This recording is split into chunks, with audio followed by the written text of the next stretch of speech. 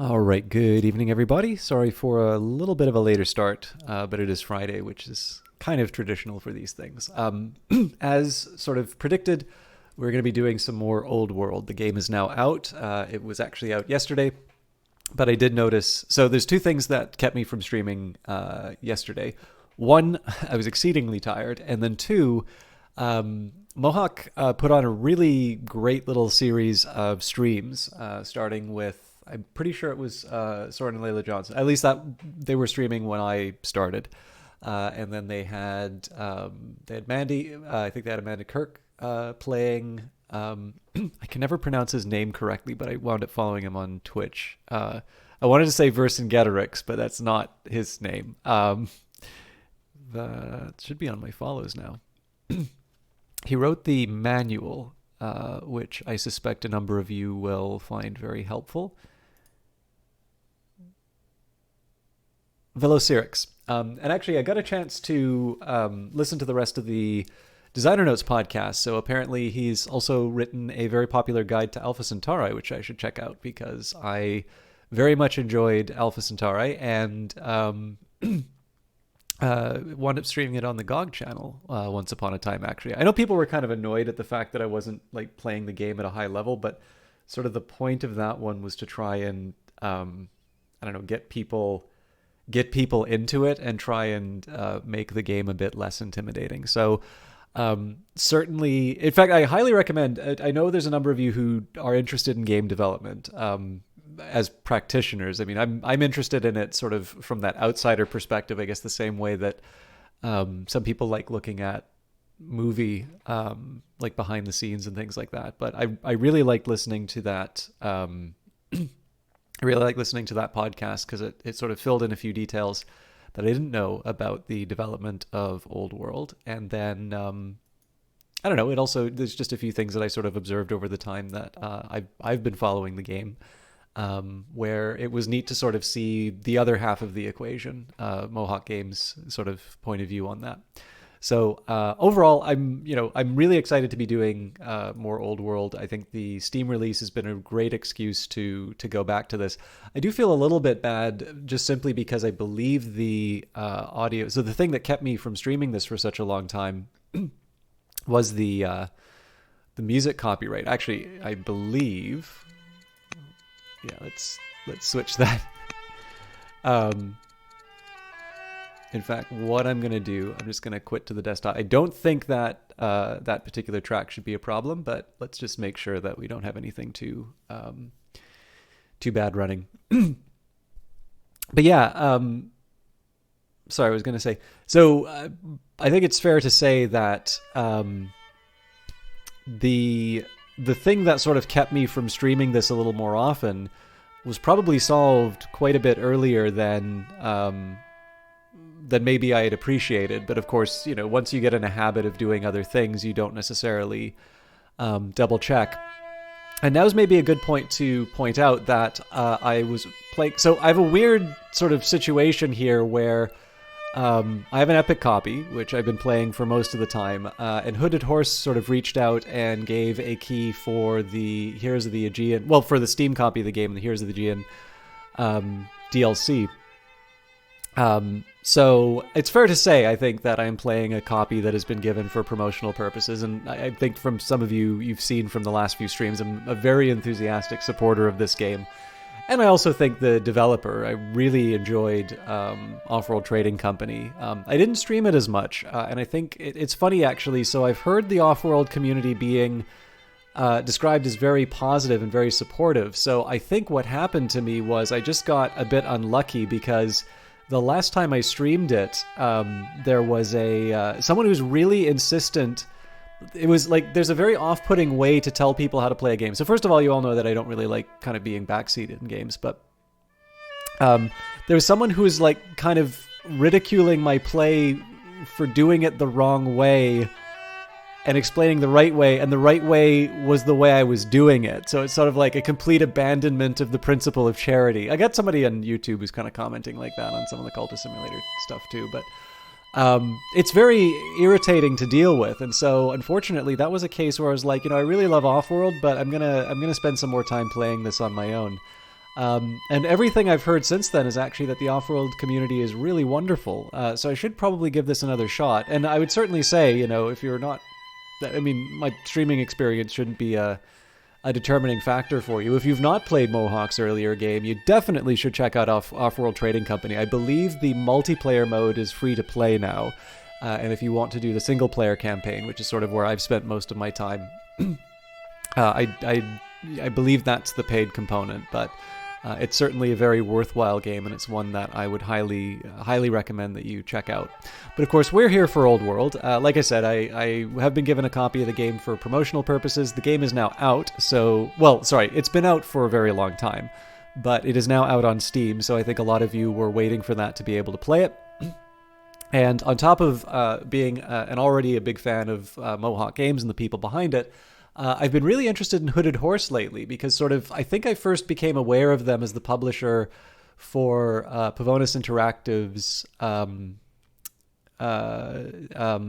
first game, their first sort of mod game, Terra Invicta. But ever since I found out about them, I've followed their Twitter account, and I think I'm following their publisher page on Steam. And they just kind of seem to be either signing or announcing. I'm not 100% sure how the business side of this works, but they're just continuing to sort of crank out more and more games that, or at least, kind of announcing games that seem really interesting to me. They've either done a very good job of sort of hooking into Steam's algorithm to let me know about things that they're doing, or they just happen to have a really clear idea of the type of game that they want to publish. And it happens to align very well with the sorts of games that I'm interested in, as is obvious by the fact that they are the publisher of Old World now. And I suspect probably that the fact that they're publishing it is a big reason why this is available on Steam. I'd be fascinated to know sort of the chain from sort of Starbreeze to Epic to Hooded Horse, sort of what that enabled, but I also have a suspicion that some of those terms may not be something that people can talk about. But if any of you listening to this happen to know that story, I'd actually be personally very interested in knowing that. And if there's a way for, if there's a write-up somewhere or anything like that, I'd love to read it, so... Anyways, a couple of details about the game before I jump into it, because I am going to be going back through a scenario. There's also going to be a confession that I make through this, because I know this has been a long introduction. With the Steam release, so I think there's been some confusion about this because of the way that Epic is displaying certain things. So, if you own Old World, 2 weeks, within the 2 weeks of its original, of its Steam release, I believe you will get a free copy of Heroes of the Aegean. So if you buy Old World on Steam within, I guess 2 weeks minus a day now, because the game has been out since Thursday, you will get Heroes of the Aegean, which will give you the Hittites, new civilization. And it will also give you the scenario Heroes of the Aegean, which is definitely quite detailed. I mean, I did terribly on one of the scenarios, but... It definitely is quite a meaty little, quite meaty little isn't really the right way to put it, but definitely there's a lot of substance there, and the impression that I got from some of the interviews was that they're actually doing some things differently in this game, in the scenario pack, and it sounds like there are quite a few plans in the future if the game is a success, which it seems... Again, I don't know what the standard for success is, but the game was certainly fairly highly placed on top sellers on Steam, and it definitely seems to have gotten this nice influx of new players, and certainly I noticed some attention from some larger streamers, which is always nice to see. So, if you already own the game on Epic, you should already have a copy of Heroes of the Aegean in your library. Now, I think some of the confusion, I noticed this on Mohawk's stream the other day, somebody mentioned that when they went to the store page for Old World, they saw basically I guess kind of like an advertisement for Heroes of the Aegean, and it listed a price. Now, that is that's basically Epic saying that it's available. It looks like now it says in library, but basically what I did to double check this was I actually clicked on the DLC itself, the Heroes of the Aegean DLC, and it'll say in library. So if you see that, you're good. If you want to verify it, of course, you can just click on your, you can just, install if you don't have it installed and open up Old World, and you can verify that Heroes of the Aegean is there. But basically, if you own Old World, within that 2-week window of the Steam release, the first DLC is freely available to you. And I suspect that's a very good incentive to get into the game. I will also mention, I'm not an affiliate with Epic anymore, but it is worth mentioning that the Epic sale is currently going on, and they do have those coupons back. So, it depends on what platform you want to buy it on, and I know people still have sort of strong opinions on the Epic Store, but assuming that you are, assuming that you are okay with that storefront, I think the coupon is 25% off for games that are, I'm Canadian, so I think like $20 or more. So assuming that you're okay with that, you can actually get a copy of Old World at a bit of a discount through the Epic Store. Of course, if it's an Epic coupon, I think the developer and publisher should get the full amount. But either way, there is a deal you can take advantage of, or you can just buy it on Steam. But either way, there's a wonderful incentive to pick up the game on release rather than waiting.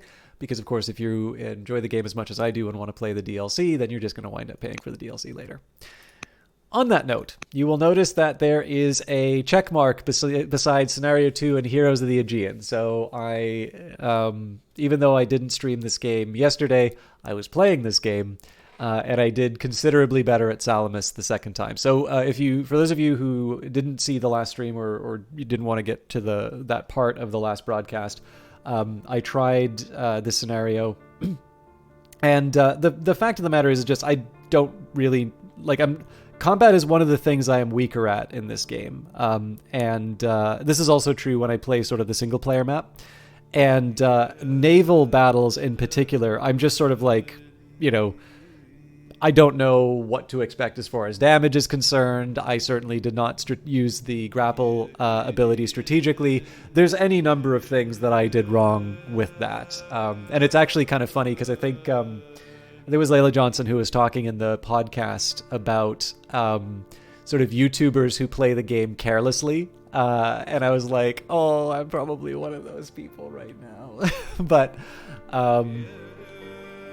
certainly it is in a spirit of learning. So I'm intent on kind of getting better at the game and maybe dusting out some of the cobwebs of some things that I never practiced. But we are going to do On Land and Sea, so we are going to have a chance to do Thermopylae again. We're going to do Salamis. The only thing I didn't particularly care for was, I guess for me, Salamis was really the first time I did any meaningful naval battle. I did have some naval units inside of in Oxide, but the challenges with Oxide, I was really using the naval units against land units. So basically units that were sort of transporting to try and plunder me. So in this case, clearly I have a significant advantage against those kinds of units in those situations. And as a result, it's not really it's not representative of the experience. So the only thing that kind of threw me for a loop on Land and Sea was that, I do Thermopylae where you're sort of expected to win, or sorry, you're expected to lose. There is no way to win it. But you are expected to win Salamis, and if you don't win Salamis, then you have to do Thermopylae again. And I don't think it's necessarily bad to get a chance to play more Old World, but it's one of these things where it's sort of like, oh, okay, I got to beat the level before to go back and practice the thing that I'm not good at.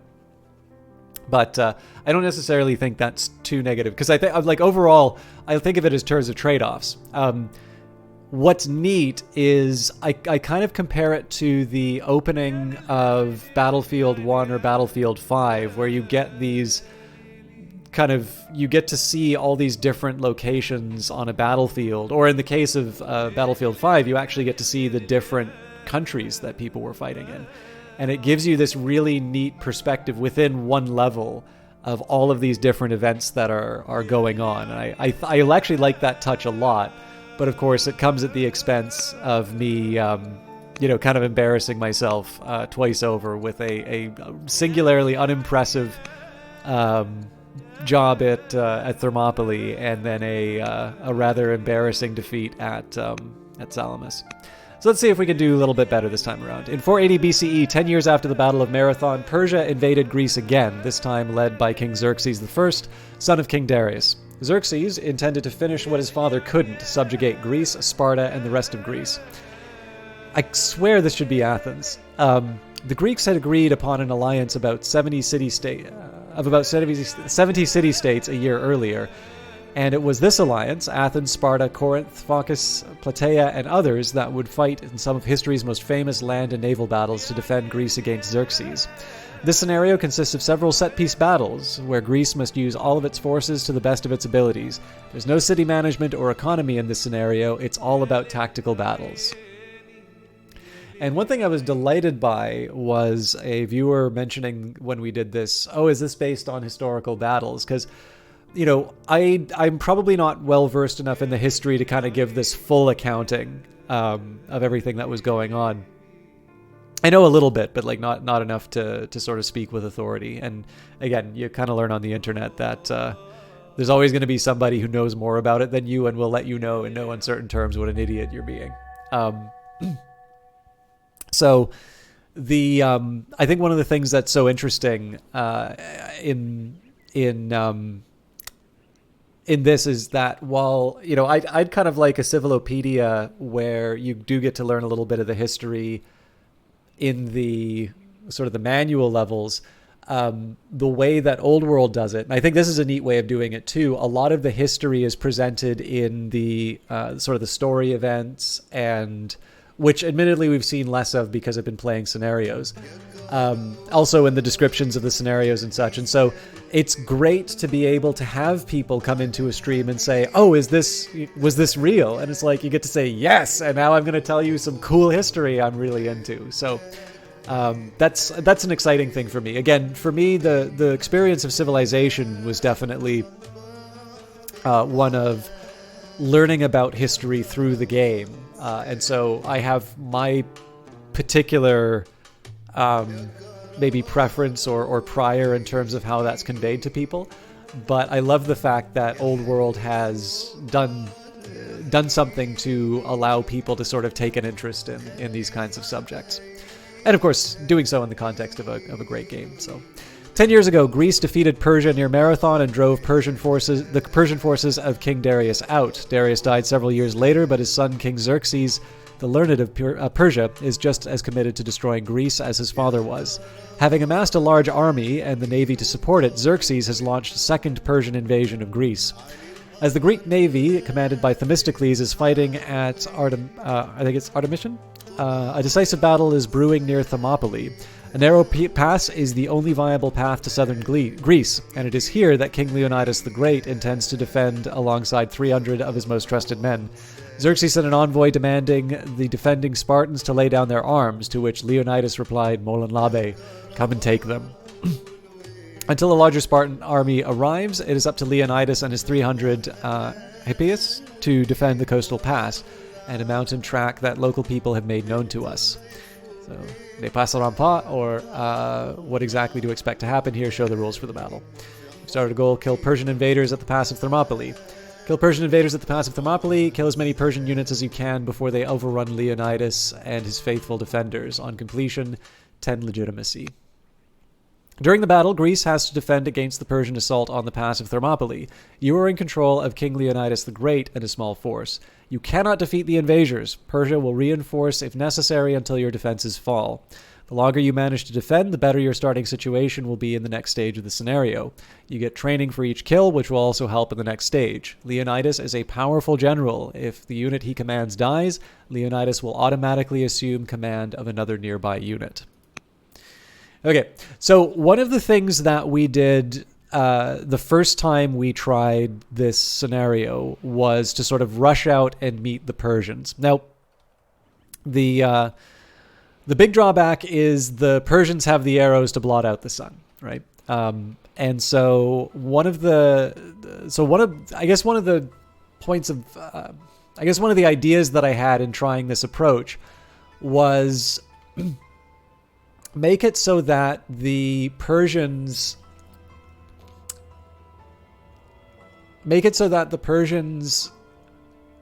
aren't able to take advantage of the archers as long as possible. And I think the big drawback with that is I'm not 100% sure how I can exactly accomplish that. One thing I'm thinking of, and I'm curious if this will let me know. Okay, so range of 2, range of 3. Yeah. So the real drawback here is that, let's say I put my Spartans here. There's still 1, 2, 3. So there's a lot of spots where they can put archers and still sort of turn them into pincushions. So I'm thinking maybe if I do a defense sort of along this line here, what I'm trying to do is I'm trying to kind of put as many obstructions between me and a place where the archers could potentially go. So it's like,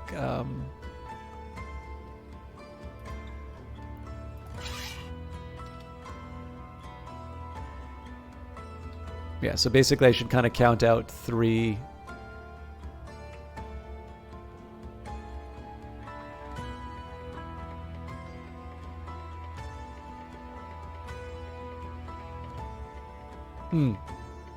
Yeah, what if we tried something up here? Olaf, how you doing, my friend? I think I'm going to try this, actually. I don't think we have any other generals other than Leonidas, so... So you didn't stream yesterday, you're unsubbing. Yeah, I'm sorry about that. Mohawk was still doing their stream, so it felt okay to let their stream kind of carry the torch. I feel like I'm overlooking something by trying to put them here.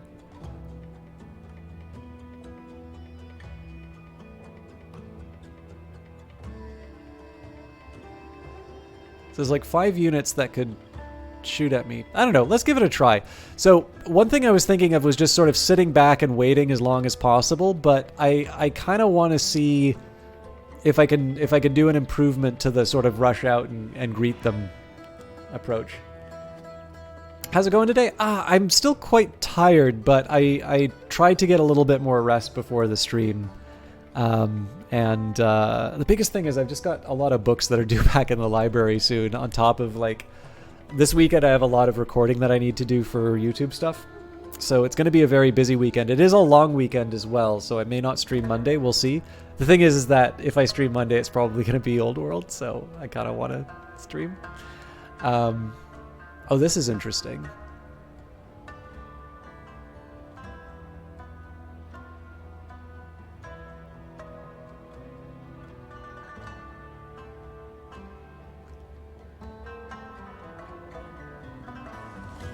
I don't know. Let's try a line here. I was thinking of one here, but yeah. Other than the fact that I'm feeling a little overwhelmed with what I can do, I'm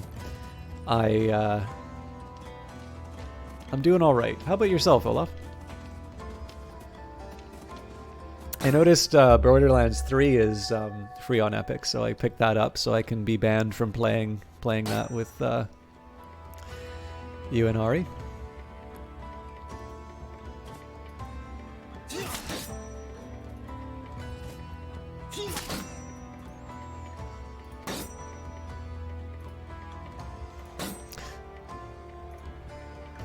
So obviously we're leaving a sort of a well-defended spot here.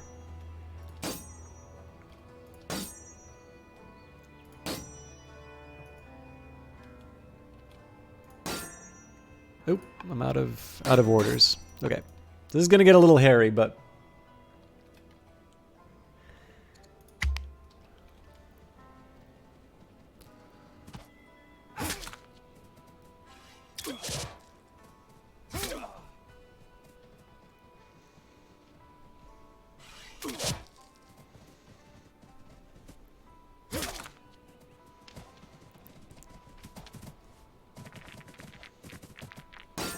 okay. So of course, first things first, we gotta poke them with the pointy things.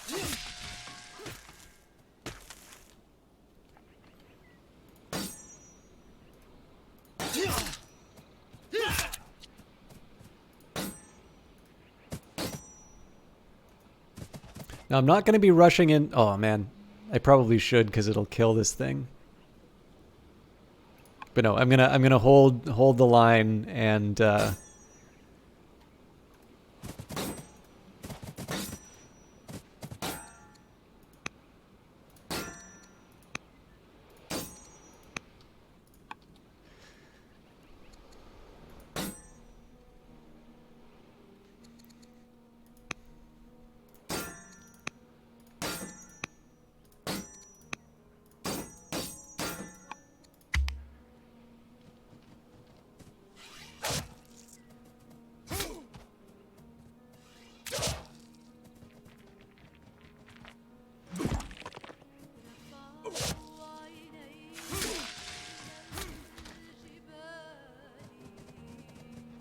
ooh, that's not good.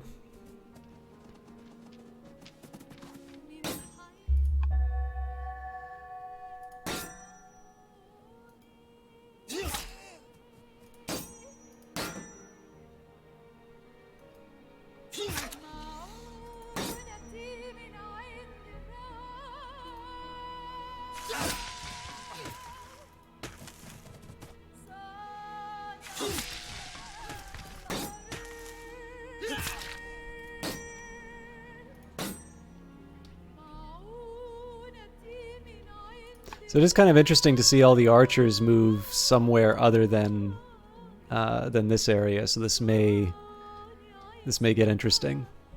Okay, I don't think I have any fortify options here, so.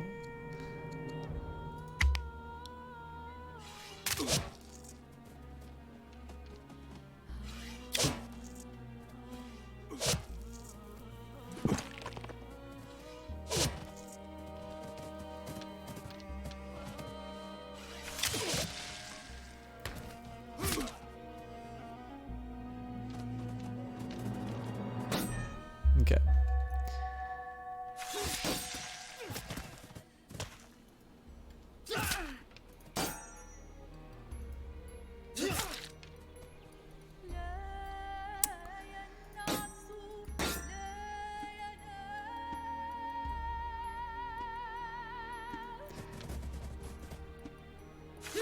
Just don't know if this is working for me. We only killed 5 units on this, so I'm gonna kind of break the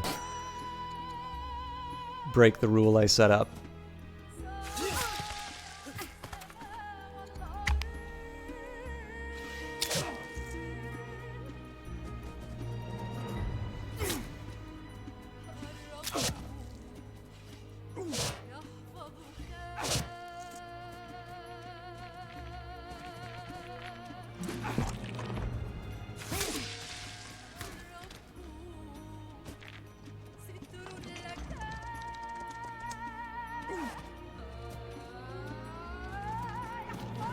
Yeah, I think that was the wrong call.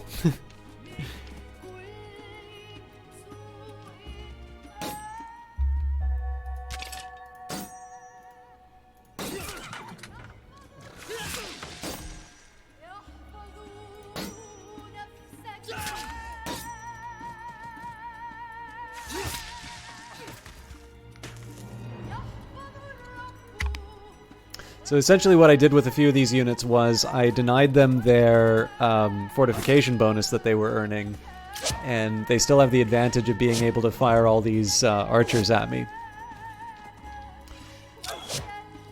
So we might still be able to get to 10, but when I did this the last time, I think I got up to about 15 kills, so clearly this is not as good of a performance as what I've been able to do before.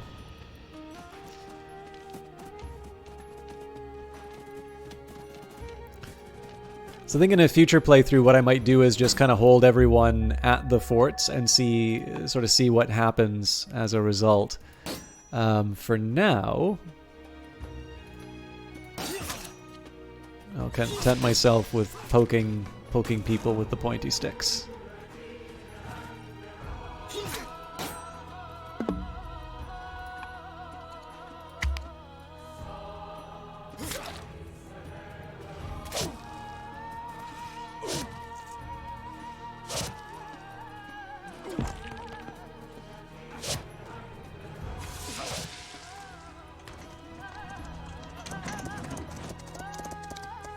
Well, it's nice that they oblige by providing me a free chariot to eat. Oh, spoke too soon.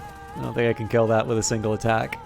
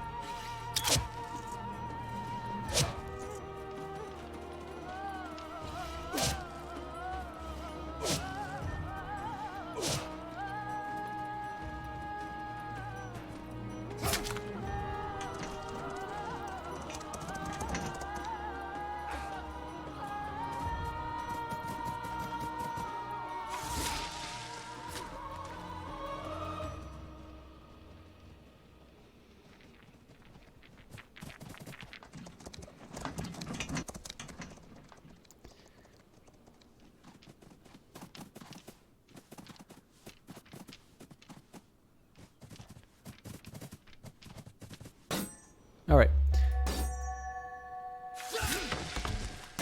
So I don't want to mess around with anything else here. I will take a minute to promote though.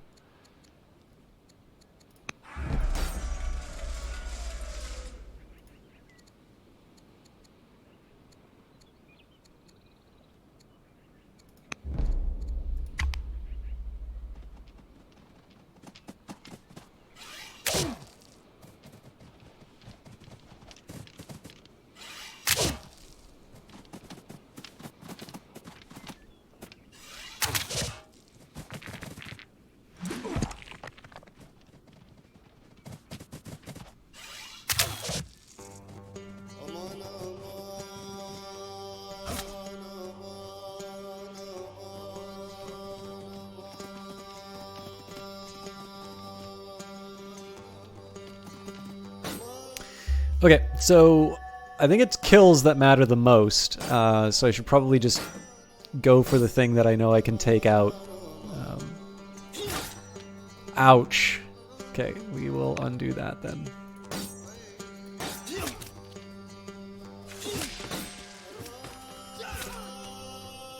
Yeah, this is another thing that I learned. There is an undo button.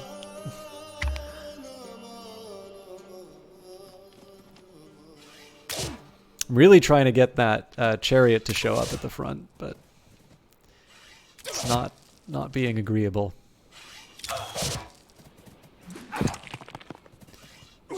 Union of Sharpened Stick Holders would like to ask if you have a license for all them sharp sticks and the men using them are up to code.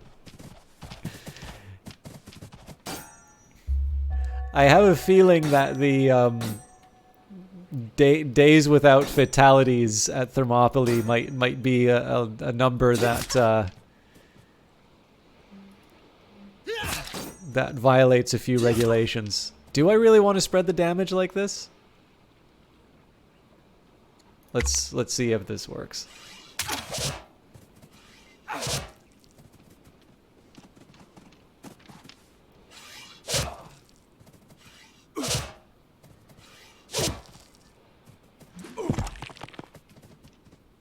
I just really need him to hold out for one more turn so we can get some good kills.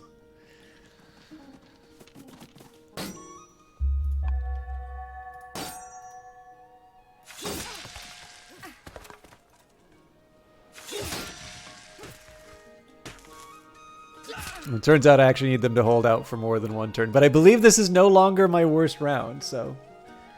So what you're saying, you're in need of health and safety inspection. Indeed, yeah, I mean, I think it's the capes, really. The tendency to just sort of trip over those capes. But usually, we get the Athenians to sort of pay off the inspectors, so we don't have to worry too much about the... Don't have to worry too much about the penalties.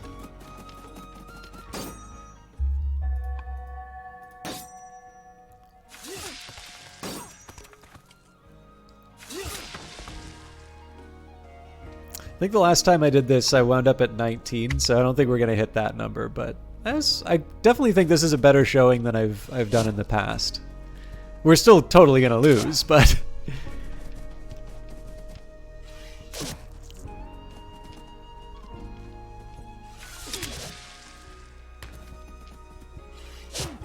It's my fort.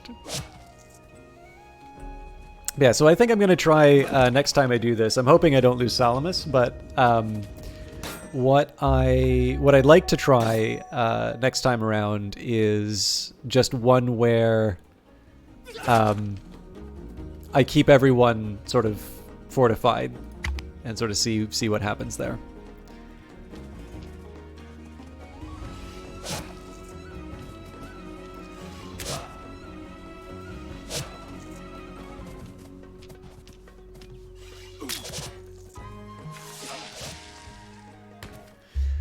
Persian armies are endless as they assault the pass at Thermopylae. Every enemy we strike down is replaced by another, and their arrows are at times too numerous that the sun cannot be seen. At last, there are too many. The battle could have been won if it weren't for Iphatles, a local farmer who betrayed Greece and led the enemy through the southern mountain pass. Whether he comes to be rewarded by Persia or not, his name shall be cursed for centuries. On the slopes of the Colonus Hill, not far from the defensive walls once built by Phocians. Phocians? I don't know if it's Phocians or Phoenicia. I think it's Phocians. King Leonidas the Great meets the fate that he believes was foretold in a prophecy by the oracle. Not one of his loyal soldiers surrendered, defending to the last with their weapons and even with their bare hands. Leonidas was the last Greek to fall, as confident in death as he was in battle, protecting his homeland to the final breath. The souls of fallen Spartans will call out to any that pass the Colonus Hill. Stranger, tell the Spartans that we behaved as they would wish us to do and are buried. Would wish us to and are buried here. This loss is more impressive than most victories.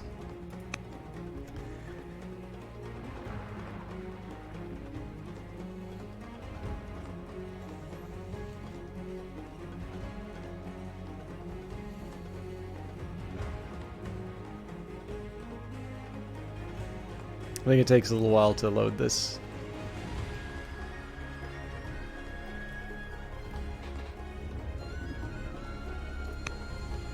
The lesson at Thermopylae allowed us to construct 3 extra ships. Simultaneously with the Persian victory at Thermopylae, the Greek forces of Themistocles had to retreat from Artemision. Nearly the entire Greek navy has regrouped near Salamis, while Persia has gained a lot of land. The enemy have taken all of Attica, including the mines at Lorien, and news has arrived that the great polis of Athenae has been sacked. General Mardonius, one of the Persian leaders at Thermopylae, encouraged King Xerxes the Learned of Persia to burn Athenae, where the Acropolis was razed after its defenders got slaughtered. Themistocles is in charge of the Greek fleet, which is all that's stopping Persia from assaulting the Peloponnese and subjugating Greece. We've hastened to build as many ships as possible, but the Persian navy is nonetheless larger.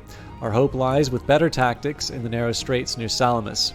The once exiled Aristides the Bold, a longtime rival of Themistocles, has been reinstated in the military and now reports the Persian fleet has arrived.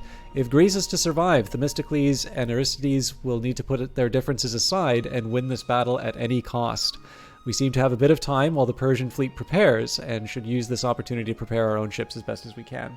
Is there a move penalty for river crossing? I believe there's actually a move bonus for river crossings if it's within your own territory. Or maybe not crossing, but if you move along a river, I believe you actually get a bonus. Let me take a look. I think that might be covered in the in-game encyclopedia. But I'm gonna take a second to verify that. How will our attempts to stop Persia proceed? I just want to review the rules again. The Battle of Salamis is a purely naval battle. You have one turn before the Persian ships can attack, and it's best to promote your ships first. Greece has a smaller navy than Persia, so tactics and promotions will be of utmost importance to victory. Several of your ships have access to Grappler and Coxswain. Both are very powerful promotions. In single player, losing the Battle of Salamis will mean loss for this scenario. So you position one cell after a river, they cross and are not able to attack. No, that you definitely can't do it that way.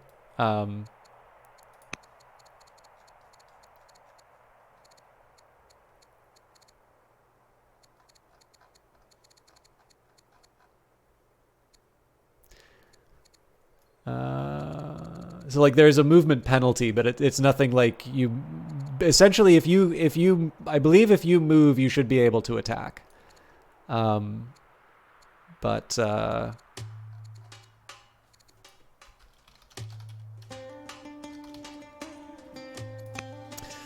Block zone of control, freshwater access adjacent, minus 50% versus melee crossing. So if you defend in a river, you're good to go. I don't think there's any rivers near Thermopylae, though.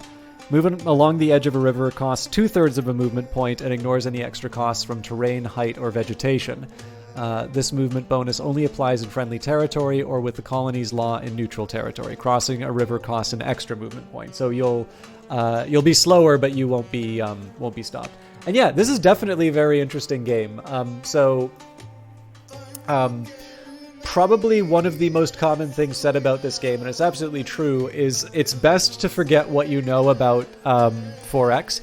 Now, I should just mention here that I'm playing the new DLC that was released with the game coming out on Steam, Heroes of the Aegean. So this is a purely combat-based scenario. This game has quite a bit going on in terms of characters and the economy. Essentially, like, food works differently from how you'd expect. Iron, civics, science, all of it kind of behaves differently from what has sort of become a convention inside of 4X-style strategy games.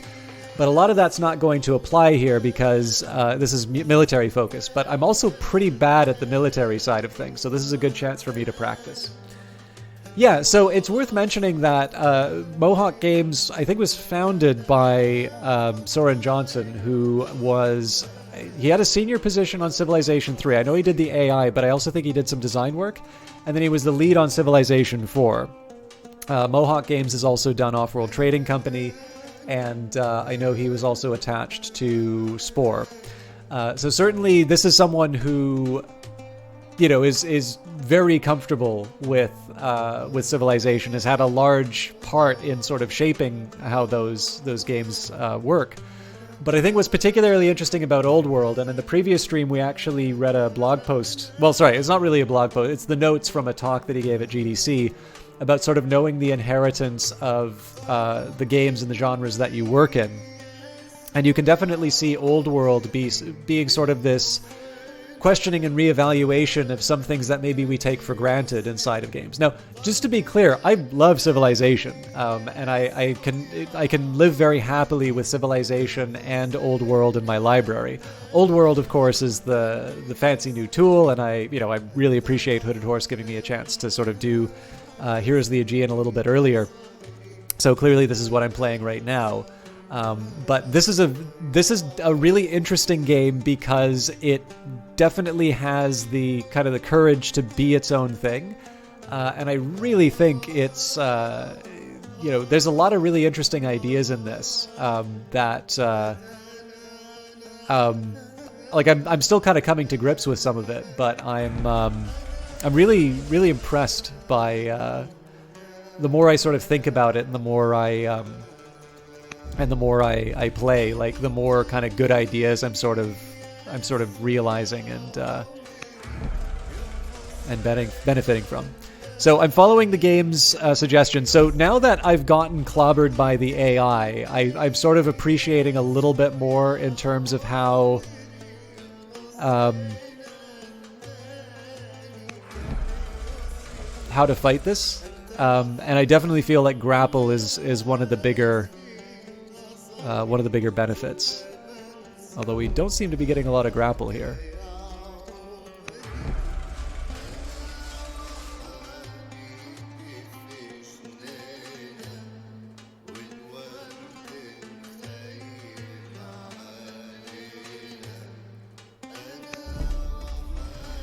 Fireship can kind of be a double-edged sword for me, I've noticed, but...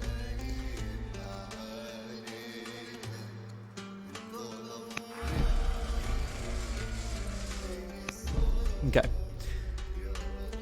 So we'll end the day. We can't do anything with these ships, but I'm gonna approach this differently. So one problem I had was I kind of let the Persians sort of do what they wanted. Now, my original intention was try and block them here and block them here. So one thing I did actually do was I checked out the history. So I believe the Battle of Salamis had the Persians sort of come up through here, and basically the Greeks sort of engaged them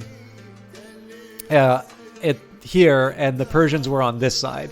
Now, what I'm going to be doing is I'm going to be sort of tucking myself into this little area here. Now, I suspect probably as a practical matter, what this might allow Persia to do is just sort of move up uncontested. Like, I don't really know if this is all that defensive, but I do know they're going to come running after me. So what I'm going to try and do is just concentrate as much as I can in this region. The other thing I want to do is I'm actually going to keep my grapplers sort of in reserve. This is actually a better way for me to do that. I've got 1, 2, 3, 4, 5, 6, 7, 12. Okay, so I can have kind of two groups. I don't necessarily, so I can put a group here or I could put a group here, but the idea here is basically to try and minimize the number of opportunities for ships to come in. So if I put a line here, that means that the Persians get to have a unit up here, and if I put the line here, then it's sort of facing one-on-one. If you may ask a question, since Civ is the benchmark, so to speak, what makes this game different and better overall than Civ's? Like, what's the gimmick, so to speak? So it's not going to be on display here. The character system is really big. So you will have... So first of all, this game is focused on the in classical antiquity. And like, you can sort of treat it a little bit as saying, you know, heavy is the head that wears the crown. So my background's in economics. And so if you've ever taken an economics class, you might remember like the prof talking about this idea of like the social planner as sort of this abstract idea.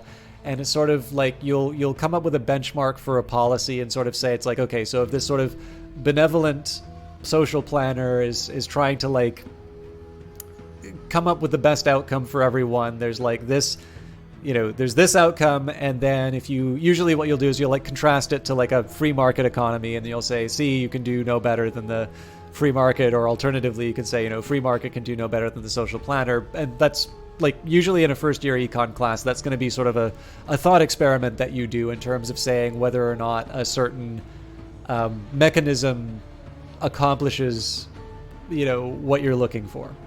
And it's fair to say that in Civilization, right, you're playing this infinitely lived ruler, and everyone just does what you tell them to do no matter what. And in Old World, like, you can have very important people be unhappy with you, and they will actually perform, like, their armies will perform worse, or you may get assassinated. If you accomplish a lot of things as a big ruler, but your next in line doesn't have that same level of legitimacy, the order system, which I haven't really talked about here, but it's going to come up fairly quickly, they have fewer orders, and so it may be that you've actually created an empire that can't be managed by your lesser successor.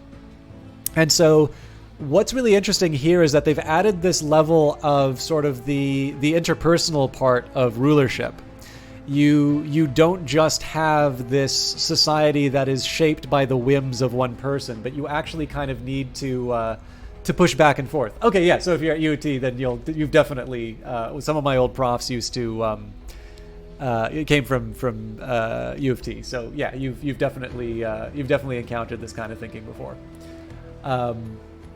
So Civ and Crusader Kings kind of a hybrid. Yes, definitely Crusader Kings is a fair comparison. Although I would definitely say that like Crusader Kings, there's a really interesting point that they made in the podcast, which was that sometimes in like Crusader Kings, you don't care as much about like losing, and I think it's sort of fair to say in the case of Old World, you might be a little more invested in victory than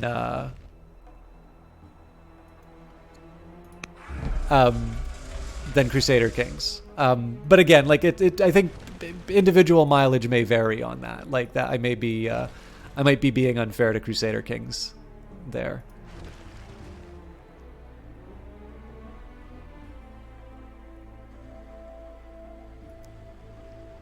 So you'll notice my orders are going down, and I'm getting sort of indicators in terms of the number of like regions I can move to. That in future scenarios, that's going to apply for building improvements and all of that. But again, this is the more combat focused scenario. So, okay. So the idea here is I put my grapplers behind, and that gives me the option of pulling these people back and then letting the grapplers sort of fix the Persians in place. And then, you know, if I decide not to do it that way, well, we'll figure it out. But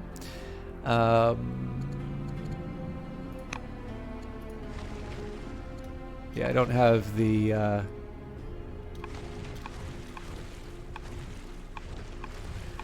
training. So what are the other resources here? You can promote units using training. So you've got 2 sets of resources as well. I'll talk about those when I get to some of the more economic parts of the game. But the resource system is quite different from what you would take for granted in like a, I don't know, like an Endless Legend or a, I'm trying to think of other examples. Well, Endless Space. Apparently I'm just thinking of Amplitude games, but Civilization. You know, most 4X games kind of follow the Civ model in terms of how they approach. Oh, this is interesting. Okay, so I can't reach these ships.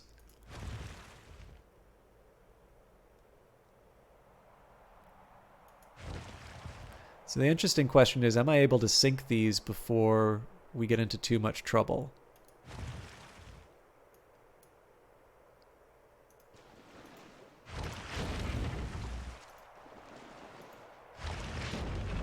Okay, now ideally I've got one that's okay, this is good. So Coxswain's going to move this unit ahead here. So what I'm trying to do here is take out the ships that I can for an early win. And then what I'm going to do is I'm going to sort of bounce back. We'll grapple where we can, and then I'll put some ships sort of in a defensive position to protect the grapplers.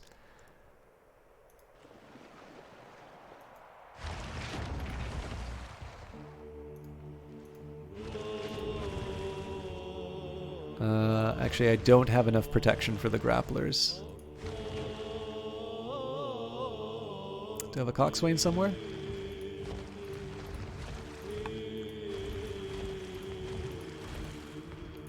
Probably already used them. Okay. Well, we'll work with what we've been given.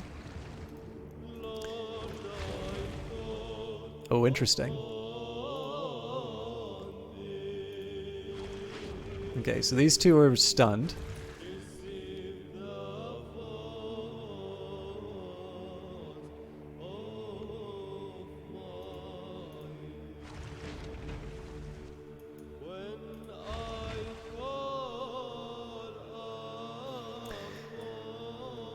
Okay, so basically I want to protect my grapplers because they're gonna be the ones that stun the enemy units, but I also don't want to, like, I don't want to be so precious that they're not participating in the fight. So these are stunned. I don't have any training to try and move them ahead again, so we're going to keep them back. Obviously, I've sort of failed to hold my position, but we were able to get some early kills on the Persians. So let's see the consequence. You're kind of looking for a game to sink your teeth in, and hence you're on Twitch asking. Yeah, Sprint CA, I'll do my best to answer any questions you might have about Old World. I am in a slight disadvantage for answering questions on this game because I think this is a really interesting scenario in the form of Heroes of the Aegean, but it is a scenario, and I think probably if you've got some experience with Civilization, you'll know that I really should have checked to see if some of those were grapplers. I think it's fair to say that some of these... like some of the scenarios in Civilization are not necessarily representative of what it's like to play Civilization writ large. And so, again, this is showing you the really military focus, which is cool, and I'm happy to show it. But I also sort of recognize the limitation that I'm currently working with. Okay, so one thing that I really failed to do the last time I did this scenario was think a bit about how I'm going to accomplish most of my goals. So one thing I want to try and do where I can is make some meaningful choices about, like, what units do I try to kill, what units do I try to stun, and sort of take it from there. One advantage I will have is if I can stun the units that are maybe a little bit... Yeah, okay, this is an interesting one. So if I can kill units that are like deeper into the... Ooh. Actually, one thing I should do is try and take out anybody with a stun. Okay, so that's a grappler.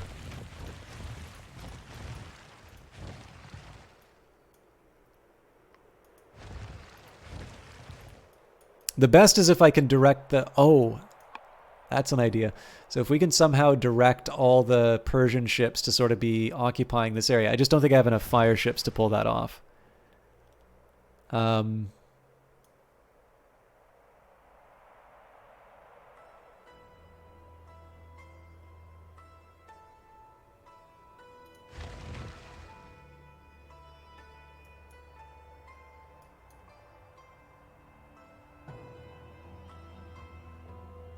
Okay, well let's start with aggression.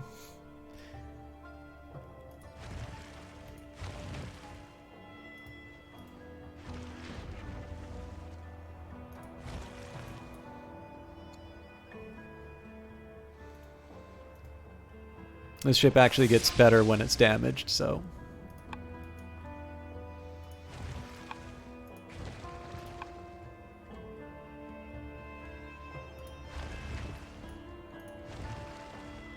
So what I think I'm going to do here is I'm going to start locking these ones in place.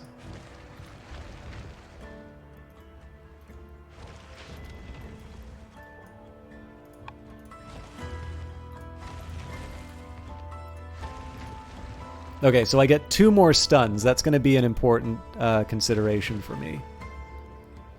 Actually, is that true? I think I get 3 more stuns, looks like.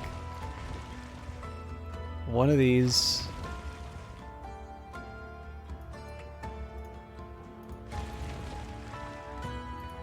Nope, I was mistaken. Okay, so we're going to stun this. So these 3 are sort of locked into place.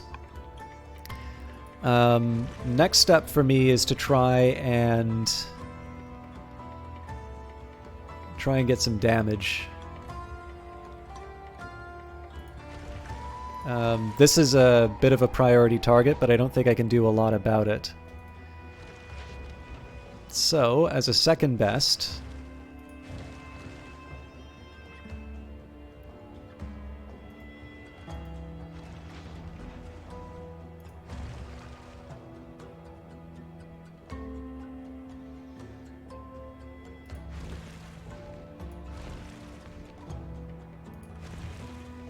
Ooh, I really didn't think this one through.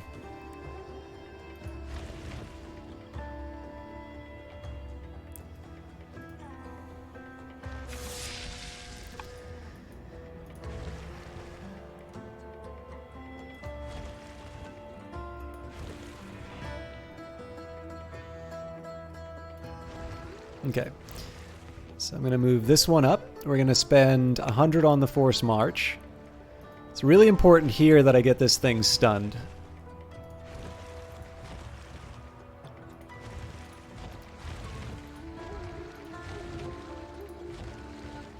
And then I might as well get some free damage in. So this is going to be kind of a bloody next turn, but we're in a fairly good position against the Persians here.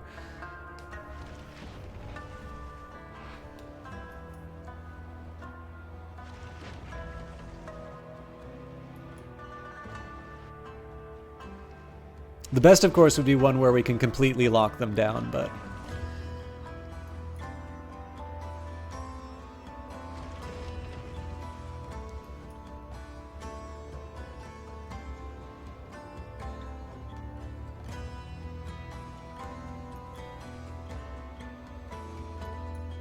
Okay, so this is going to give me a little something to think about, I think, but...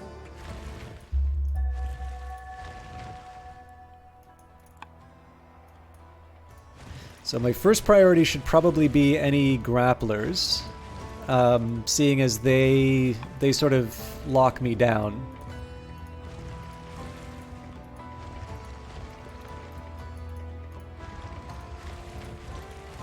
Okay, so this one's public enemy number 1, basically.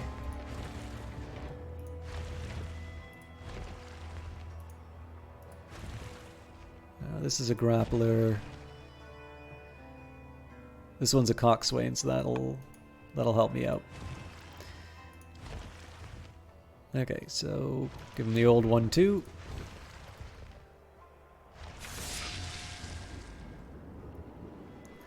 So that protects my fairly weak grappler here, so we'll lock this one down.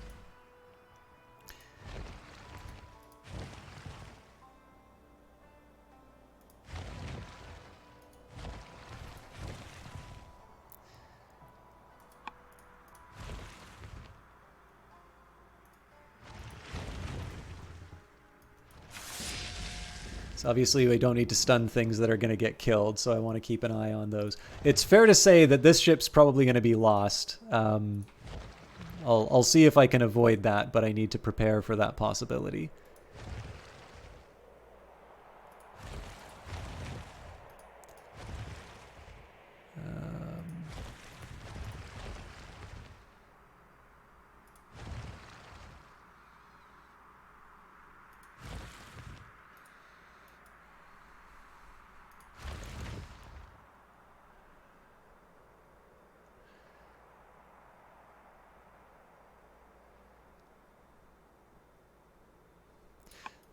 So I got to think about what kind of stun capability I have. So I've got 1, 2, 3.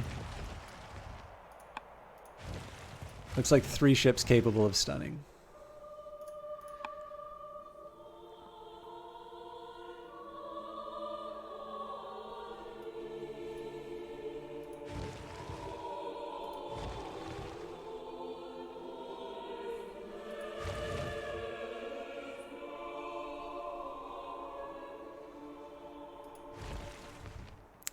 Okay, so I don't think we're going to be able to do much about... Oh, this one's already moved.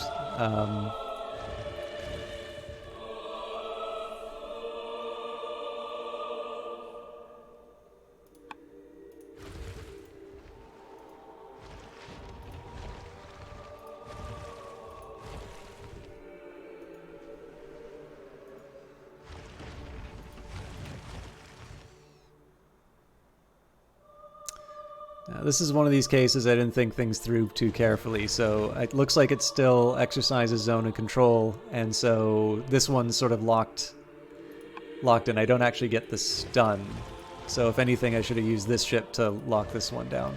Although, it just occurred to me I can just undo my whole turn.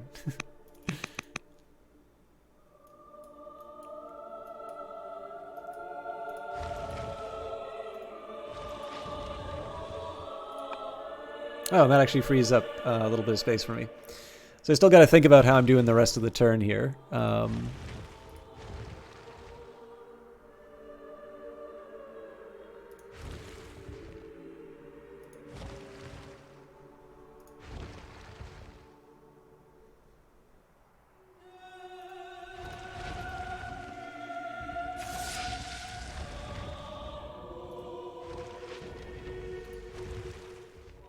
Ah, now that's a shame.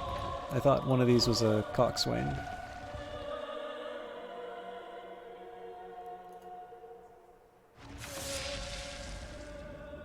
It's a slightly different outcome than I was expecting, but I think we can still work with that. Now, if I can, I'd love to be able to grapple some of these units.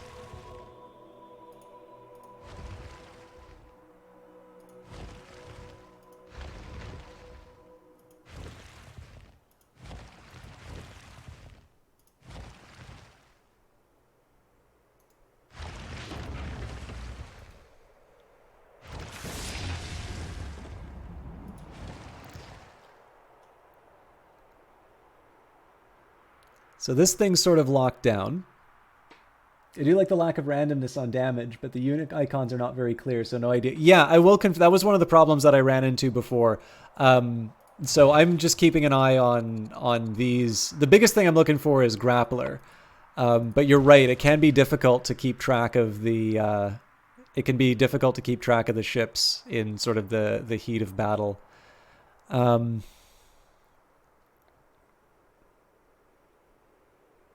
Okay, I'm going to try something kind of reckless, but I think this might actually work out.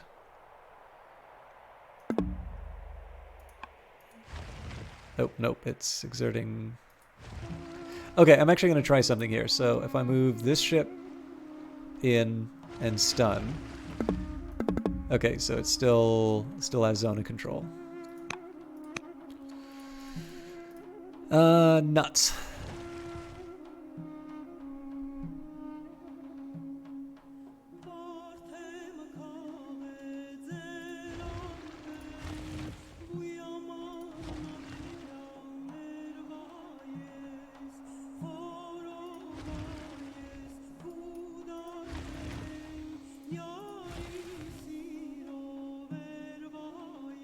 I really think there's a lot that this unit can do. Yeah, you know what? I think this is just going to be a very ugly turn, and I should just prepare for disappointment.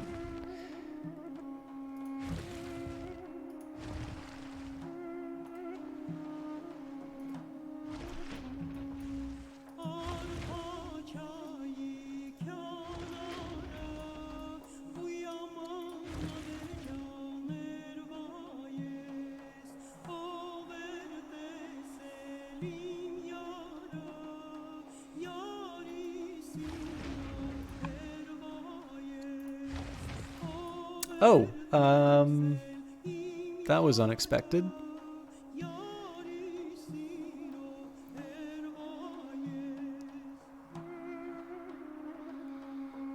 Looks like I don't really have any movement options though, so...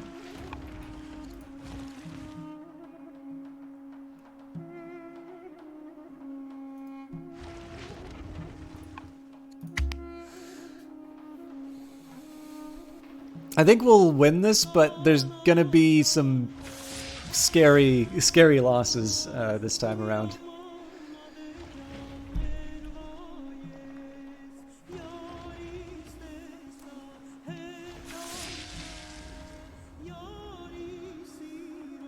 Oh, is that Themistocles' ship? My bad.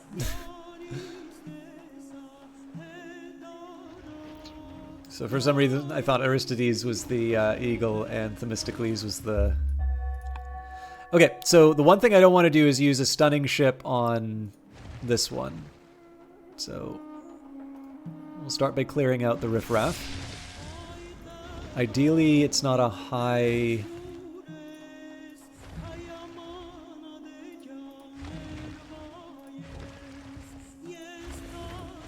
Okay, I'll use the... ship. So this is a little bit closer to an ideal setup for me, where we've got a bunch of grapplers keeping the Persians locked down. So now I kind of need to turn this to my advantage. Oh, there's one other.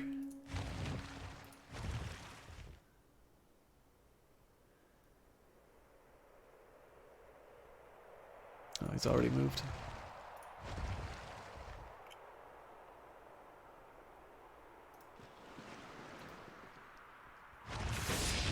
So obviously kills are the most effective way of getting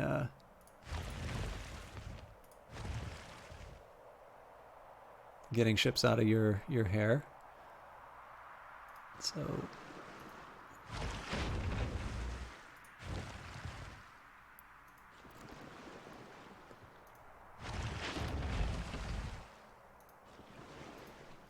notice here we've protected... Oh, actually we haven't quite protected because there's this opening here.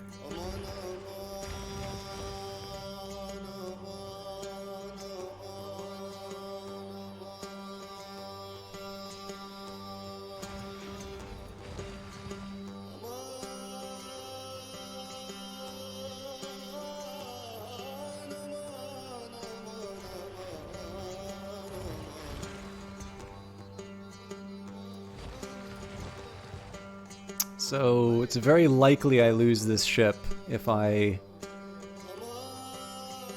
keep it here. But I suppose what's my alternative? Like, I do want to keep people doing damage. And then there's the danger of like losing this trireme. Yeah, so actually I think this trireme's lost no matter what. I'm pretty sure the AI is going to play for keeps. Okay, well, we'll hit it. Hit it like we mean it. Oh. I wasn't expecting a chance to hit again. Okay. Well,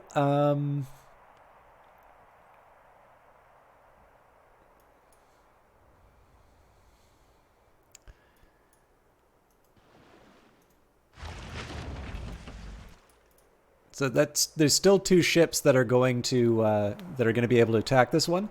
But the important detail here is that it's going to block people from being able to take out these ships.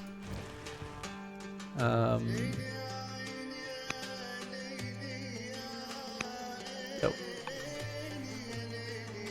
Surely I have a coxswain somewhere.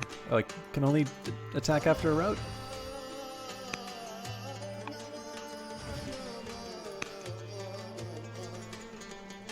Oh, I don't have the training for it. Cool.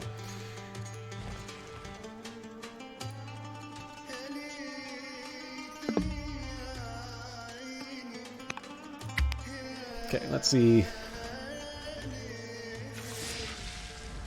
Okay, fair enough. I think we saw this one coming.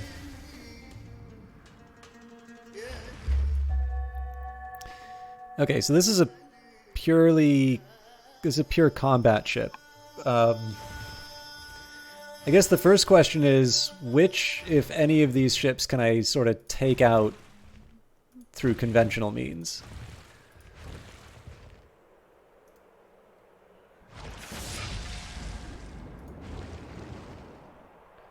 So it looks like I have to dedicate more than one ship to these, but at the very least I can sort of do one of these moves. So that sort of gets in this unit's face. This fire ship's going to redirect them. I don't know if that does anything I want it to do, though.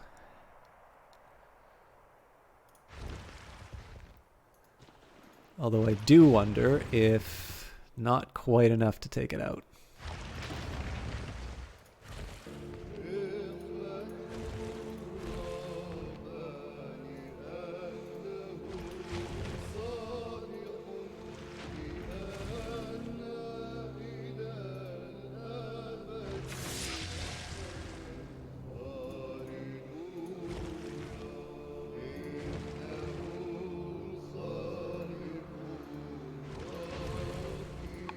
Okay, so we've locked down this side of the battlefield. It's just a question of this fight.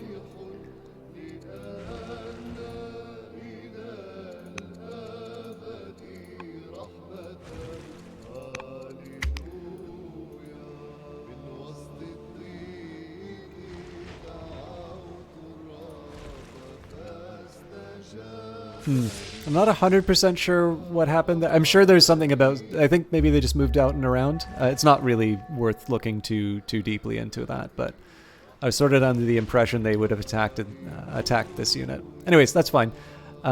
We should still be able to put this to bed without too much trouble.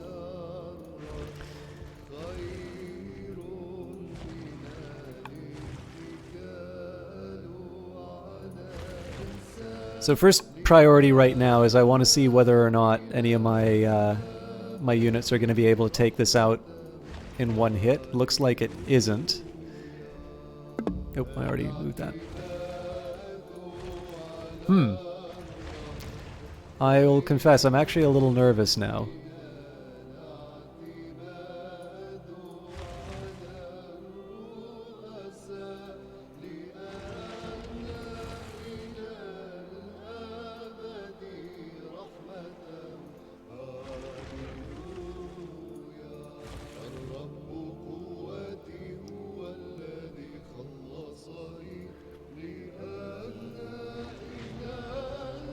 It's maybe not the smartest thing in the world to leave so many ships standing like that, but I'm trying to just kind of cram them into a tiny spot so they can't get their pick of what they attack. I forgot Coxswain is beastly. Clearly that was intentional the whole time.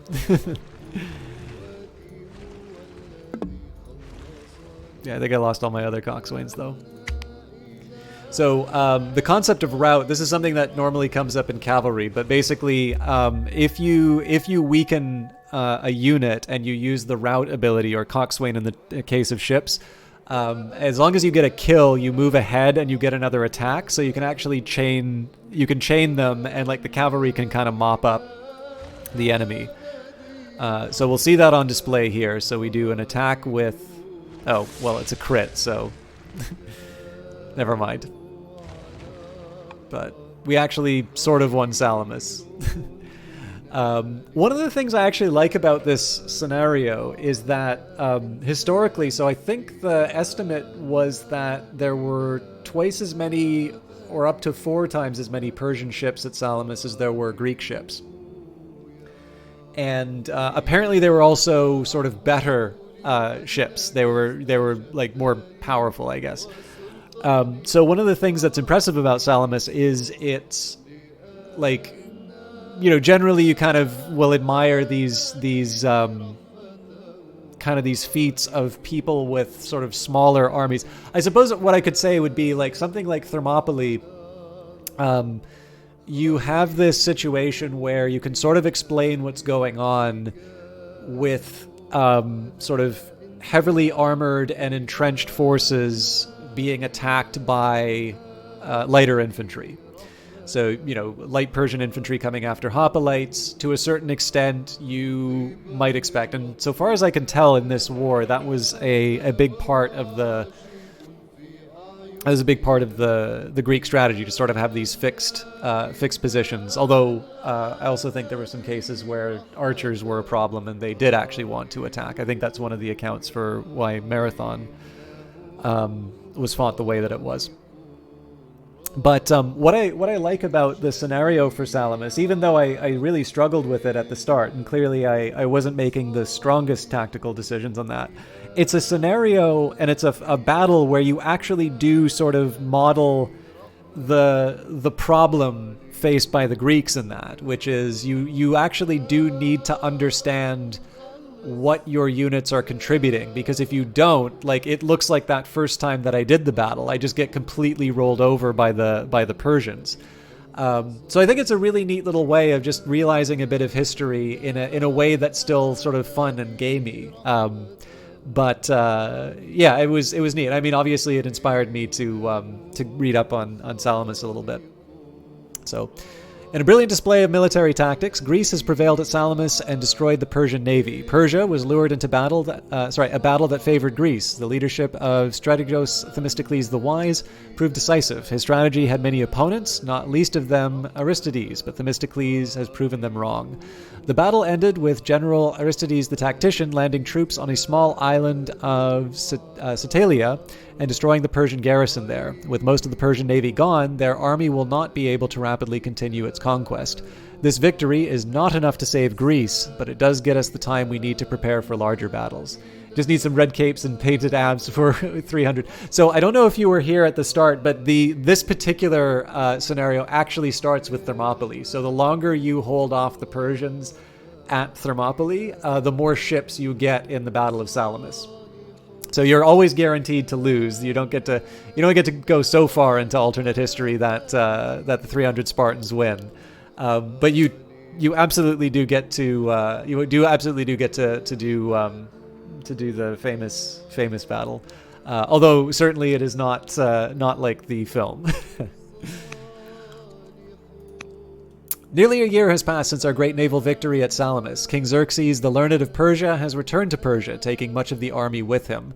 The detestable general Mardonius the New of Persia spent the winter in Greece with a smaller army, and after the Athenians returned to the burned-out city, Mardonius seized it once again and tore down what little was still standing.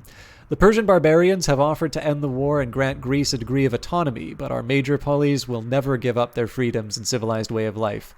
Athenian and Spartan envoys have all refused the approaches of Mardonius, though a fewer smaller city-states have pledged allegiance to the enemy and will fight against us. Persia now intends to march further south, and Mardonius has set up camps on the northern banks of the Asopus River.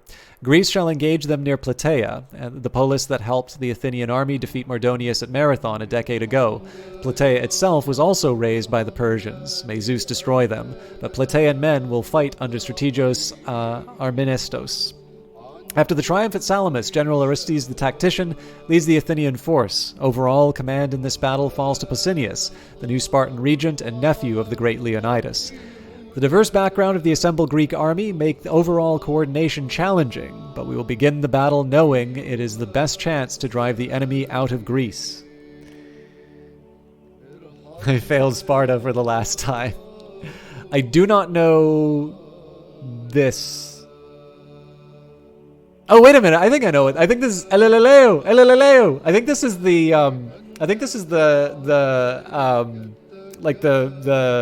chant that the Greeks would shout before the fight.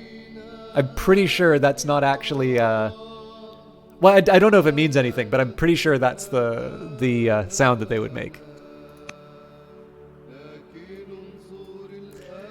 Okay. So, it's a missing font pack. So this is, here's your rivers, Sprintiae. Obviously the Persians are probably not going to stay behind it, but I think probably what I want to try and do is just move up like a big block. So one nice advantage here, you'll notice I've got some archers, a lot of spearmen, and there are some cavalry units. So I do need to be a little careful in terms of how we fight this. But what I'm going to try and do, if I can, fight them at the river, and if I can't, at the very least, try and take up some positions on hills. Now, I also believe that if you have units that are sort of sitting beside each other, they get like a bonus. But the eastmost group of allied troops comes from the Spartan Ranks. These fighters need no introduction. They are the best trained, most disciplined force in all of Greece. These hoplites fight well in formation and can inflict more damage onto the enemy than anybody else. So 20% defense if the same unit is adjacent. Their proficiency with weapons will help our victory. Athenian forces under the command of General Aristides the tactician are highly capable all-around fighters. Their hoplites fight better when in formation, while the Toxotes offer ranged firepower. They make an excellent center. So obviously here I want to put up a wall to stop the archers from being hit, but otherwise we're good. Plataean soldiers are once again ready to make history. 10 years ago, they helped protect Athens, and now they are on the battlefield next to the ruins of Plataea itself. The Plataean force is small, but has unique skills due to their unique experience and training. They fight especially well in hills, and they can rout enemy forces much like mounted units can. Okay, this is good to know actually. So if I can set up weakened units like dominoes like last time, we're good. Okay, now this has got a general on it, so I want to make sure that. Okay. So not everybody can move as fast as this guy. So again, I want to move up as a big unit, but where I can, I want to try and sort of create a box for the enemy to struggle with. I can probably get away with moving one ahead.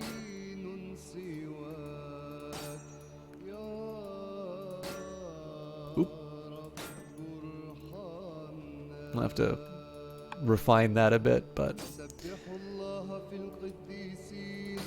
no, that's a shame. I can't quite get them beside each other. I'll have to fix that next time around.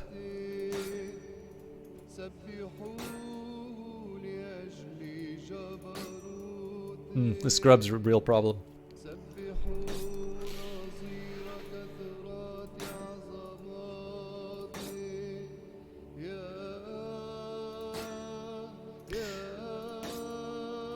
So as a second best, I mean, there's the possibility that the Persians are going to be able to run in and like really hurt some of these early units up here.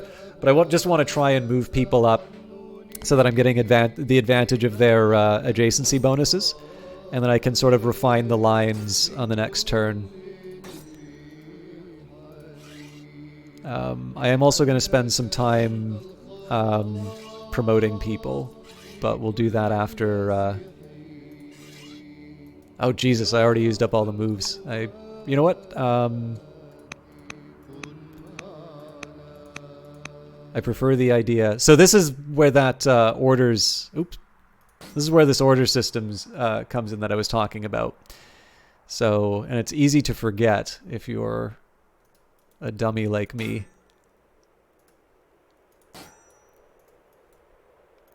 So what will happen in the main game is your character will have legitimacy, which will generate a certain number of orders, and orders are how you do everything in the game. So if you are careless like I am with your orders, what you find is that you've got a big scary army, but you're not actually able to accomplish anything with it because you've given up your orders. I'm going to end the day, but I'm a little worried that I may not be able to get the promotions in that I want.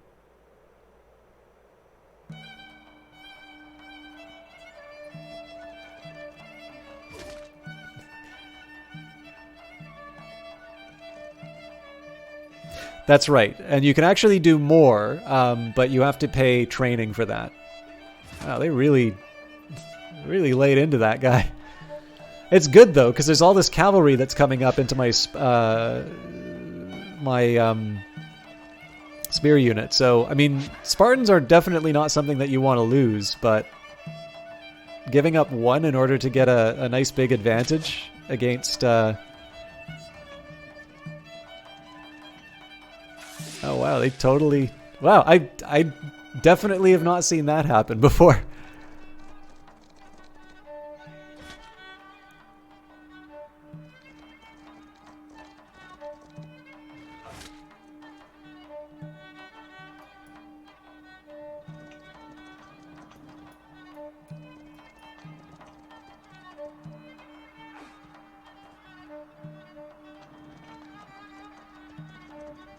Yeah, so clearly it would have been better for me to be a little more restrained and keep everybody information and then train them up.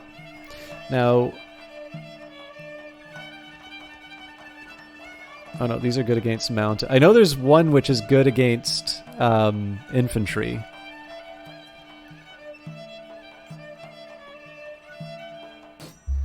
Anyways, my big worry is the archers. So first thing we're going to do... Now, there's a couple of tricks that you can do, I believe.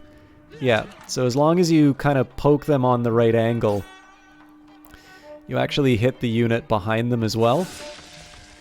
So I'm going to try and use that to take advantage of... So if I could get Plataean over on this side, obviously we'd make mincemeat of them, but that's not going to happen, so... What I am going to do, though, is run this gentleman up. Okay, well, it's actually kind of a moot point.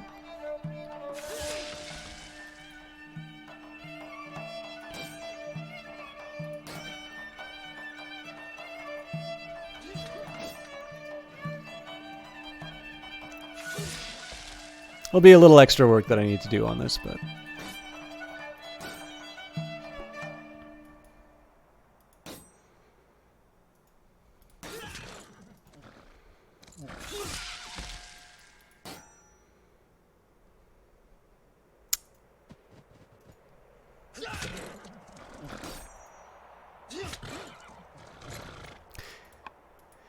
Yeah, so in this case here, the bonuses that I'm seeing, so this Axeman unit gets a bonus versus mounted. Now, I always thought that they were better at against polearms, but clearly I need to pay closer attention. Now, it's probably not a surprise that the hoplites are good against mounted. Hang on, this is probably about the territory, not about the unit.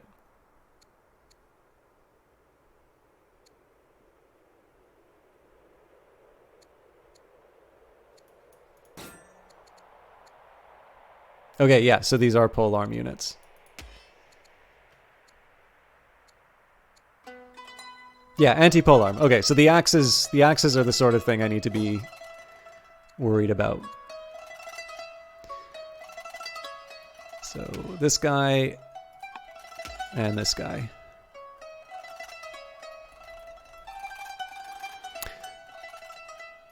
I do want to wipe out these all this cavalry though, so.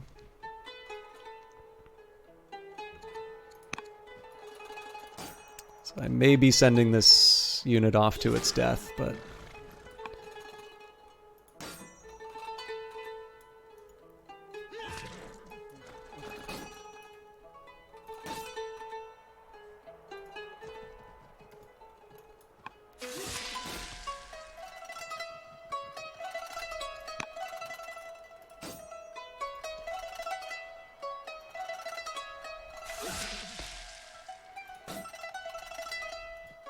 so obviously this is messing a little bit with the plan that I had for the archers, but right now this is a chance for me to get a bunch of kills on some Persian units.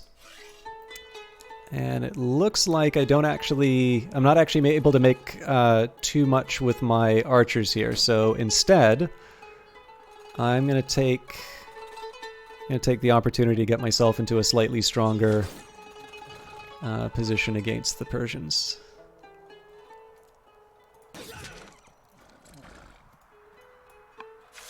Okay, so we got 18 orders to work with. Some of this, I think, should be spent improving my units. So one thing I definitely want to do is get the archers in. So we'll probably lose some more units. I kind of need to prepare for that. But let's take some time to promote them and make them...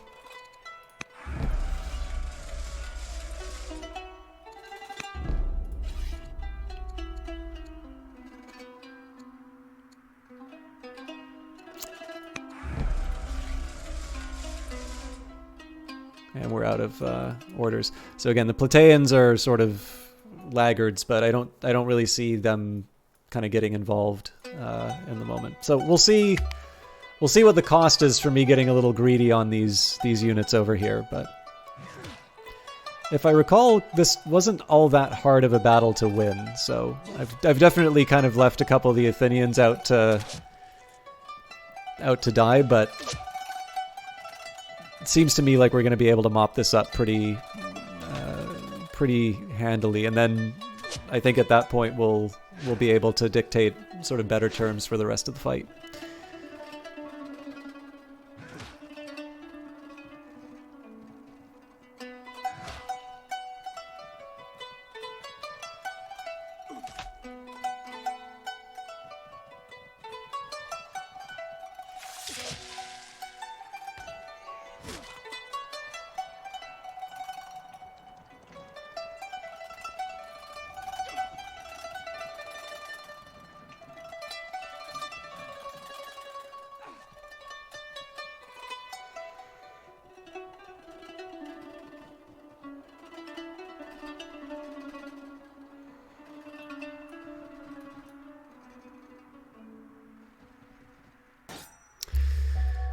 Okay.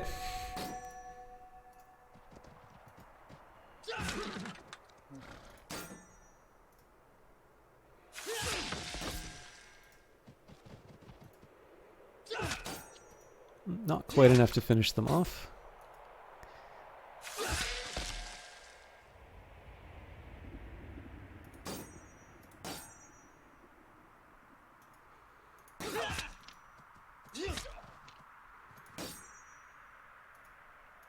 This gives me some opportunities with my Spartans to clean out the riffraff.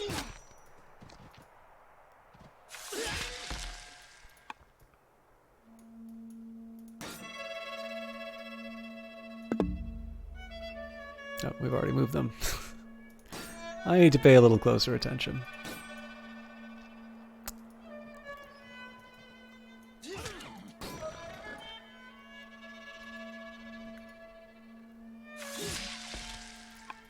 So I'm not too upset about engaging archers in melee, obviously. This is very different from how I fought this last time, but I think this will still work.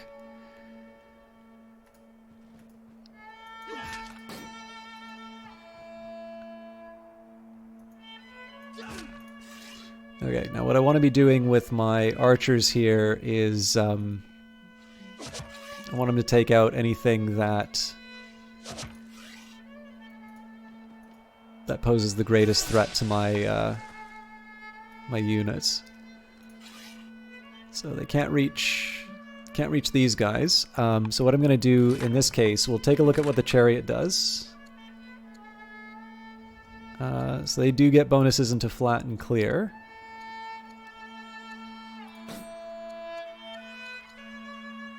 And they do get a defensive bonus because they're aligned with their allies. Okay.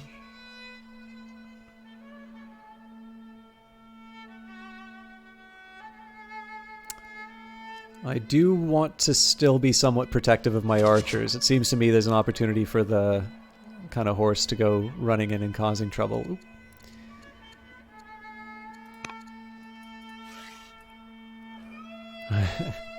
How brave am I with my archers? Okay. Yes, I'm worried about those horses, but I'm even more worried about wasting an archer.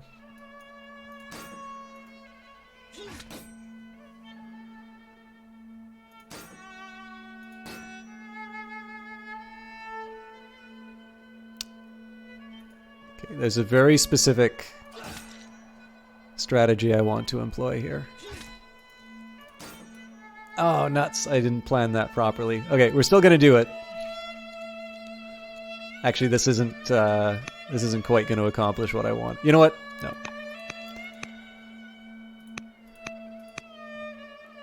I don't need to get fancy about it. I think we'll just gang up and beat the crap out of this guy.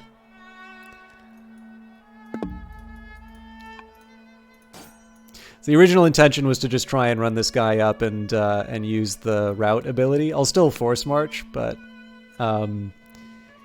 it doesn't mean quite as much.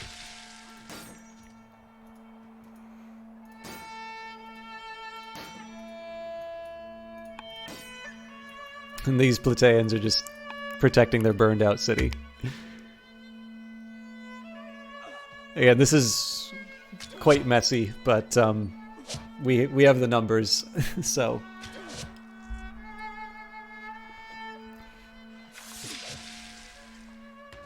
Hey, Jared J! How you doing? I know you've been working, so I don't remember when you started. I don't remember when you started working on. It's Card Shark, right? I'm gonna feel really bad if I got that wrong. Anyways, those of you who do not know Jared J, so I met him through his internship as a community manager intern back at Brace Yourself Games, the creators of Phantom Brigade and Industries of Titan. Well, it's also Crypt of the Necrodancer, but obviously I probably, most of you will probably remember the Titan and Phantom Brigade more than Crypt of the Necrodancer, because I haven't done that on stream all that much. Jared has the rare misfortune of having to actually see me in person, but he's also in the odd situation where he's seen me with my, pandemic facial hair. So he doesn't necessarily know what I actually look like. But Jared has a wonderful stream. He does a lot of music lately. I don't know if he's gone exclusively to music, but Jared's a really interesting broadcaster. And what I didn't know when he started at Brace Yourself was that he has he actually had a career in accounting before he decided to go into the glory and glamour of video games. So for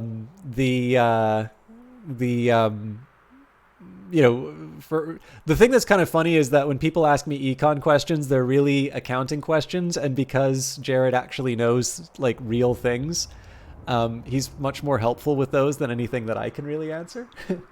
But yeah, in any case, he is an incredibly nice person. I consider myself very lucky to have gotten a chance not just to meet him online and see his stream and his music, But I also am lucky to have actually gotten a chance to sort of hang out with him with a bunch of other very cool game developers in Vancouver. And I don't know if you're based in Vancouver now. I think you're still based in Ontario.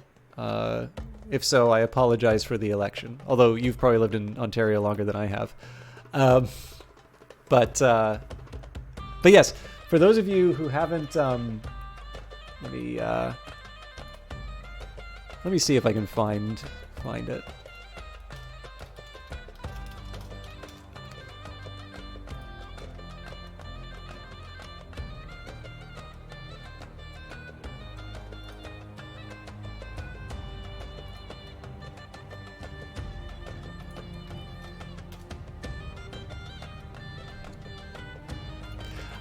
That's what Jared's currently working on.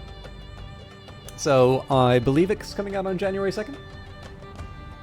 But anyways, you're in Vancouver now, but you're around different places a lot. I really miss I really miss Vancouver. But you never know. We'll see where things go. Yeah, why in the world would you leave that, Jared?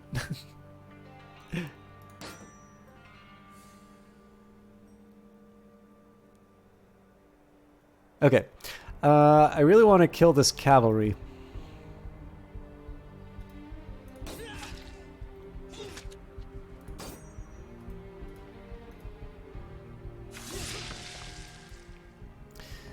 Mostly I wanted to focus on the cavalry because it's a chance for me to play to my unit's strengths.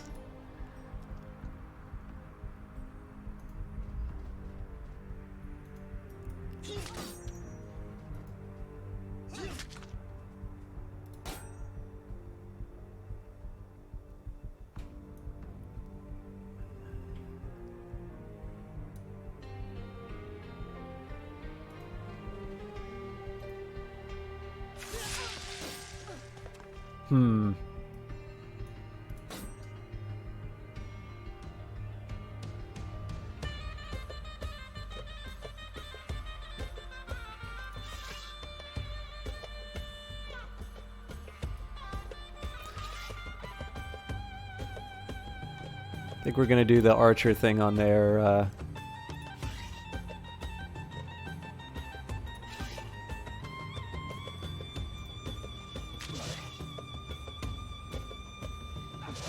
So I'm going to put a bit of a focus on this unit here simply because I can kill their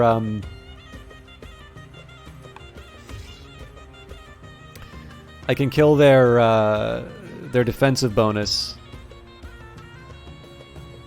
Oof. This may come back to haunt me.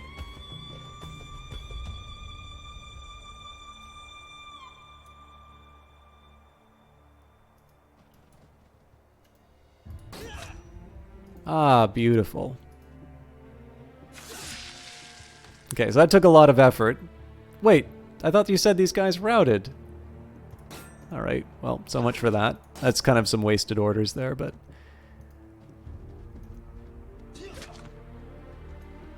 The important thing is that this guy's not getting his defensive bonuses anymore.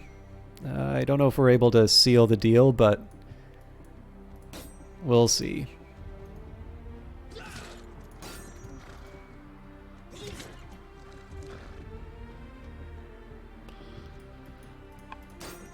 There's no way the Plataeans are making it there. I mean, we'll do our best to like get them involved at some point, but and honestly, let's kill the cavalry.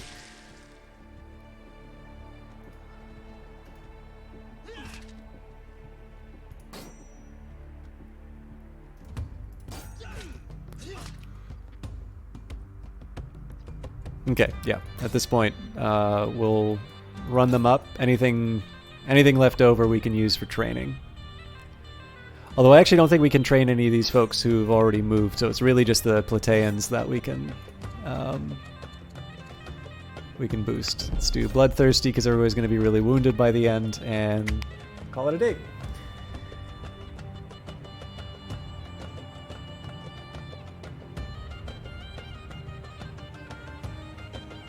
Luxkayam, hey, how you doing?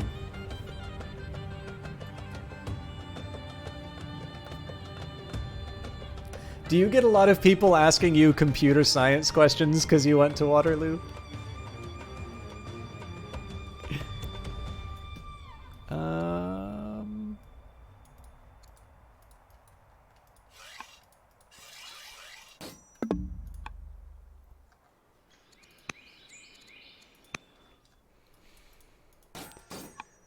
I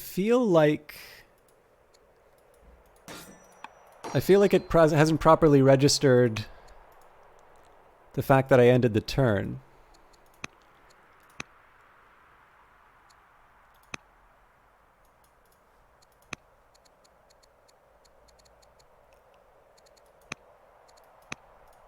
Interesting.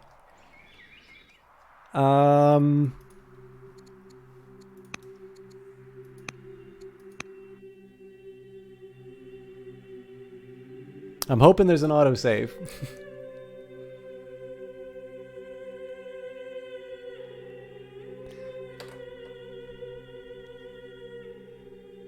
Yeah, well, that's the tricky one, right? Because like I've always associated University of Waterloo with an excellent computer science department, and clearly they do more than that. But it's like the first thing I think of. Oh, I think this is one that I did. So it's 9:43. Yeah, that's probably it. But like, I suppose if somebody knows you're in accountancy, then they're probably just going to ask you. Do you get people asking you investing questions? Think of learning some IT language like Python to try and get away from pure accounting. I mean, so one thing, again, I have like no real world skills, so take this with a grain of salt.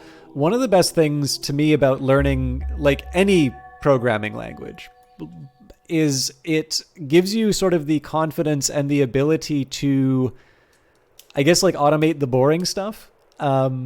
You can... There we go. Basically, you're able to... Like, you're able to get more stuff done. There's something kind of, for lack of a better term, kind of empowering in being able to just make a computer do something that you want it to do. And whether that's, you know, like I like Excel. I actually don't know VBA, but like being able to do Excel-like stuff without having to do sort of the tedious click and drag, or like being able to say it's like, you know, okay, all of the, you know, have some like weird condition where I'm going to like be moving stuff in and out of a folder. Like, I really like being able to do stuff like that because it just saves me the time from sort of fussing around with stuff that I really don't feel like I should be messing around with. And so as a result, like I where I can, I encourage people to try and develop those skills just because I think they're really helpful to... Oh, man. I was really hoping we'd be able to clear them out a little easier.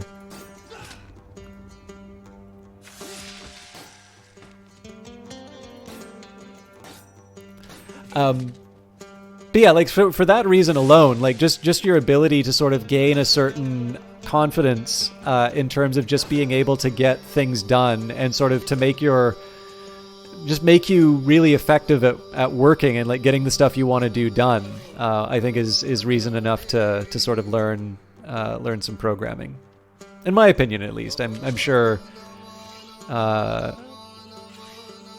others may have different opinions.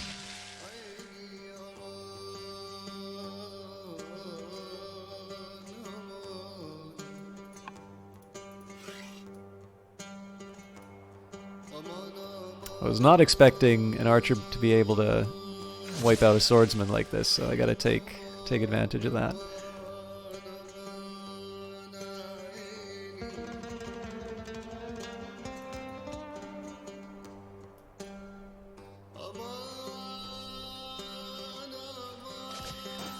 Okay, so at this point, let's just surround them with whatever we can.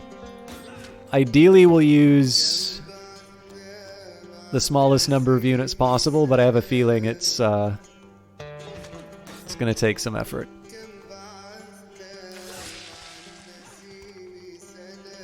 Okay, so route is a thing. Oh, I forgot about these guys. So if I undo...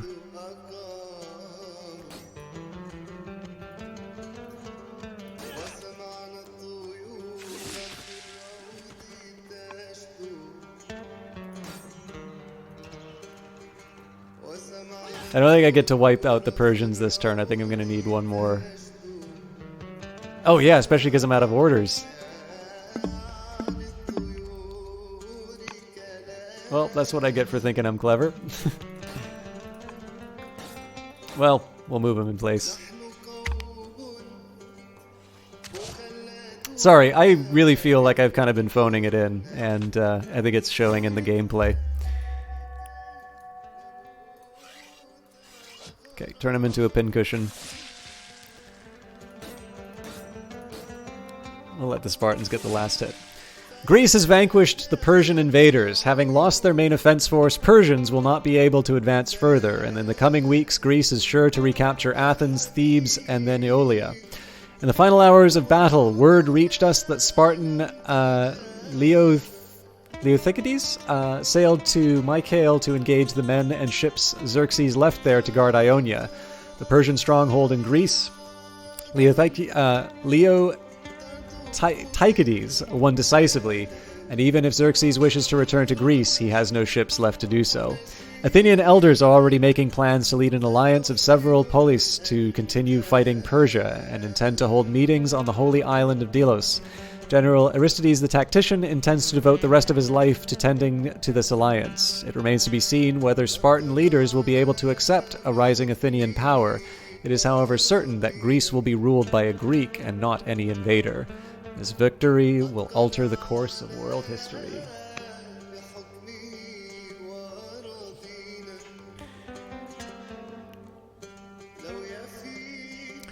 Okay, so I suppose I can run a question here. So this is as far as I've gotten. I have actually finished on Land and Seed. So what we've got here would be the next scenario in Heroes of the Aegean. So in 359 BCE, Philip II would become King of Macedonia, a smaller kingdom in the northeastern part of Greece. Philip took power at a difficult time. Macedonia was getting raided by its neighbors and could not compare to the power of cities like Thebes or Athens. Philip proved to be a skilled diplomat and a brilliant general, reforming his army into a dominant force that he used together with political marriages to greatly expand Macedonia and eventually dominate the affairs in Greece. You begin the scenario as a newly crowned King Philip, facing hostile raids and a weak economy. Use diplomacy and warfare, you will greatly expand your territory to see the famous characters join your court. So, basically, this, I suspect, will be a little bit like the core old world experience. But I haven't done this scenario, so I can't necessarily say for sure that this will be like the base game. Alternatively, I can just do a new game, sort of like I am starting a brand new game of Civilization. I'm a little bit inclined towards doing another round of Heroes of the Aegean, because I think it's fun history to sort of talk about. But I'm kind of curious if there's any preferences that people might have in terms of... Momoko Hana, thank you very much for the follow. I am a little curious how people feel about whether or not I do another, and Yu Hana, thank you very much for the follow as well. Down for more heroes? Okay, cool. I was actually going to say I'd like to get a little more tea, which will just take me a minute or two. But if anybody has any feelings or anything that they'd like to see with New World, feel free to let me know. Okay, AJRJ. All right, cool. Because I got to do... You appreciate to see a regular game? Well, tell you what, Sprint, it does seem... Momoko Hana, hello to you. What I'll maybe do here is I'll start with Rise of Macedon, and if I think there's anything too different from sort of the base game, I'll maybe flag that and we'll sort of reevaluate. But given the fact that it's talking about building based on an economy, I wanted to I don't know, I wanted to see if I could I think this might be a little bit closer than the military focused one.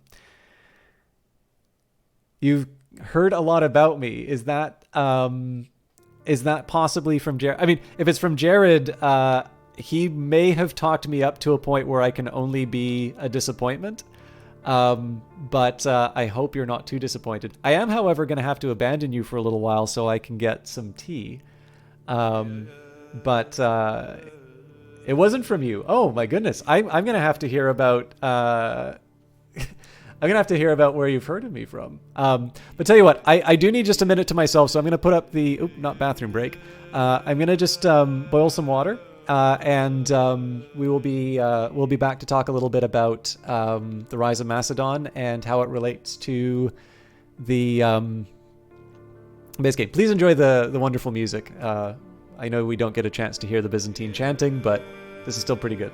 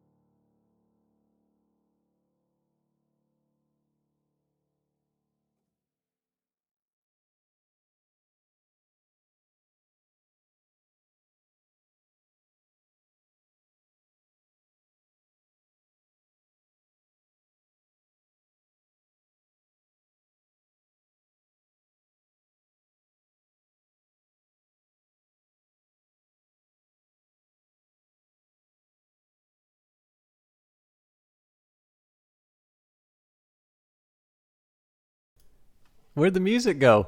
I'm sorry about that.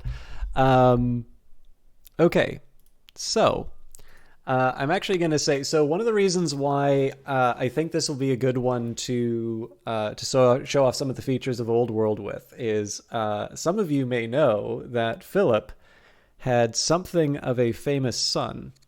I'm just going to see if I can get some music back.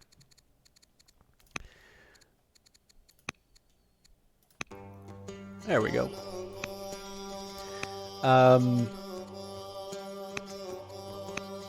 But the very famous son was from, I think, his fourth wife named Olympias.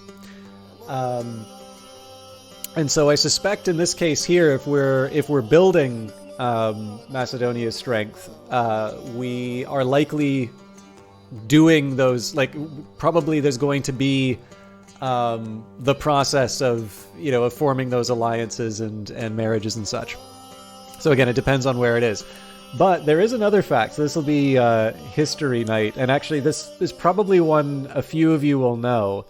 But when Philip sort of invaded Greece, there was a threatening, basically a threat that he issued to Sparta. And I'm going to see if any of you remember Sparta's reply. So I believe the message that Philip II sent to the Spartans was, "You are advised to submit without delay, for if I bring my army on your land, I will destroy your farms, slay your people, and raze your city." Now, does anybody in chat know what the Spartan reply to that message was?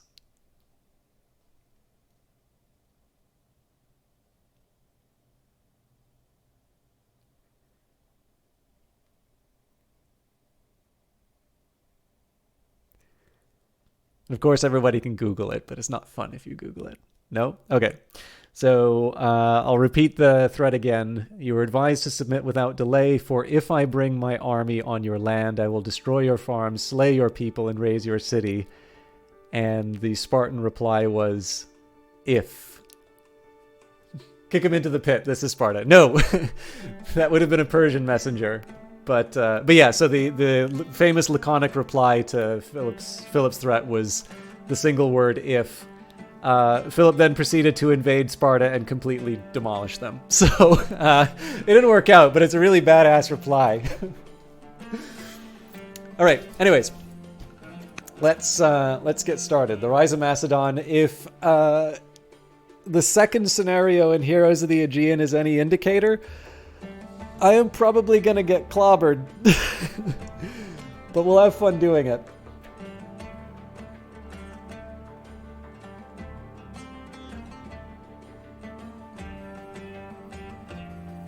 I don't even know if that pit was a real thing.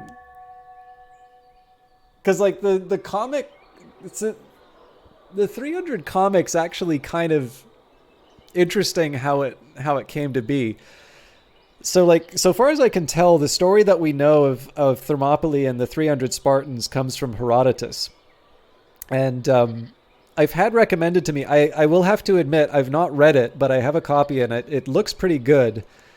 There's a series called, like, The Landmark. And so they've got, like, the Landmark Thucydides, the Landmark Herodotus. They've got a few different options there. And Landmark Herodotus is supposed to be a pretty good, like, it's intended to be something that something that maybe a layman would be able to appreciate. And apparently that counts quite a bit for some of, particularly for Thucydides, which is apparently very difficult to read if you're not familiar with sort of all the historical figures that he's referencing. But what's interesting about so obviously the movie is based off of the comic by Frank Miller, but apparently Miller's inspiration was the movie The 300 Spartans. So in this case, you've got this weird situation where you've got a Hollywood adaptation of a famous, probably one of the most famous ancient battles. And the comic is inspired by a Hollywood adaptation, not necessarily the actual history. And then, of course, you've got a Hollywood adaptation of something already inspired by Hollywood. So it's kind of Hollywood twice done. Which again is no knock against. There's actually a couple. I'll admit there is a couple of improvements that I would do to 300 that I think would make it an even better movie, and maybe a little bit more, I don't know, Greek tragedy, but still a fun ride. And one of my like favorite songs was in the trailer. So there you go. All right, you've started a goal. Agree to a truce with the Thracians or take their cities. You are King Philip the Warrior of Macedonia, and you represent the great Aegean dynasty. Again, apologies for the pronunciations on these things. In your teenage years, you were held hostage by the Illyrians and later by Thebes. While in Thebes, you were in the care of Pamenes, a Theban general who was both your tutor and lover. 5 years ago, you returned to Macedonia. Now your elder brother, Perdiccas, has fallen while campaigning in Illyria, and you become regent per his wishes. Your nephew, Amyntas, is meant to take the throne, but he is just a small child, and you have no intention of letting him rule. Having declared yourself the one and only king of Macedonia at the age of 23, it falls upon you to secure the kingdom. Thracians have long been raiding your lands and pose the most immediate threat, as another of their raids is ongoing. We are also facing some Theban mercenaries, but fortunately our relations with Thebes and Athens are now formally peaceful.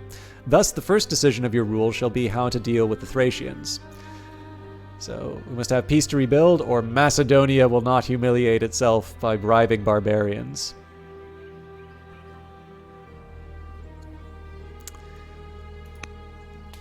We will not kneel. Okay.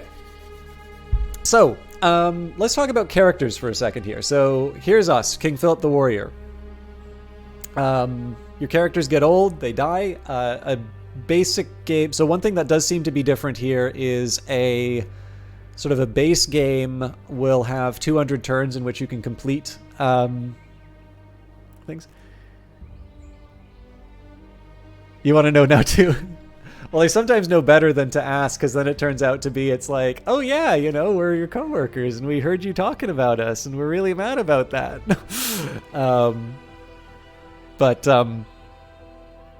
Actually, you know what? Here's maybe one of the ways that I can. Sort of explain the importance of characters. I will go over my character here, but what might be helpful is to just take a look at my resource generation. We are going to go into the details of what these mean, but take a look here that I've got a training rate of 76. So 18.5 is being generated from Pella. 15.4 is being generated by Aegai, I think. Pella is obviously very famous, birthplace of Alexander. Heard about you from our host brother, Kanchi. Oh, hang on. Are you talking about Kite 260? Because he is a hell of a guy. Jay, let me just take a second here.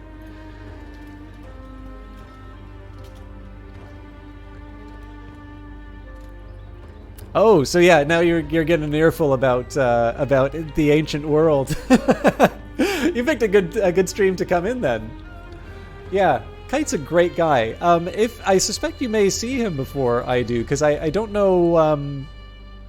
I haven't seen him around lately, but Kite, please do absolutely give him my best, and I'm particularly grateful that he brought some really nice people into my chat. So I hope you're not too bored with my antics, but I'm delighted to know that you know Kite, because I have a lot of respect for him, and I think he's a very nice and a very friendly streamer. He does co-op streams incredibly well. But anyways, I was going to talk about training rates. So notice here, we were generating 76.9, but also notice how much of that is being generated by the people inside my court. So again, the analogy to Crusader Kings 2 is pretty clear. But this gives you an idea of the importance of characters, right? Over half of this training value is being generated by, who's ruling, what stats they have. Likewise, we have civics. I think one of the chats that I heard kept referring to these as hammers, which maybe isn't quite it. Now notice my rate of acquisition is not as high. I don't think Philip was known so much as a lawmaker as he was known as a warrior.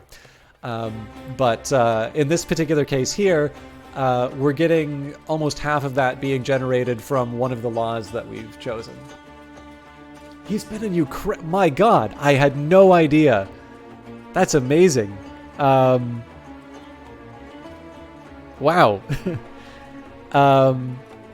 Yeah, no, man, Kite's, I think I learned the most history we know is just in Japan. Well, I mean, I need to learn more history. I definitely have more of a Western focus in some of my my history. I'm trying to get a little bit better at global history, and games like Old World are great for this because the focus of Old World is definitely more sort of around the Mediterranean and the Middle East. So some other civilizations in this game would be, you know, Babylon, Assyria. The Hittites were recently added with the Heroes of the Aegean DLC, and then what was the other one?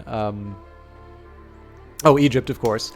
But yeah, so in this case here, games like this are really good for sort of inspiring at least the start of some learning. Some of the story events inside this game will mark where there's history, or at least they used to. I'm pretty sure they still do. And in this case here, like much like when I first played Civilization, there's only so many times that you can play a game like this and not want to learn a little bit more. So, do you know any big history and games content creators? Oh, that's a really good question, Jared J. I don't actually know that many. Like, I know some streamers, but I don't actually really know a lot of people who are who would fit that description. Are you thinking about like learning history, or are you just thinking people who play like historical strategy games, kind of like the ones that I do?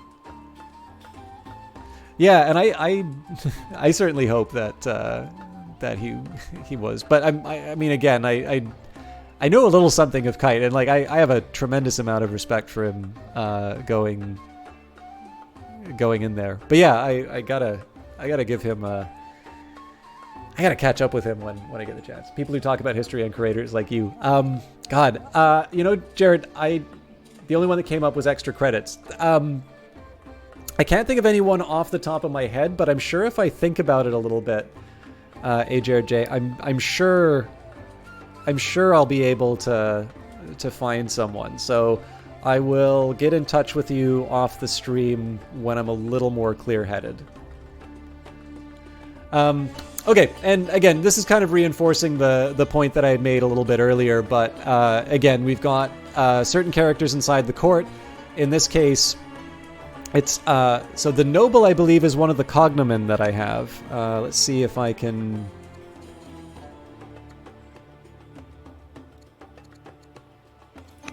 Maybe.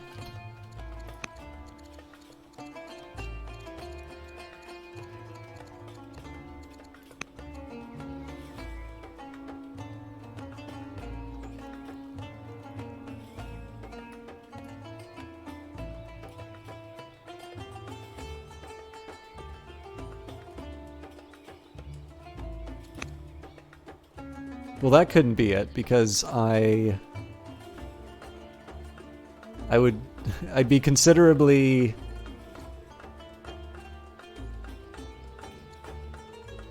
Okay, well, here's what we can do. We can hold down Shift. Nope, that's all it's got to say about it, huh?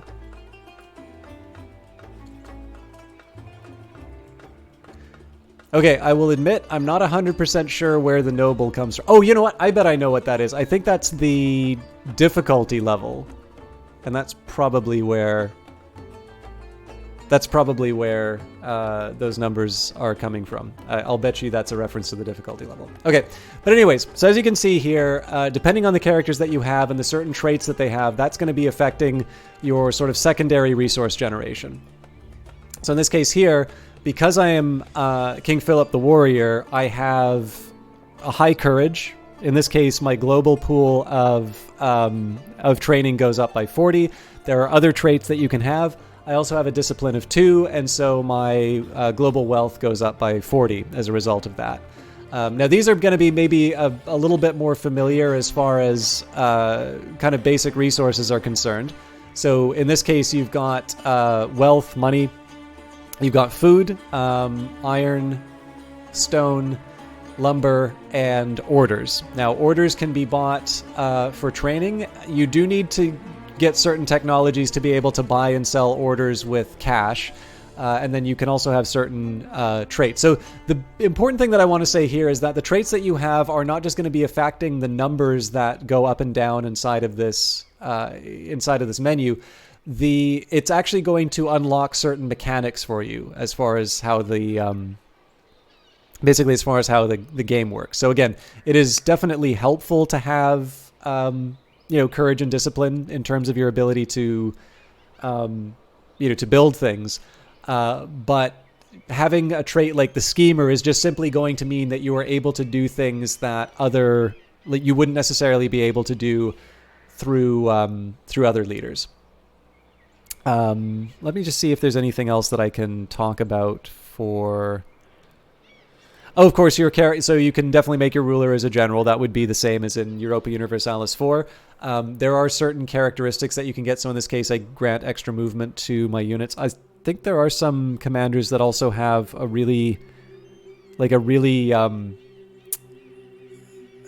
there's a special ability. So like Alexander the Great is in this game, and his ability is he kind of refreshes the cooldown on all the units, so they get to attack twice. But I'm just trying to think if there's anything useful that I can sort of pull out of this, or if maybe it's better for me to just get on with the game. We've only got 6 orders this turn, so I'm kind of I'm debating on how to approach this. Let's talk about the immediate worries that we have. So here's the world as it is. If we want to see what people's opinions of us, not our families. So the Thracians are kind of mad at me. Everybody else, we're okay. Now there are two types of... Well, sorry, there's 3 kind of political figures that you're going to encounter in Old World. So there are barbarians, and they're kind of at war with everyone. That's going to be something that's really familiar from Civilization. You are going to have nations, and these are effectively other people who are like you. They're going to have certain ambitions. They're going to have certain things that they want to accomplish. There are also tribes, so they're not the same as nations. They're not, so you can have like Carthage and Babylonia in a playthrough. Tribes kind of exist in this place between barbarians, and also between nations, and they will actually have something of an influence in terms of how your playthrough goes. So it's probably better that I just let the events pop up with them, but it's at least 2 of the tribes are sort of immediately to my north, and again under our goals. I want to, again, either work on that truce or I want to attack their holdings. Actually, sorry, it looks like there's a cap. Oh my god, there's a lot of Thracian capitals. Oh dear. I might have signed up for a little bit more pain than I was planning on. Demosthenes is actually a very famous sort of enemy of Philip. So Demosthenes was an orator. I will get into playing the game, but I do kind of like talking about some of the history of this stuff. So Demosthenes wrote these sort of these attacks on Philip, sort of this tyrannical figure that he saw sort of taking over. And as a result, there's sort of this tradition in oratory of writing these speeches sort of, I guess for lack of a better term, it's sort of like, this guy's a real dick kind of speeches, and they are known as Philippics. So a really famous Philippic would be the second Philippic against Mark Antony, which is one of the ones that Cicero did. I actually have a copy of it here somewhere, but and one of it's written by like a classics professor in Vancouver, so I could probably get permission to read that on stream. But maybe we'll save that for another time. But yeah, so Demosthenes' orations against Philip, who of course, really laid the foundations for what would become the... So essentially you can sort of see the conquests of Alexander as being sort of the fulfillment of the ambitions of his father Philip. And that is definitely something that comes up in this game. So when your leader dies, you inherit the goals that they had, and you will gain legitimacy for sort of fulfilling the ambitions that they had.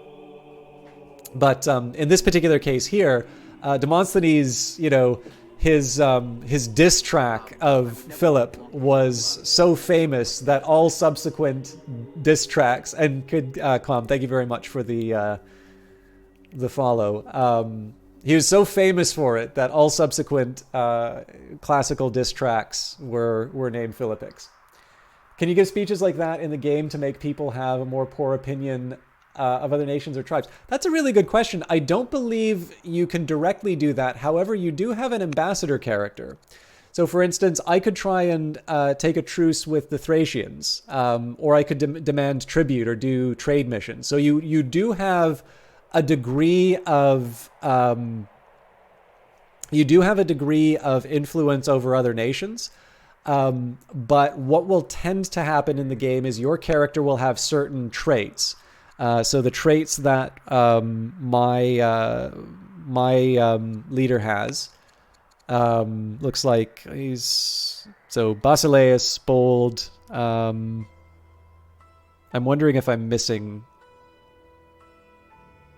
other ones, but there's going to be story events that pop up. And so it can be something like, I remember there was one where I was like trying to get along with a faction in my nation, and it was like a woman, and like, I've got my king, my leader, and, loving wife and a child. And like, basically she like, pours me a wine, and, she puts on, something very revealing, and it's sort of like, you want me on your side? This is the price. So it's like, okay, do I be unfaithful to the queen in order to achieve this, this alliance? Or, do I spurn this woman's advances, knowing that this is going to, to anger a very powerful faction inside of my nation? And so there's little events that come up, but they're definitely more sort of, you're going about a day and sort of life happens to you, as opposed to you something like in Civilization, where sort of you're always being the prime mover and driving everything ahead.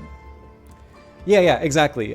So for instance, my queen consort here is not too happy with me, so I could do influence via King Philip the Warrior. Now this would cost me 200 money and 2 orders, so that would be a third of my orders right now, and 200 money, which I'm currently losing 10 of per turn. So that's probably not the best thing for me to do right now. But I can actually, so if I were to use this influence action, this would actually cause one of those events to pop up. And my wife might say, it's like, oh yeah, you want to be better turns? Well, go paint the garage. I don't know why you'd paint a garage, so maybe that's not. It's an ultimate demonstration of love. But you kind of see how that sort of stuff might work. Anyways, I am going to start taking some inaugural action. So first thing we want to do is defend ourselves against the barbarians. Now, remembering that for our... Oh, this is Hypastus? Okay, so let's take a look at some of their traits. Formation, plus 20 defense if they're adjacent. Epics, 10 civics per military unit killed in their city. Commander... Oh yeah, so my commander gives them better defense. They're anti-mounted, so these aren't mounted. That's not really going to mean a whole lot. Attacks pierce at plus 25%. There's a penalty if we cross a river, so if I can set up defenses here... Yeah, this is actually... It's tempting to set up defenses here, but I actually think it's better if I attack them on in this area. Bonus from urban... Okay, here we go. You remember watching Needy telling us a story about how he was watching you and all you wanted was to have a son to pass on your legacy, but you had a daughter and you're like, my plans! Yeah. That happens here, although the game is a little more forgiving in terms of succession laws. Okay, so the first thing I'm going to do here is take advantage of the formation. So I'm going to move these two units beside each other. Now this is true for history. So one of the things that's really interesting about the ancient Greeks is that there's sort of this idea of ownership. So if you were a hoplite, like you bought your own sort of helmet and armor, and like what you were defending was sort of your homeland, like your farm. So unlike, say, the Persians, where you're fighting sort of for the glory of the great king, for the Greeks, you were a wealthy person if you were sort of fighting as part of this phalanx. And so there's this idea here where you've kind of got this, almost this kind of esprit de corps. You've got this group of people who are sort of fighting together, and this formation that's sort of built about being able to sort of protect the person beside you and sort of poke people with the spear. So I think part of what you've got is, in terms of this, the way that this is sort of realized in the mechanics, is that when you have these soldiers fighting together, you know, sort of in formation, you're getting this defensive bonus, much like what you would see. Hey, no problem. Thank you, Jared. I'm sorry. I know I'm talking so much over the game, but it's a chance for me to kind of geek out about this stuff a little bit before we move on.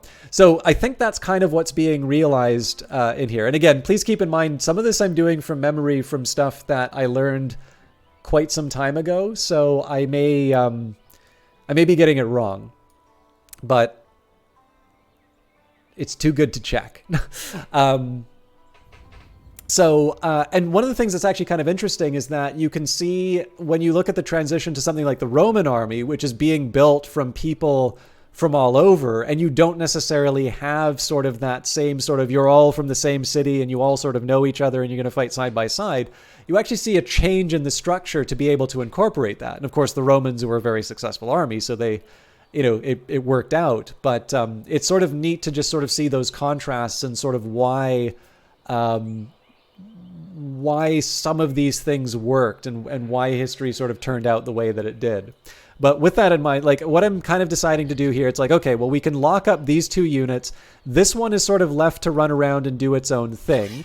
One thing I might try and do is just, you know, fire a whole bunch of arrows at it to try and occupy it, or I might sort of give up one of my my archers to you know, potentially be attacked by this while we mop up the enemy over here. Oh, actually, I have a limited number of actions that I can take, so I need to make sure that I have 2 left over. Yeah, okay, so we'll start by poking. So I only have 1 more action that I can take, so I can move someone, or I can upgrade them, or I could... Yeah, I can't even get something constructed. So, I mean, we've got a good general, right? So let's promote. And we'll see.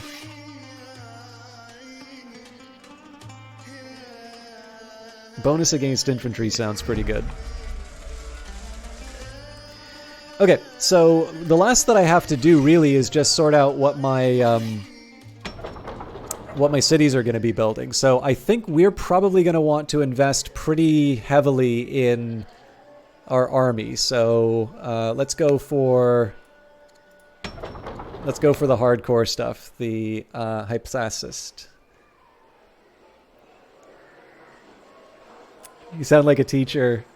Yeah, I sometimes go a little overboard on it, but so the thing is that this there's a reason why like so many movies and so much stuff that we're very familiar with comes from like this time. Like, you know, the classical world is one that really does have a very heavy influence on a lot of our culture, and sometimes in ways that we don't recognize. So even something like Shakespeare has lots of references to, you know, ancient Roman poets like Ovid. Oh, they're ranged. I didn't even think about that. Oh, God! I was completely asleep at the switch. I didn't even think that we might get... Oh, Jesus. Okay. Oh, wow. We're in so much trouble. Western expansion. To our west and northwest lies Illyria. The various tribes of Dardanians and Illyrians have long been the enemy of Macedonia, ever since King Bardalus united the tribes of Illyria just 3 decades ago. They were much stronger than Macedonia. Your father Amantis tried to repel repeated invasions by Bardalus, but failed and was forced to pay them tribute. A year ago, Bardalus personally killed your elder brother in battle. By marrying Queen Consort Odata, you've been able to appease Bardalus, and there has been no fighting since your brother fell. You know that even though Bardalus is a very old man now, Illyria will be a threat to you as it was to your father and brother. So the only possible course of action is to strike back once you are able to. Macedonia must strike Illyria and settle the lands from which so many damaging raids begun. We'll make the Illyrian lands our own. Okay, so started a goal: settle cities in place of 2 Illyrian camps. And it says this is an optional one. Okay, so we have a lot to get through. It's very possible that I'm going to lose this unit, so... And I would rather not lose it, to be honest.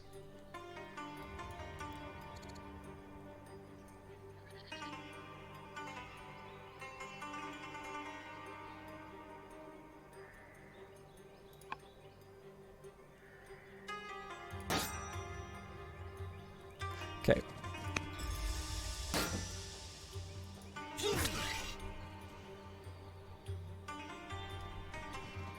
So I'm going to take out what I can. So in this case, sort of my city's getting sort of left out in the cold at this point. But there is a strategy here.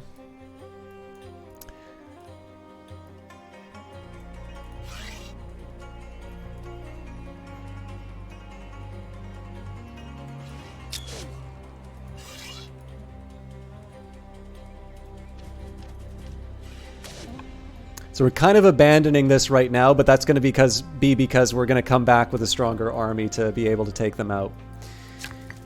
Okay, so this unit can't do anything. Surely I can heal, though. Yeah.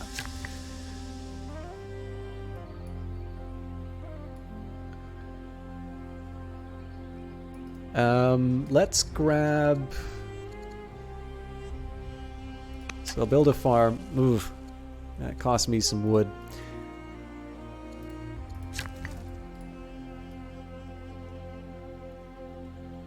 I'm just trying to think of what other useful things I might be able to do. Okay, so unfortunately I can't hurry the unit in a damaged city. And we... Right.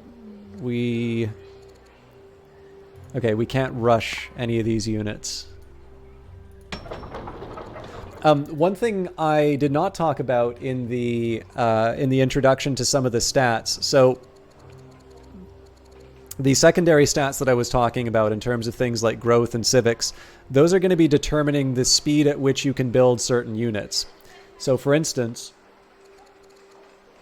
with the training here in Pella, we've got 18.5, so that's going to mean it's going to take 7 years for the hypaspist, which hypaspist.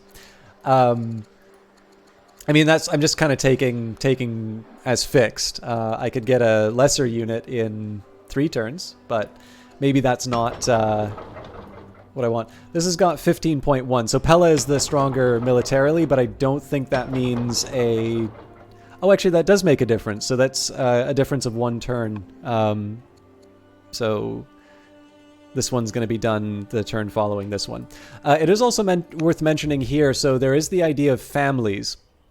So the Aegean family, which I think is the only one I'm really working with right now, so they have specific traits. So generally, this family likes sort of military... It gives military bonuses, and it prefers sort of military accomplishments. Now, as I expand, I'm likely going to have to, incorporate more families into the empire. But for now, I'll leave that aside just because I really don't have anything to do with that. I'm just trying to think if there's anything I want to try and do with this unit right now. I think we'll just leave it. So we'll end the season and see what the damage is.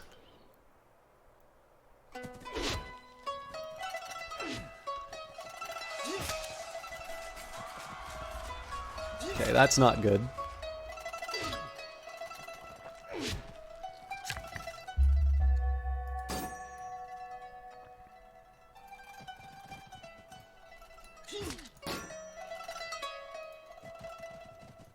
So the idea here is I want to pull back a little bit and oh, actually I don't quite want to do it that way. I want to have this unit be a little bit of bait for these other units.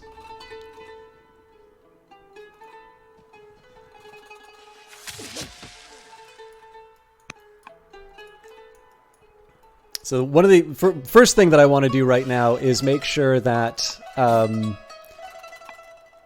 I want to make sure that I don't lose units. And then secondary to that, I want to try and make sure that I kill as many enemy units because that will prevent them from being able to do more damage to me, basically. Now the big question is whether or not this unit's strong enough to be able to withstand multiple attacks from...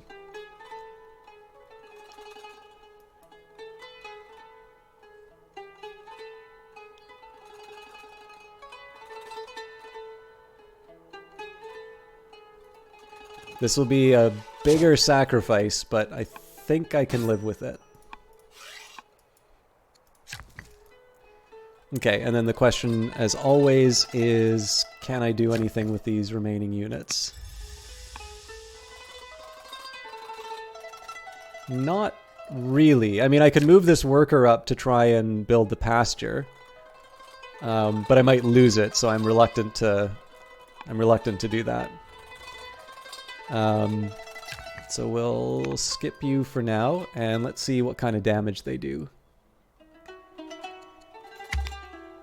The soundtrack for this game is beautiful. I have to turn on the streamer mode. Okay, so they took the bait.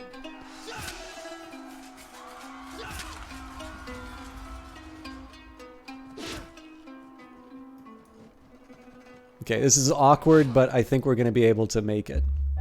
Great, okay. Now, the way the tech tree works is a bit unique in this game.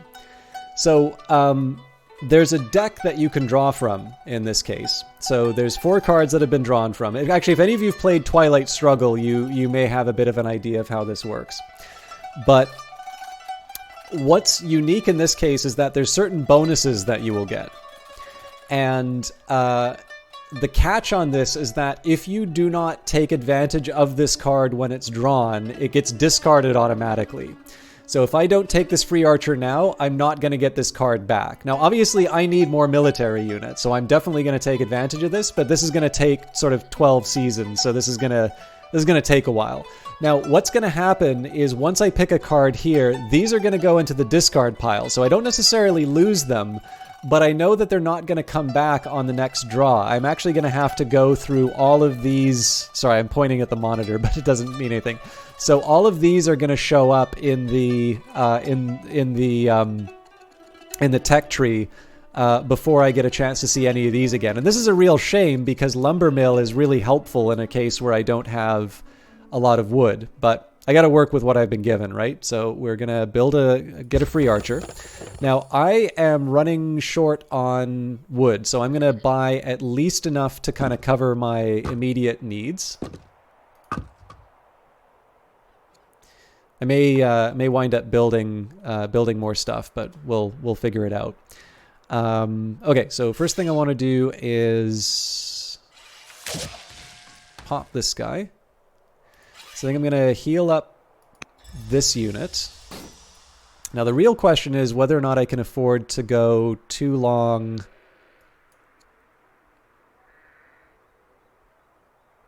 Okay, I think I'm going to do something a little sneaky here. So I'm moving these units so they get a little extra training doing this. The only thing I'm worried about here is that I'm not doing a lot of damage to enemy units.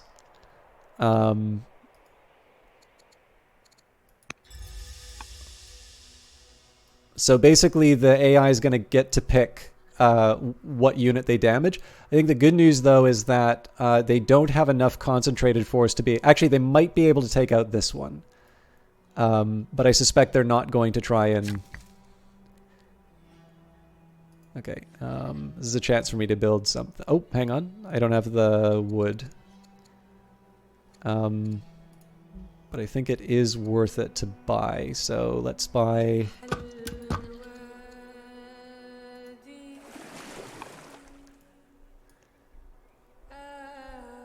Yeah, again, what we need to do right now is just survive long enough to be able to either build our extra infantry or to heal up and focus down the enemy units.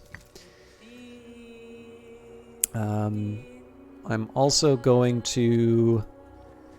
This is kind of bait, but we can cut down some trees as well. So one thing that's neat about cutting down trees in this game is that they do grow back after, I think, 20 turns. So you can clear cut a forest and you can build sort of lumber mills that'll consistently generate wood for you, but you can actually dedicate a worker to acquiring those resources as well.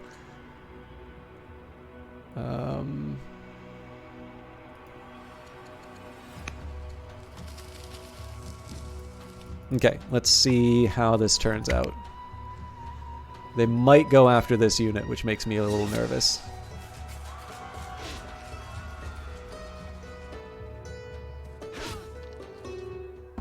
All right.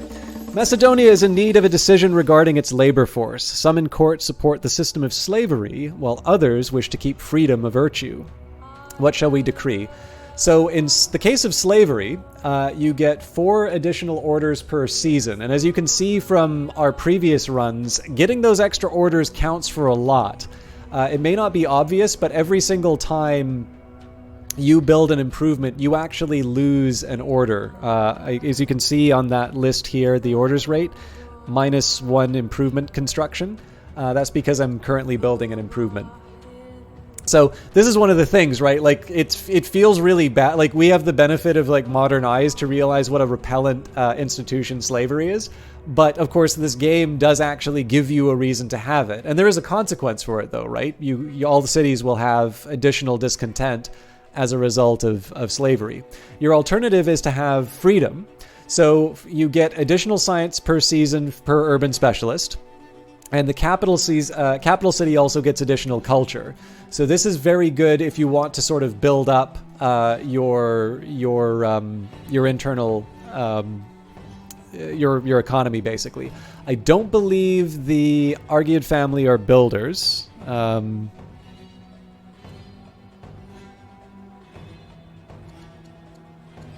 So I think here we'll say our subjects will be free.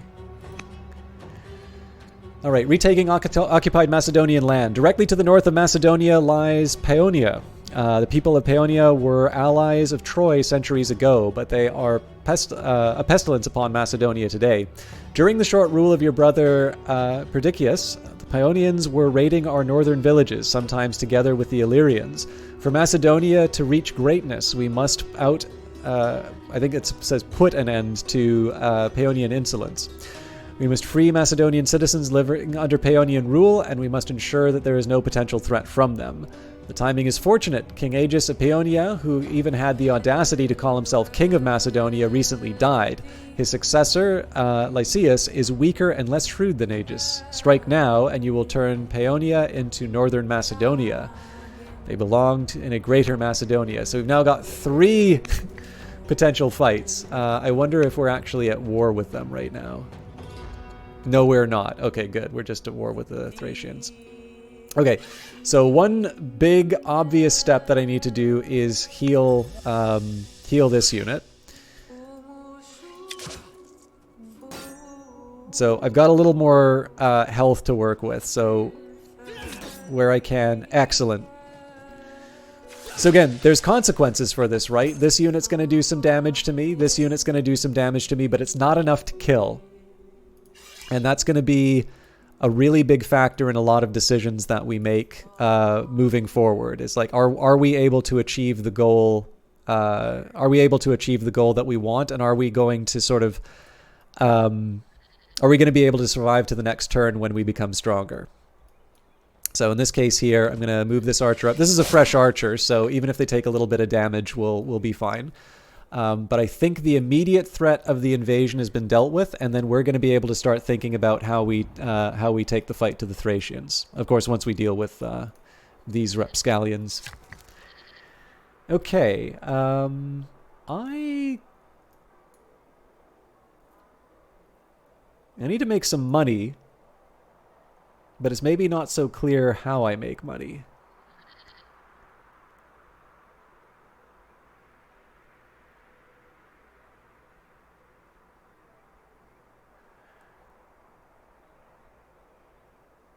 So a courthouse is tempting because of the urban improvements that I can do.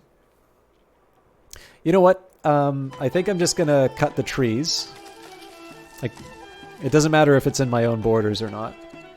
And that's just going to give me a chance to have a few more resources for the following turns. It's not the most exciting choice to make, I'll admit. But it will set me up for future turns.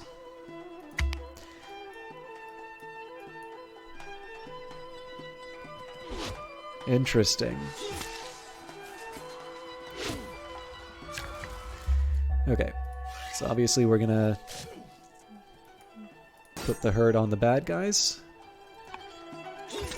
As a true leader, you have always led by example. In any battle, you would be in the front fighting the enemy. You have been scarred many times, but no scar is as visible as the one from your latest battle. An enemy arrow struck you squarely in the eye, leaving you in excruciating pain. The battle was still won, as your battles usually are, but your eye would not be saved. It may be time to consider whether you should be a slightly more careful commander, even though there is no denying that you look even more intimidating with only your left eye and many scars from across the face. This is true, by the way. Philip was scarred this way. So, no wound will deter me from leading my armies. So we get an additional courage, which is going to give me even more training. And it will also make me a stronger leader, although I can't attack again. So, we are going to wipe out this remaining barbarian unit. Robot eye needed. Greeks were smart. I don't know if they're smart enough to create cybernetics. Okay. So in reasonably good shape here. I am a little curious. So I'm going to do something a little silly here. I'm going to move this unit. It doesn't give me an idea of what the damage is going to be. Actually, I'm going to attack from the urban. Well, I guess we can just live in the city. So now we get to focus our attention on this enemy unit, and then we can either train and heal, or otherwise we can just sort of take care of the remaining units.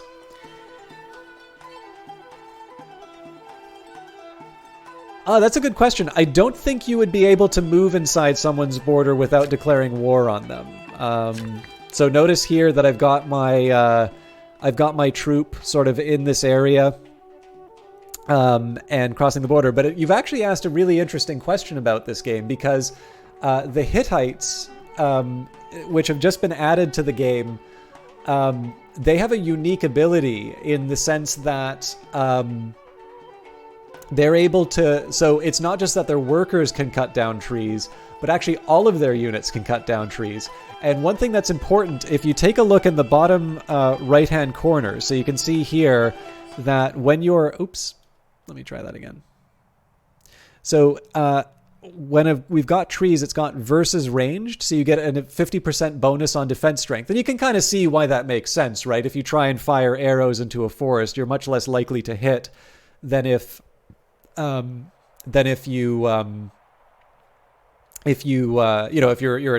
firing arrows at people on an open field. So what's unique is that it is possible in this game to cut down trees on enemy territory. And there's some, I mean, the Hittites have only been playable for a little while, but there is actually some discussion about whether or not you can use the fact that the Hittites can cut down forests as a strategic benefit, particularly if you're fielding a lot of archers. So the question that you asked, generally the answer is no, because the war would kind of, you already would be at war if you could move a worker into somebody else's territory. But I believe it is possible to cut down other people's forests if you are at war. And certainly in this game, there are cases where people will ask you for tribute. So there are other situations in which you can demand, basically you can demand money from people. Okay, so we've built our farm. We can get culture or we can get civic. I think I'm going to go for the courthouse and the civics here.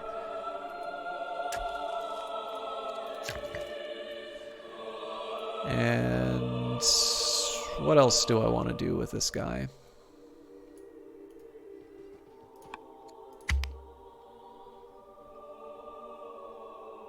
So 2 seasons before we'll have a our next spearman, but obviously that's less important now because we only have 1 barbarian unit to worry about. We do, however, want to make sure that our remaining units are sort of healed and able to fight. So I'll maybe try and end this a little bit faster. We'll move you to a training area, heal you up.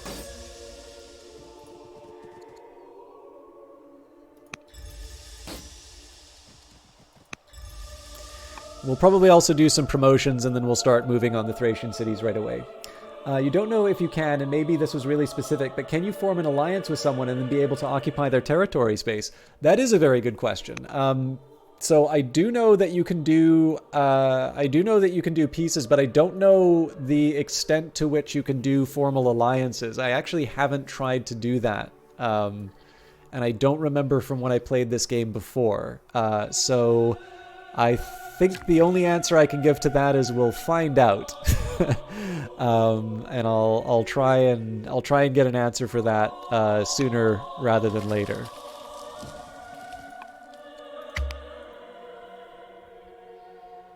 So basically cut down all the trees in the immediate area. Oh, a worthy match. A most interesting message arrives from the Neoptolemus, the king of Melosia. He recognizes your great talent and wishes to ally with you. Neoptolemus claims to be a descendant of Achilles himself, so for him to acknowledge you as an equal, if not more, is truly a sign that you are doing great things. Neoptolemus is offering his daughter, Myrtle the Dealmaker, to you as a wife. She is by all accounts a young woman of extreme intelligence and cunning. Myrtle is also dedicated to the cult of Dionysus with its snake-charming rituals. Such is her dedication that she abandoned her birth name, Polyxena, to become known as Myrtle during a mystical ritual. One conversation with Myrtle is enough to convince you that she is going to be more than yet another partner in yet another political marriage. This is a woman destined to make history. Worthy addition to the royal family. So she does have a negative courage, so that is actually, we'll take a quick look at our training rate. So it's 81.5 right now.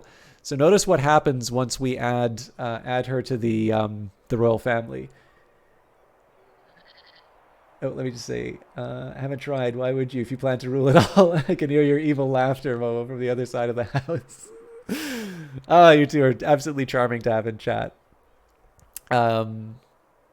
So we'll add the schemers. So notice here, our training rate has gone down, and that's because we have somebody in our court who is not as courageous as us. And again, this is, I don't know if Sprint CA is still in here, but this is giving you an idea of sort of the effects of some of these characters.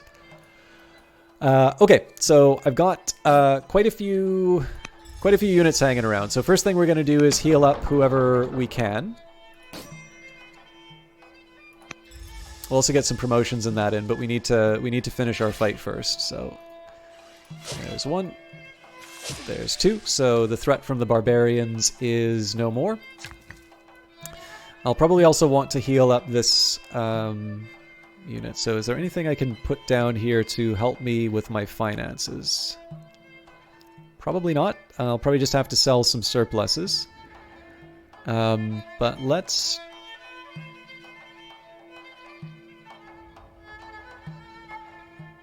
Okay, I'm going to start by building a pasture for the sheep, but I do eventually want to get some... I do want to get some shrines down. So we'll build a shrine of Zeus. So this is an urban improvement. This is a unique one, actually. So most urban improvements have to be adjacent to the city, and they sort of help expand your borders that way. Shrines are unique. So one, they add religion. So we'll found Greek paganism. It gives us some additional civics, which means that certain things can be built faster. But it also helps lower some of the unhappiness, which is kind of important for us. So I'm going to build the Shrine of Zeus here. And again, this is a city tile that can actually be built outside the city, so it's a little unique like that. Okay, this is my new hypastist. We'll promote them to a striker. And this is an archer.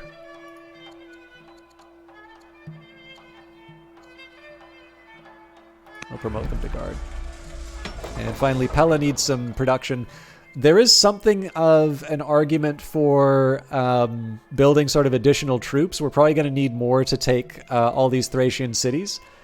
But I do think I need to start investing a little bit more in my infrastructure. We've got 2 citizens. So remember we were talking about... we're kind of talking about how we can accomplish certain things with certain traits. So, for instance, I've got 2 citizens. So, if I want to upgrade some of my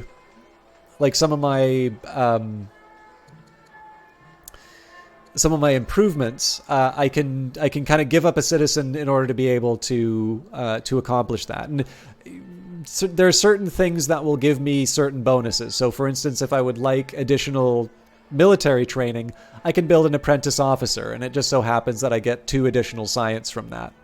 Alternatively, I could take a fisher. Now, a fisher is going to improve my growth rate in my city. I will get 1 science from that. But in this case here, what's determining the speed at which I acquire these individuals are my civics. That's also true for projects, and one of the things I'm running into right now is a lack of money. So I think what I'm going to do here is I'm going to upgrade my treasury. That's going to give me 20 money a turn. It's going to cost me some stone, and it's going to cost me some time. It's going to take 7 seasons. But what that's going to wind up doing for me is it's going to sort of staunch the bleeding in terms of my ability to generate some cash. And I may even do that in the other city as well. It kind of depends on how it all goes. In fact, let's just see where the money's going. Yeah, so nothing too surprising there. So what we're going to do here is we're going to heal up, and we're going to make a move on the Thracians when we can. But I want to make sure I have all my archers in a good spot.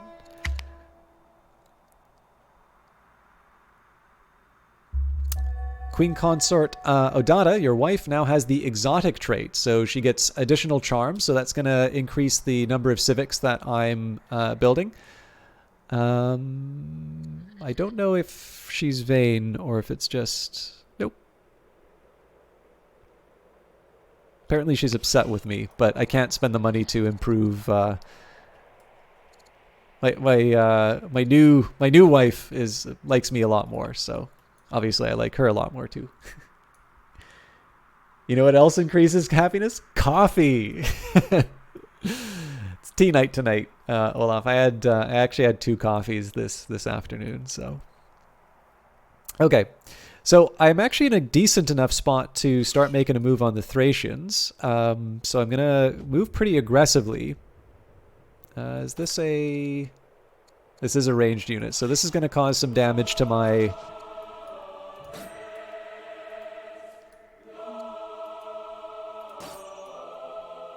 Ooh. So we get the defensive bonus here. Protect my archers.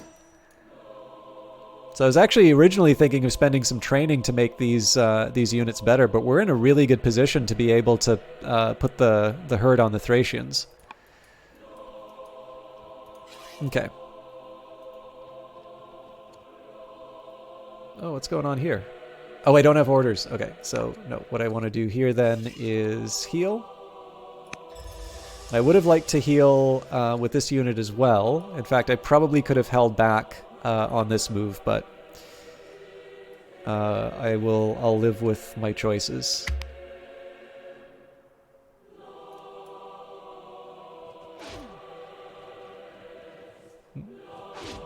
A few more ranged units than I thought they would. Ooh, they have quite a few more ranged units than I thought they would. A popular board game. A new game has become popular in Aegean. People call this game Patea, and have come to consider it a test of wits and strategy. Two players face off on a rectangular board. One controls white pieces and the other one black. Players attempt to surround the opponent's pieces to capture them, and ultimately leave their opponent with no more moves to make. Patea players say that a struggle in this game is just like watching opposing phalanxes face off on the battlefield. What should you do with this undeniably fun invention? So this is the result of having strong culture in the city. So we can encourage the pastime, which will give me additional civics and minus discontent, or it is a game fit for the aristocracy. Now, this is great to have families like me, but in this case, we will encourage it as a pastime, because this is the city that was sort of under siege, and there was quite a bit of discontent that was generated. So this is a nice way to sort of undo some of that damage that the barbarians did. Now that you have married Queen Consort Myrtael, and she has settled into the royal court, it is clear that her influence over her homeland has not diminished. You can easily understand why. Myrtael is a master of getting people to do her bidding, and has a natural aptitude for politics, truly a worthy descendant of Achilles. With her influence, Melosia is now under our political control, and it may not be the most developed area of Greece, but it can benefit us nonetheless. You are delighted by the growing influence of Macedonia, but for the past few days you've experienced a vague concern as you watch Myrtael in the court. This beautiful snake charmer is not a person anyone can control, not even the king of Macedonia. War does not scare us, but peaceful submission is welcome. So, this is mine now.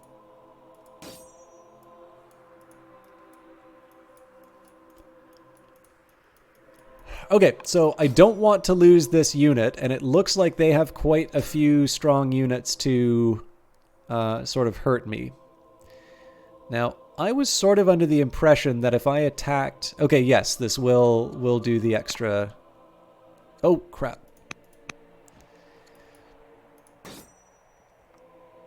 So one thing I'm sort of thinking of here is I might be able to do sort of one of these... One of these. Okay, that's unfortunate to see those barbarians show up.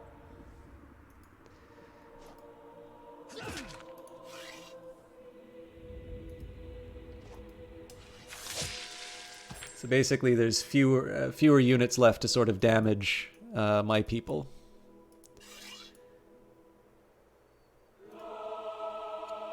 And we've already used up all of our orders.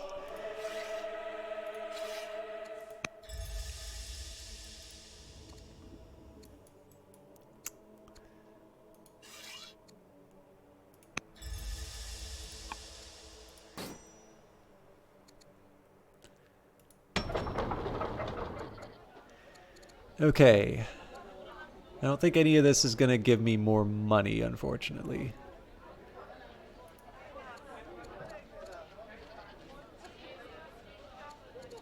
So we're going to build another treasury in this city. And I actually think an archer would be nice.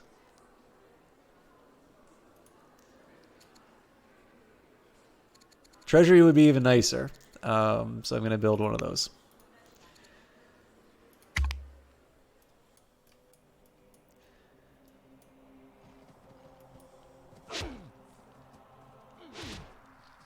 Uh-oh. Okay, cool. Again, as long as this thing lives long enough to have its revenge.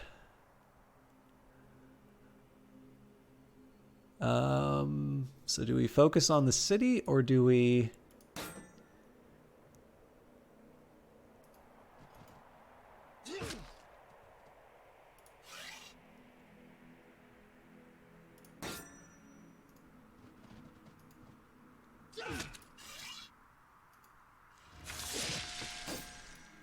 Now, the big question is, can I get these guys in position in time? It's going to cost me dearly.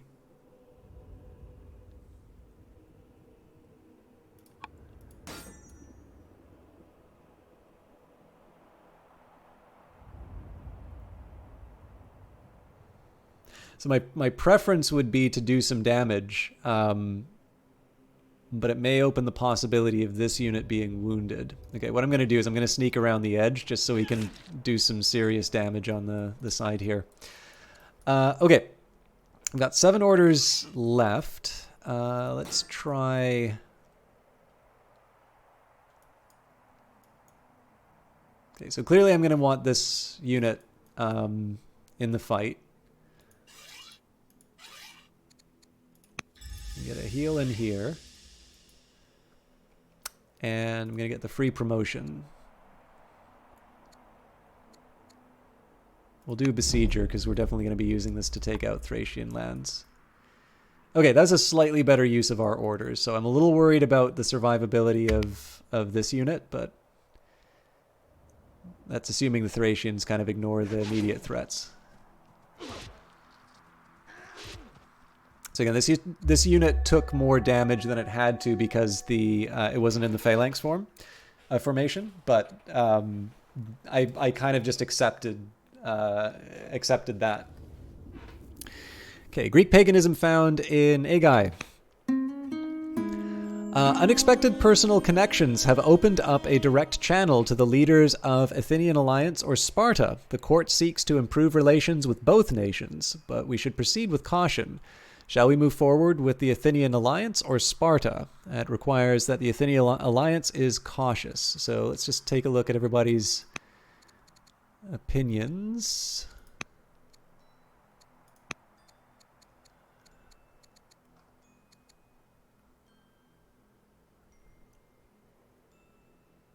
Right, so that's Demosthenes or... Okay, so you need to send them 90 iron or 100 training. So 100 training costs less, but they're already kind of mad at me. So I think we're going to give up something a little more dear in order to fortify relations with the Athenians. Hey, no problem. Thank you so much, Momoko and Yu Hana. Thank you very much for both of you for hanging out, letting me know how Kite was doing, and just generally being a lot of fun to have inside of the chat. I appreciate both of you hanging out, and I hope to see you either around here or a chance for me to maybe see you in Kite stream. But I hope you both have a wonderful lunch. Okay, so yes, we'll improve relations with the Athenians, and the last few years your wife Myrtael has demonstrated a natural aptitude for public speaking. She now requests training in the art of law. Shall we grant this request? Now this is going to cost 240 gold. Now I can sell a bunch of things to accommodate the request. What I'm worried about though is how I'm going to pay for the subsequent turns. So here's what I'm going to do. We're going to sell a lot of food. So hire a former judge as a tutor. And this is just because, again, extra charisma gives me more civics, which is just going to allow me to do more. And in the end, we don't really need that food that much. So, okay, so let's have our revenge on the Thracians.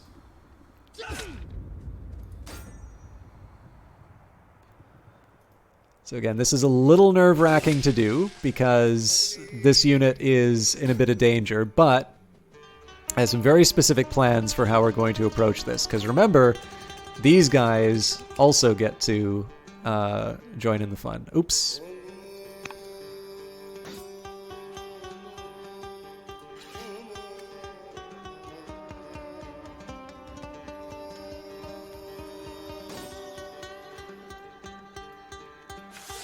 So I'm not really keeping them protected, but...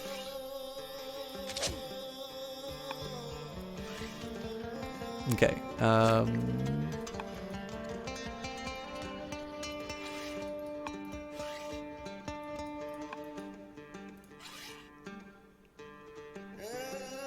I'll move them along and promote them.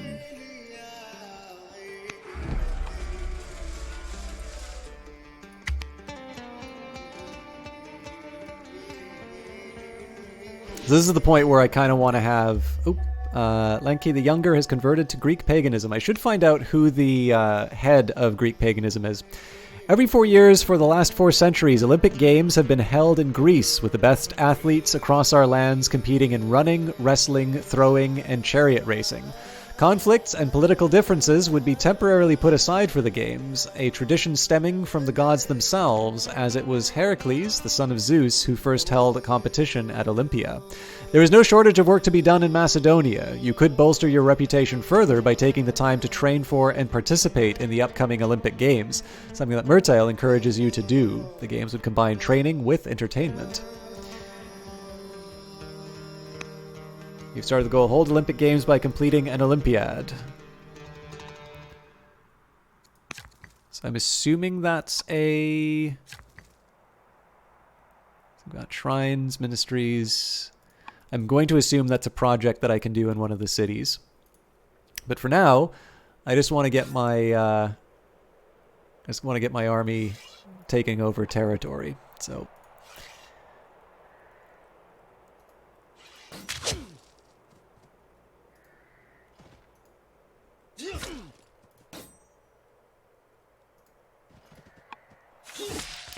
volunteer settlers. As our soldiers clear the way for further expansion of Macedonia, there is no shortage of volunteers to settle and rebuild the newly conquered lands. Entire families are ready to set out and only await word from the palace. A grand Macedonian city will be built on the site.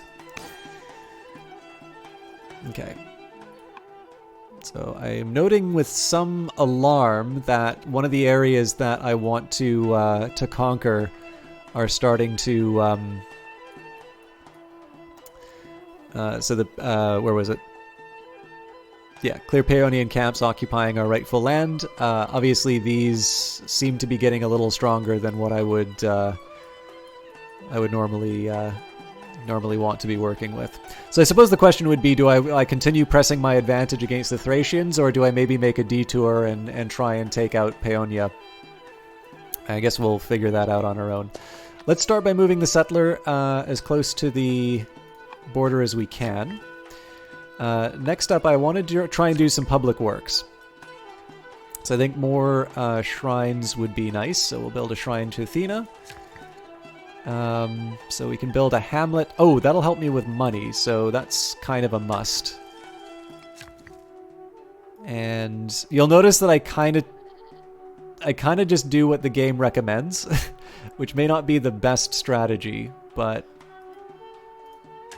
it's the one I'm going to work with. Okay, so we'll end the season. Again, I'm hoping this unit doesn't die.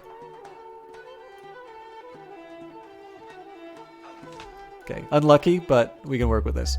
Matriarch Lenki the Younger is now the head of Greek paganism, so I can try and influence this individual. Now, this is a tricky one. So we've got 2 boosts. One of these I know I'm going to lose for sure. In this case, I'm going to take the free Hoplite. Just, again, having a strong infantry is hard to pass up. And first thing we're going to do is found a city. So this lets me do the important work of healing units that need to be healed. Of course, it also gives us the important job of taking out the units that had the gall to attack us. Now, I believe this unit... So this is kind of nice here. Even though I want to heal my archer, I basically get to keep kind of raining down arrows on the Thracians here. So this is going to give me a nice little opportunity to make life difficult for them. And again, we're running out of money, so I'm going to start by building a treasury, although normally I would start with a worker.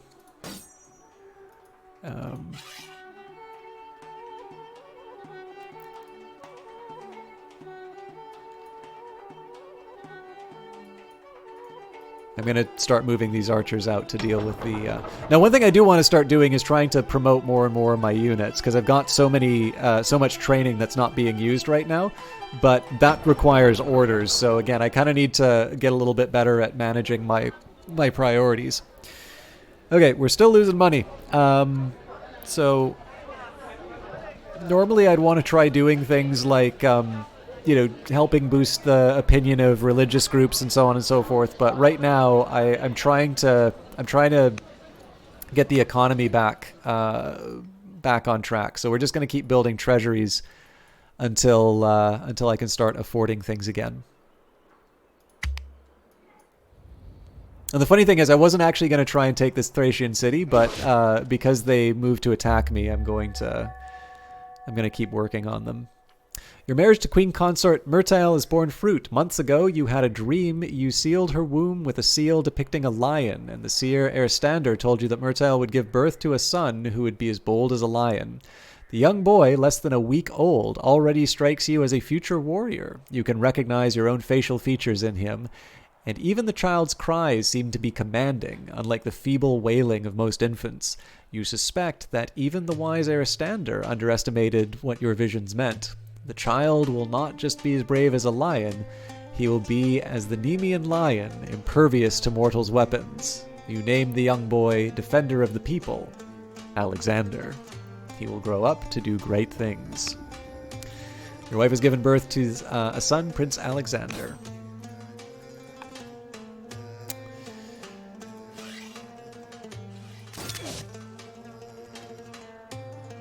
Okay, so I'm just going to move back a bit so we can heal up.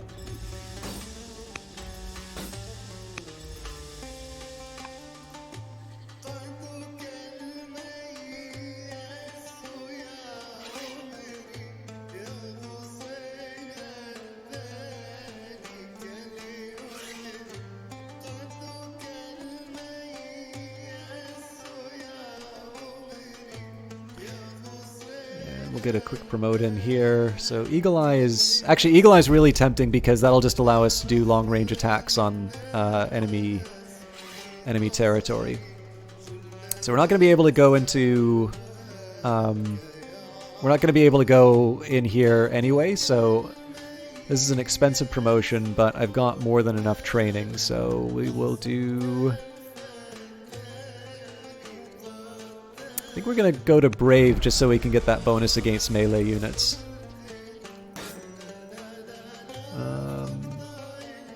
Okay, why am I not allowed to promote you? Oh, right, because I don't have the orders. So there's not much to do with them. Okay, so we don't have the culture for a treasury. So one thing I might want to be doing is... putting some investments in terms of the types of buildings that will improve my culture. Assuming I have them, I probably don't. I don't. So my next best would be to maybe put something into... well, specialists will allow me to grow... yeah, so I think I'm going to do a stonecutter. There's something mildly tempting about doing farmers for the additional growth, but I've got 3 citizens to work with right now. So I think it's... Oh, hang on. No, Olympiad, of course.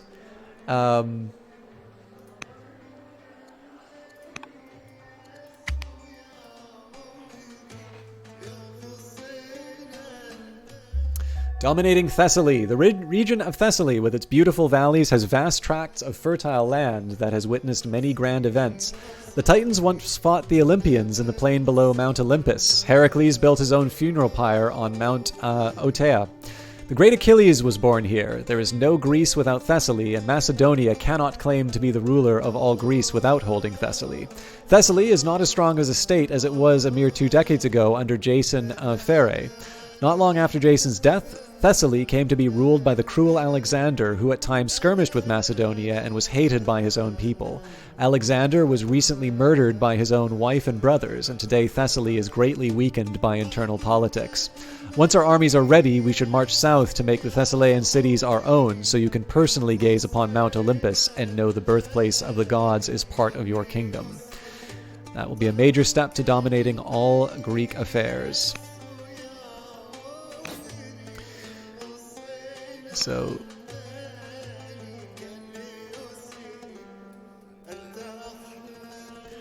I think probably a large... Actually, what would be interesting is to see the order in which Philip's actual conquests were done, and see how they see how they match to the priorities that the game is giving you.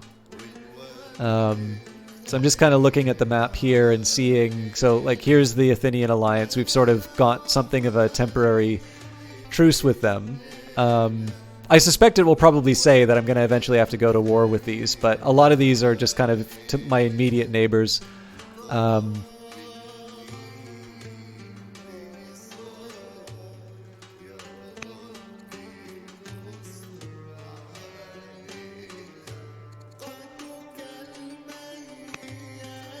Let's take a quick second here and see.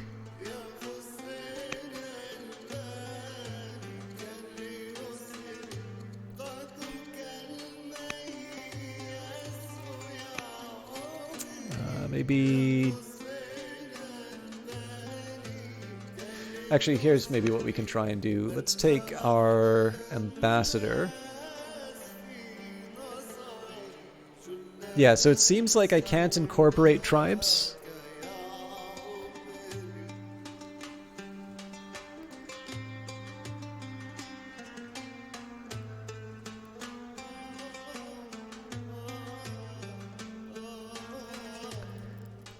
I mean, we're a warrior. We're going to conquer everything, so... Though I'm starting to look a little old, so maybe I need to get on top of this.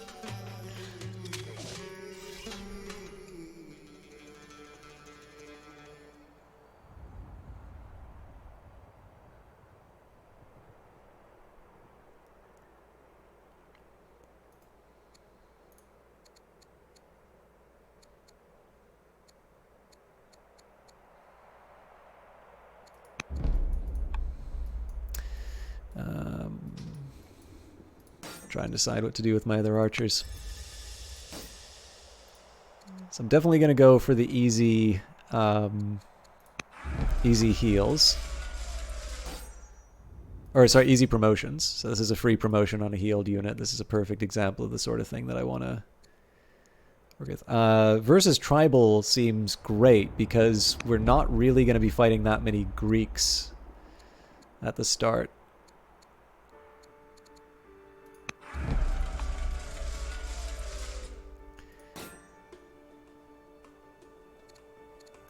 So I'm curious here. It's felt like the free promotion. I didn't actually need to give up a an action for that. So let's maybe just see. We'll do generic combat for that. Yeah, so it looks like I do get the heal option as well. Okay, that's overall encouraging.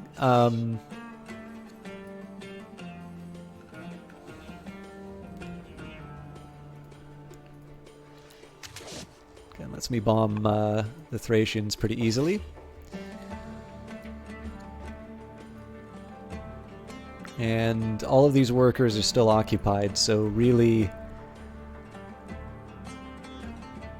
Yeah, we'll move them closer to our objective, but that's all I really need to do. I also think after maybe we take this city, we'll double back, and I think we're actually going to take these lands. Okay, can't afford a better treasury. Now, one thing I could try and do is improve the culture to accomplish that.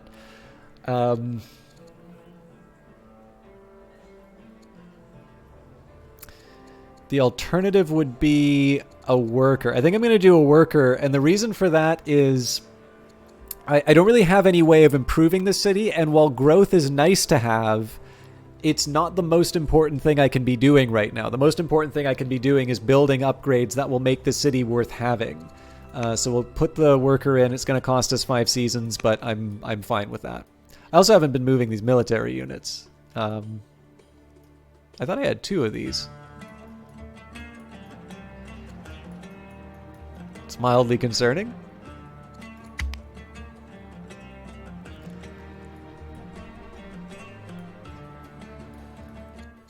Celebrations, not bloodshed. Thessaly presents us another opportunity to gain influence through marriage. They are not so centralized as to have a single decision maker, but there are still noble women of significant influence that could be persuaded to enter into marriage with you.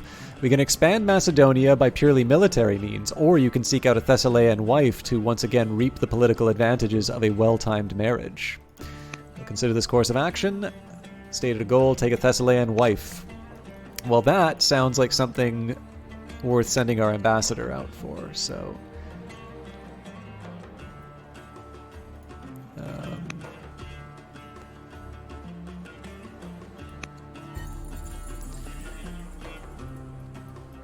Okay.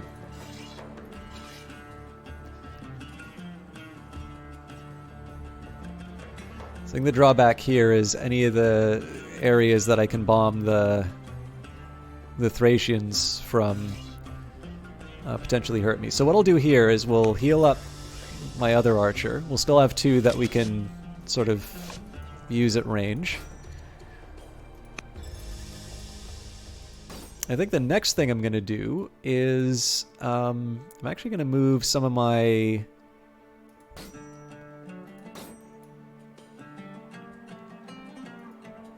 melee units and prep for a sort of a future attack.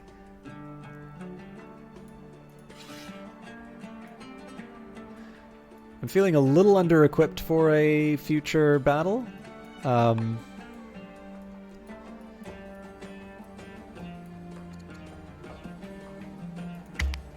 We'll see how it goes, though. So I want to keep 1 hoplite unit to be able to take the Thracian city. We have received a Thessalian response to our marriage proposal. The young Nicepolis the diplomat, a relative of the late Thessalian ruler Jason, is ready to become your wife. She holds considerable sway over the city of Larissa, which will declare its allegiance for Macedonia once the marriage ceremony between you and Nicepolis concludes. Any marriage that gives us more territory is a good one, and she is also charismatic, so an additional 4, but she's foolish, and so we get a penalty to our science. Completed the goal, take a Thessalian wife.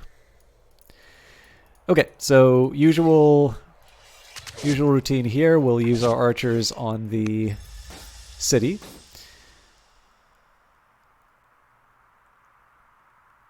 Now they did something smart here, and they moved a unit out of sort of a danger zone.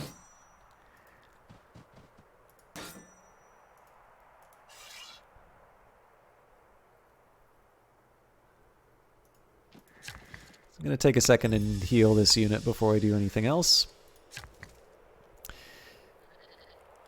So let's think a little bit about resources that I need. I kind of need a little bit of everything. It doesn't seem like there's any immediate quarry opportunities, so I think I'm going to build an Odeon just because that does help me out with culture. I mean, a farm's tempting too, but we have a lot of food, so... and we're out of wood, so I'm going to just buy... I think I'm going to buy 100. That's going to cost a lot. But then we're going to sell 100 food.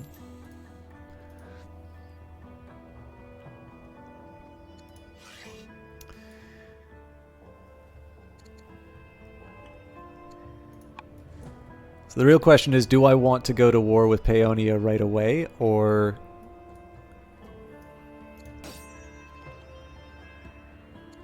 No, I think we'll fortify.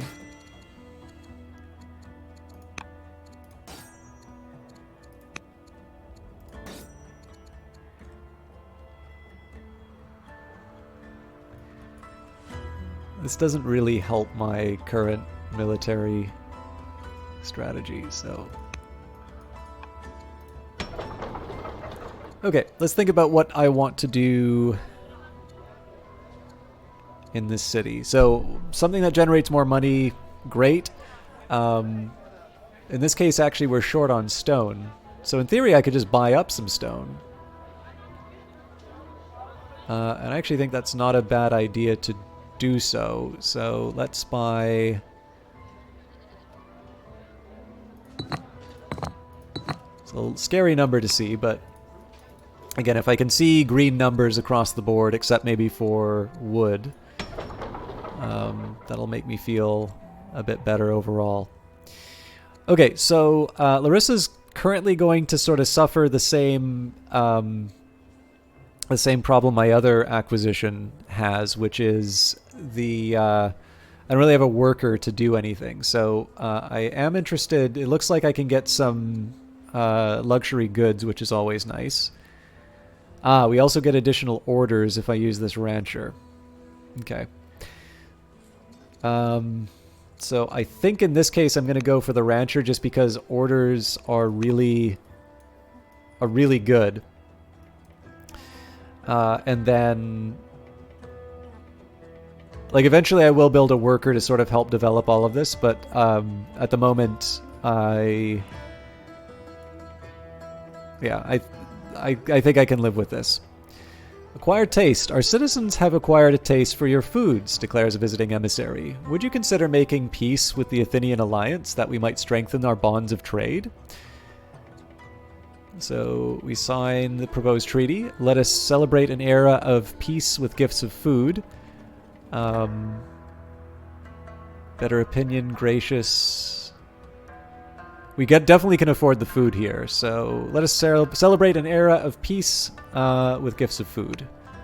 Demosthenes has spoken in front of the ecclesia in Athens, denouncing you, after I gave him the food, denouncing you with all the oratorical skill that made him famous. He denounces you as a warmonger and claims that you are singularly obsessed with controlling Greece at any cost, even if that means brutal oppression of all who do not wish to be ruled by you.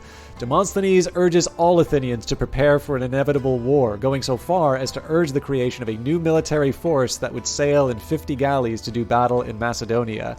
He calls you someone drunk with the magnitude of your achievements and dreams of further triumphs.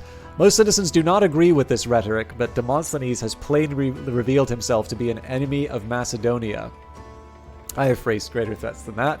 Of course, we talked about Demosthenes and his oratory, so this is not too much of a surprise.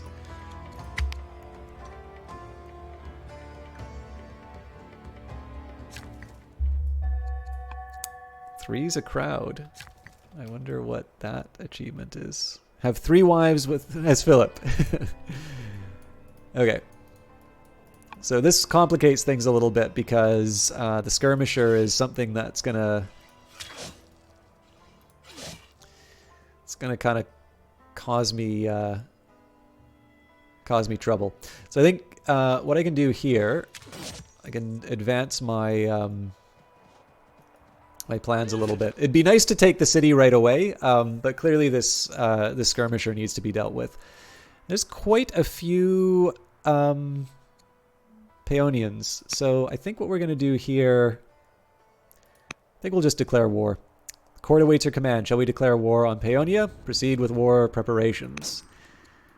So this is definitely very hasty, but I think we are going to be able to handle this reasonably well.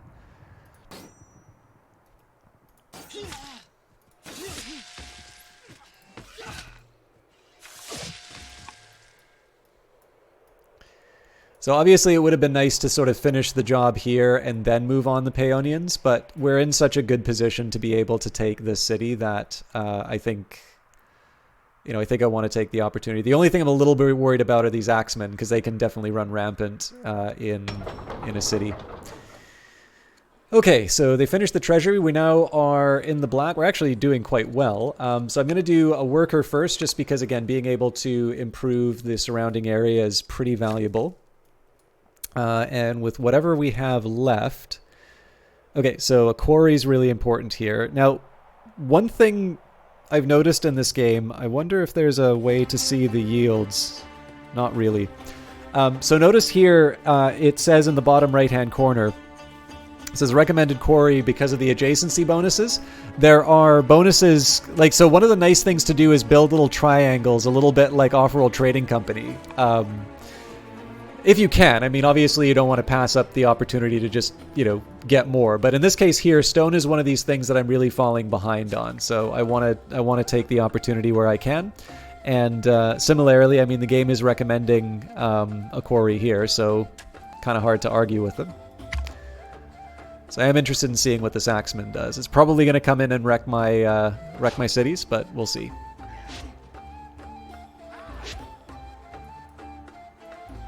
So remember, the axes are pretty good against these units. Okay, looks like they are going to be sieging my city, so I may have to redirect an archer to deal with that. Modest and never one to put herself first. Queen Consort Nisipolis, your wife is humble. Queen Consort Myrtale has brought another child into the world, this time a girl. You name her Cleopatra and are confident that Myrtale will raise the girl to be a worthy princess. You have started what could be quite a powerful dynasty, and those who can threaten it will not survive much longer. Cleopatra will bring me and Myrtail much joy. My wife has given birth to a daughter, Duchess Cleopatra. Okay. I'm obviously not using the diplomatic options as much as I would like, but part of that is just necessity. Ooh, rebel gladiators. The core of the defeated Thracian forces is made up of escaped gladiators, highly trained slaves, and former soldiers. King Chrysopolis is the gladiators' leader, and while vulgar, he knows power when he sees it. He bows to the throne. Let us fight for you. Very well, your swords are ours. We gain a warrior. You are more valuable to us as labor, gain legitimacy and 2 cities and border tiles in Pella, or such leadership should not be wasted, and he becomes a courtier. I could probably use some more units, but I think I'd prefer highly specialized units. So such leadership should not be wasted. A new court soldier, Chrysopolis has joined your court. His experience in matters of war will help keep Macedonia safe.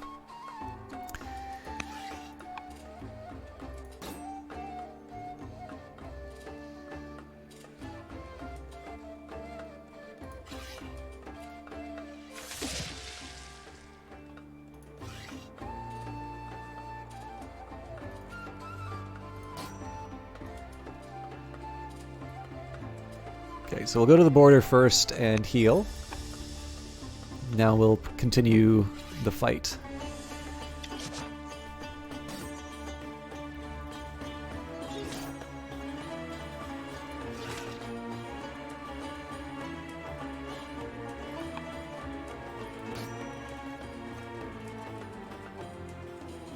Normally I wouldn't want to split the army like this, but... Oh.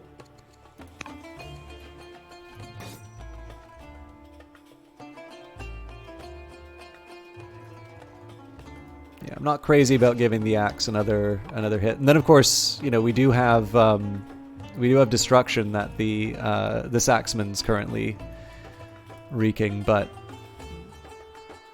I have some ways of dealing with that.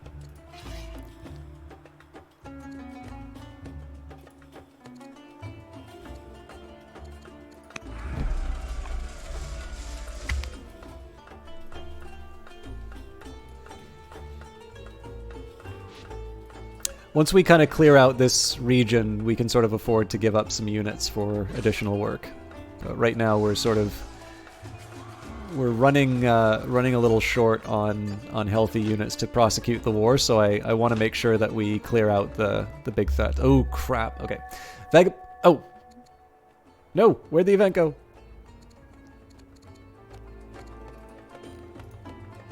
Vagabonds in several Spartan cities are requesting to be officially recognized by the state. Are we willing to share the concept of citizenship with Sparta? This may actually generate goodwill among the people of both our nations. Gold is a fair price to pay for citizenship, or we do not wish to meddle in Sparta's affairs. I'm okay with Sparta being mad at me. Okay, so let's clear out some threats. Obviously, this unit's in some danger. Now known as Philip the Drill Master.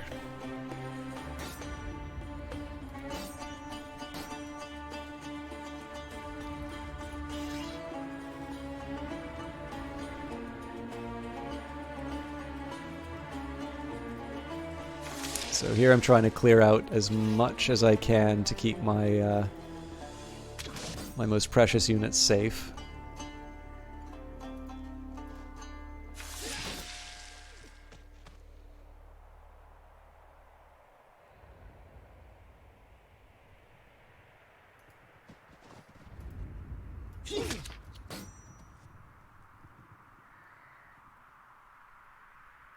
This is a little weird for me to do, but again, I'm trying to kind of create the little circle of protection. Now this is a situation where I might actually pay up for some orders.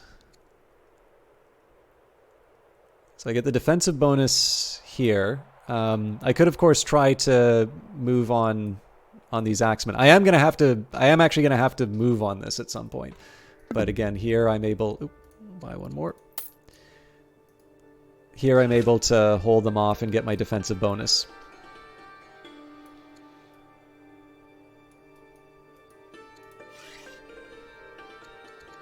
Okay, not doing anything with this unit. And we built a worker here. Not that it's really going to matter, but...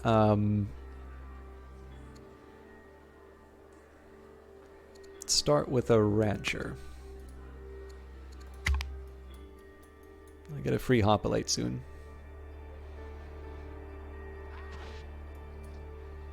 Ooh, that scares me. So we're... I think we kind of need to seal the deal on this. You've completed a goal. Hold Olympic Games by completing an Olympiad. After training for the event, you travel to Olympia to participate in this year's competition. As a king, you participate in the most prestigious event of the Olympics, the 4-horse chariot race. Standing on the open chariot between the 4 horses, you find yourself reflecting on the incredible strength of these animals and the greatness of humanity that has made horses do its bidding. Then a trumpet sounds. The gate of Olympia's hippodrome fly open, and you steer your chariot with the same focus as you have on the battlefield. You have even fought in battles that had a slower pace than this competition of charioteers. As you evade the other drivers and go on for the 12th and final lap around the track, it is your chariot that is ahead of the others. A minute later, to thunderous shouts from the spectators, you become the winner of this Olympiad's chariot race. The olive wreath is rightfully yours, and that is not all. To commemorate your victory, your wife Queen Consort Myrtile changes her name to Olympias, so that her place in history will be inextricably tied with your victory today. So I did not know her original name, so when she gave birth to Alexander, I'm like, oh, that's interesting. That would be very entertaining. Okay, so again, very high priority that I protect this unit. Ugh.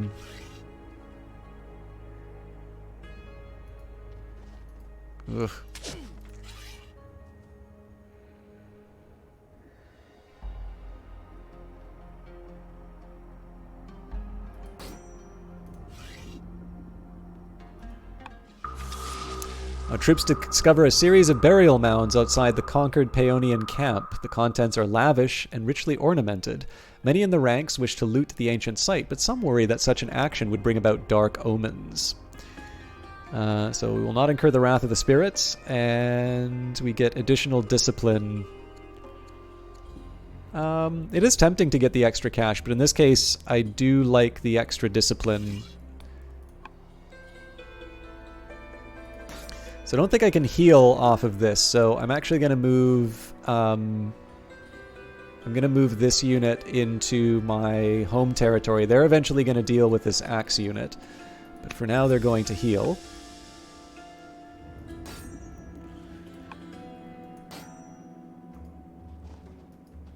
And we're going to go pretty aggressive. So I do want to take the city site at some point, but right now we're kind of pushing. We're sort of pushing our efforts. John's Thong, what a name! Thank you very much for the follow. Okay, so we've got quite a bit of money to work with. So at this point, I want to start. I really want to start flexing my my muscle as far as a ruler is concerned. So first thing I want to do is to make myself, kind of ingratiate myself with the head of Greek paganism. So in this case, we're going to do influence via King Philip the Drill Master. So in this particular case here, I can, so it's going to take 5 seasons, but I will spend 200 gold and 2 orders. Now there's a chance that I lose some legitimacy as a result of trying to get on their good side. But again, if I have the head of a religion on my side, that's going to help me as both convert people, but it's also going to help me as we... Oh, crap. No, don't do that. Okay, good. That's going to help us when it comes to some conversions. The other thing I want to keep in mind is that I actually have some families that are unhappy with me right now. So the Aegean family is unhappy. However, Metrodana likes me quite a bit. So I'm also eventually going to want to try and make nice with the unhappy family. But again, I got to kind of prioritize things. And right now, I think being able to wield influence through religion is a high priority for me. So we will influence via King Philip the Drill Master. And let's just see what we have. So I'm fine leaving this unit idle. I don't think I can add a general after a move. Yeah. Let's choose some production.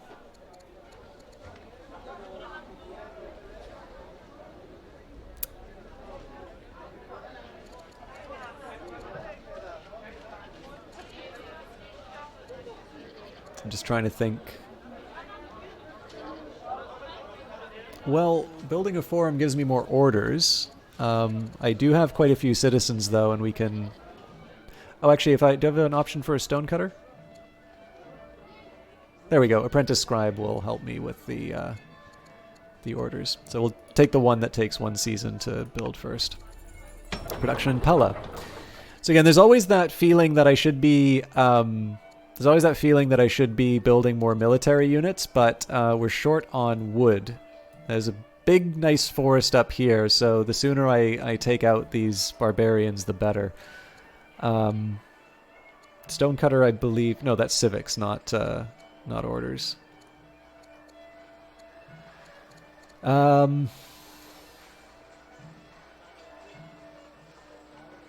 Walls help me out. Oh, hang on. I keep forgetting that I can assign governors. There is actually an important menu that I've been ignoring lately. Let's think about some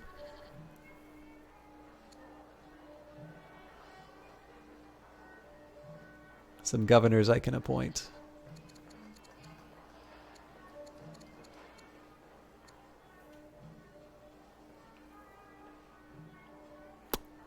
I'm not crazy about losing the science, but it is just a small amount. And it does help me with the civics and the cash. I don't think I want to put the matriarch there, just because like losing the military, like that does prevent me from being able to build some of my better units.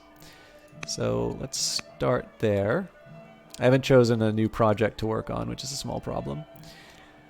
Okay, so it's looking for more culture, and unfortunately I don't really have a lot that I can do culture-wise. I also don't think it makes a lot of sense for me to put some additional growth buildings down because we've got 4 citizens to work with.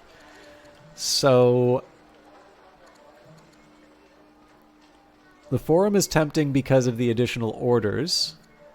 The stonecutter is tempting because of the additional civics. Both of them cost 4.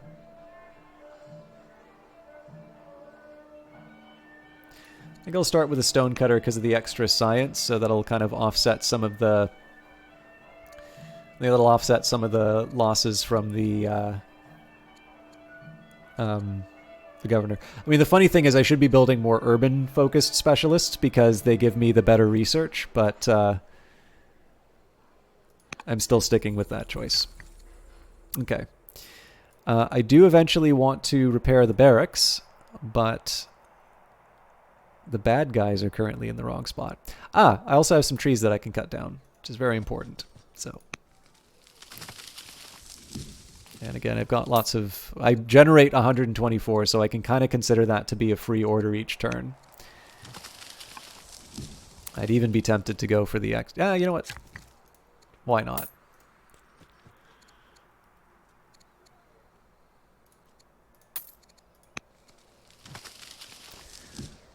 And I don't think there are any other units idle. I think actually at this point I should probably put all of my units to work.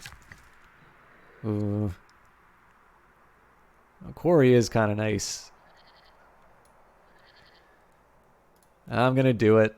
No, actually at 637? No, I don't want to go too crazy on the orders. I do still need to use my training for other things. So I do need to resolve this fairly soon. A free court minister, damn. It's doing a really good job of keeping me from actually being able to build the stuff I want. Okay, I originally wanted to. So I originally wanted this archer to be participating in these fights, but this unit needs to heal before it can take on the axes. So now this makes me happy that What? Fine.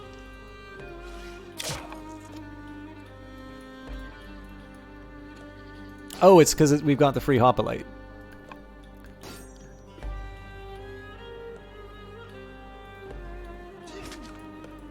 Well, so much the better that I healed this one, I suppose. Okay. Let's clear out the riffraff.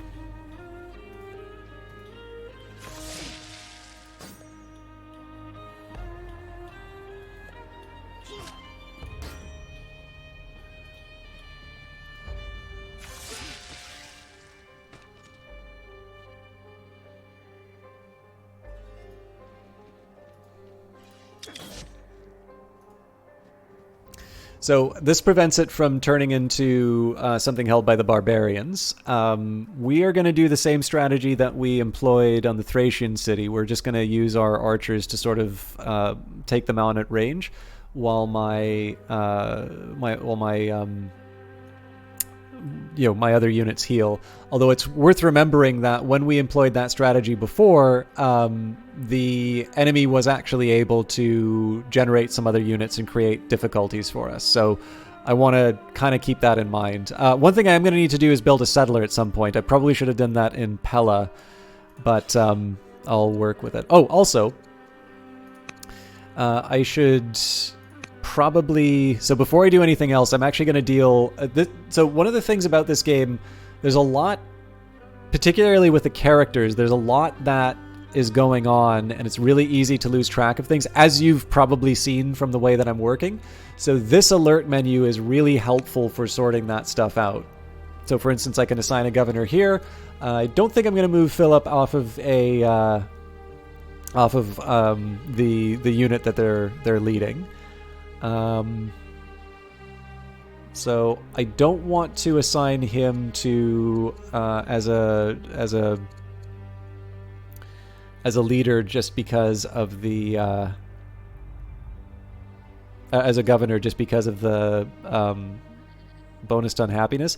I'm a little reluctant to give up the training and the money here, but it's kind of the best available. Like, as opposed to Antigonus the scientist, like, at least I'm getting more civics and science in exchange for the negative. I could also do like Melenger the Younger and just go for the pure science bonus, but I don't know, that seems kind of weak.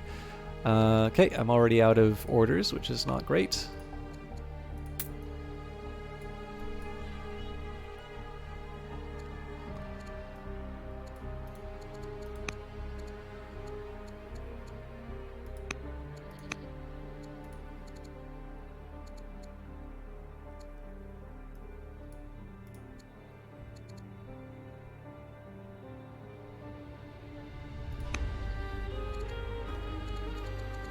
I don't think I'm going to waste any more orders. Well, it's not a waste, but I'm not going to do any more orders right now. I could repair the damage, but why? Forum is kind of tempting here.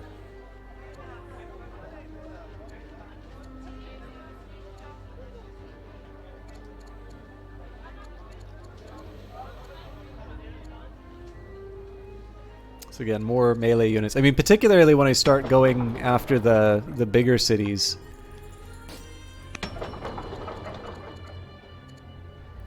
But yeah, I think I'm going to do things that are generating more orders for the next little while. Dragon bones. Rumors swirl through the court that bones of the great beast of the gods were unearthed in a quarry not far from the palace. Your curiosity gets the best of you, so we arrange a visit to the quarry. Seeing the bones, you declare that they belong to a dragon, which inspires new recruits to join the army. We lose food and iron, but we gain a warrior and an archer. A cloud serpent, and you order chariots to escort its spirit home. Oh, interesting. So I'm not crazy about the warrior, but I am keen on the archer. Yeah, we'll say it's a dragon. Your marriage to Queen Consort Nisipulus the diplomat did not take long to bear fruit. As you gaze upon your newborn daughter, you think of your mighty armies winning battles in Thessaly, where Nisipulus hails from. Thus you decide that the girl will be called Thessaloniki, victory in Thessaly. Thessaly. The inflexible Atropos has not been kind to Nicepolis. She suffered great injury while giving birth, and it is clear that her thread of life will be severed shortly. Queen consort Olympias has been a close friend of Nicepolis and intends to raise Thessalonica as her own daughter. I can see the resemblance to her mother. Nicepolis will be missed. Queen consort and Nicepolis the diplomat has a child with King Philip the drillmaster. Queen consort Nicepolis the diplomat becomes doomed. It is said that Atropos, the oldest of the Fates, is responsible for deciding how to end the thread of one's life. To be visited by Atropos would mean that you are doomed. Your wife has given birth to a daughter, Duchess Thessalonica. Okay, I think we are ready to end the season. There's a few things that I want to resolve, but... Alright, Queen consort Olympias has converted to Greek paganism. She already was a follower of the Temple of Dionysus, but still. Queen consort Nicepolis the diplomat, your wife, governor of Pella, has died in office, and the Aegean family has converted to Greek paganism. Queen consort Nicepolis has died. Macedonia mourns as it lays to rest your beloved wife. The queen will never be forgotten. I am in mourning, so 10% chance I become ill, and 10% reduction to orders, but apparently more charismatic. I must endure the loss and live on. News of your recent loss reaches beyond our borders. As a result, an emissary arrives from the Athenian alliance with a gift from orator Demosthenes, the fountainhead of the Athenian alliance. He describes it as a simple gesture to show our condolences. But is anything in this world a simple gesture? Your ambassador, Simon, suggests that this goodwill is a ruse to earn your gratitude, easing tensions. So Pella gains additional luxurious delights. Please send the orator Demosthenes, the fountainhead of the Athenian alliance, my eternal gratitude. So plus 40 opinion. And he is disappointed with me, or you cannot buy my goodwill with gifts. And he becomes endeared? That doesn't make any sense. Oh, sorry, the ambassador does.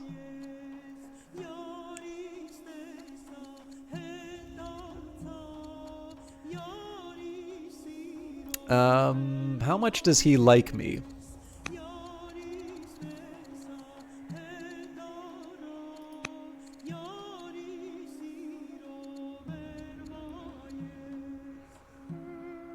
Yeah, we cannot buy our goodwill. Queen consort Nicepolis the diplomat, your wife, governor of Pella, has died in office, so let's choose a new governor. Ugh. I guess we gotta go for Melanger the younger. I was trying to avoid it, but... Okay, let's clear out the bad guys. And we need to get this thing repaired as soon as possible. So we'll get a heal in. Heal for everyone.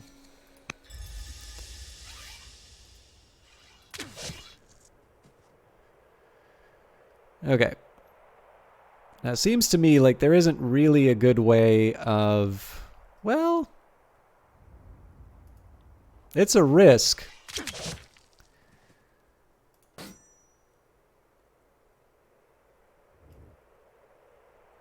No, that's... Like, I see the logic. Actually, that's kind of crappy of me to do, because there were... well, I don't know. Maybe I would have reconsidered if I saw those units anyway. Like, this is definitely me sort of cheating, but... whatever, it's a single-player game. It's not like it's going to complain for me doing that. Okay, I think I'm just going to accept that my archers are going to get damaged, and I should live to learn with such troubles.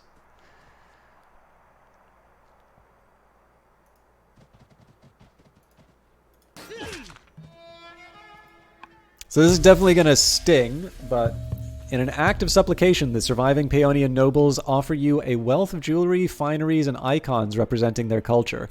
As conqueror, you are expected to wear this traditional raiment.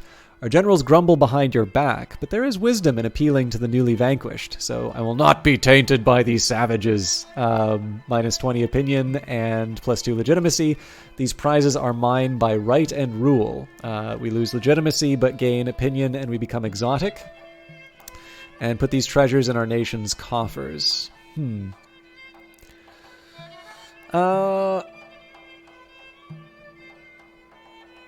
know what? I'm going to say these prizes are mine by right and rule. I don't like losing legitimacy, but I do like getting the exotic bonus.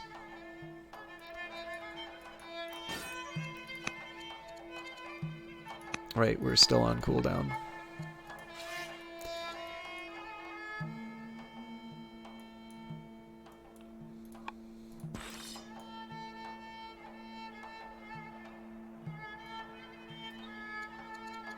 Hang on a minute.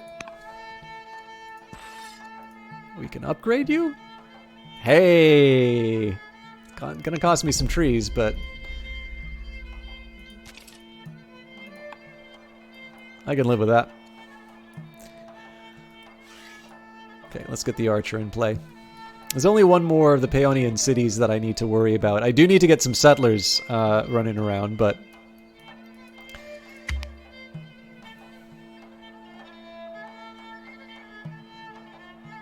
it looks like they're already spoiling for a fight.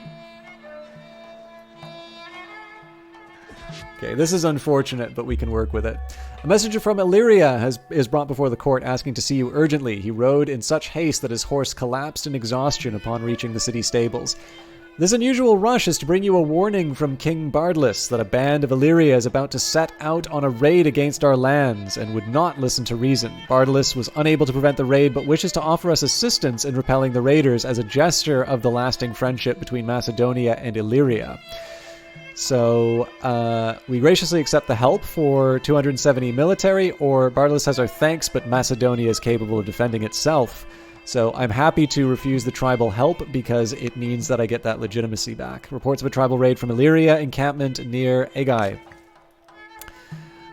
So I want to be a little careful about it, but we do have some forces in place to be able to defend ourselves. So we're going to go hard on the ranged, and then finish them off.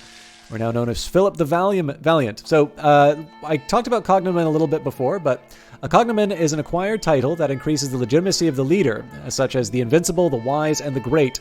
New cognomens are acquired when specific stats associated with that cognomen cross the necessary threshold. For example, one becomes the Wise by discovering a great number of technologies. The threshold increases for each subsequent leader of a nation. So in this case, we've killed 28 military units, it looks like, and 2 as a military general. So basically, notice here that you get twice, I think it's twice. Huh. So why do you get the same number if you're as a general? I'm not even going to ask. Oh, no, I get it. So you get twice as much if you're killing them as a general. So 28 in under my leadership as kind of the head of the nation. And then for the ones that I personally kill, I get even more. I get it. Okay. As always, we will rain death. This is particularly important because being able to free up these units for healing is going to give me an easier time on sort of phase 2 of this campaign. We'll occupy the camp for now, but again, I really do need to get those settlers taken care of. Okay, would have been nice to do something with this unit, but I think we'll skip over it for now. And it's going to be true for basically everyone. Actually, for this one, I'm willing to spend the points to heal. This one's still got to occupy. I need 3 settlers now, actually, and a 4th because we're going to take... Okay, everybody's doing settlers. I think I've been... Well, except for this city. This city's kind of had it hard. I'm really running low on stone. But it does give me more orders. Larissa, we're sort of in a similar story. I think in this case, though, I should be building a worker, if I'm not mistaken. Yeah, so I built the rancher because it gave me additional orders. But worker now, so we can start improving the area. One day I won't be fighting so much and I'll be able to use my orders to sort of build and maintain my empire.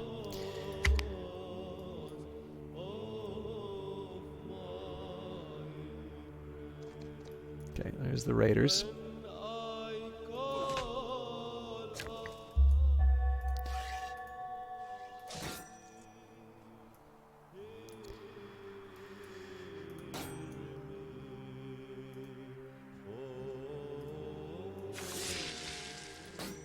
There's definitely a specific plan that I'm implementing here.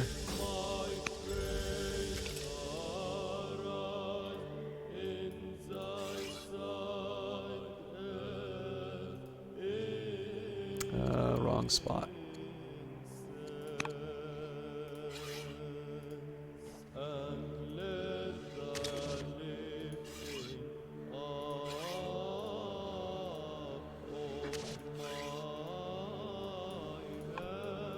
So we're going to have some difficulty over here. Oh no, we're going to kick their ass.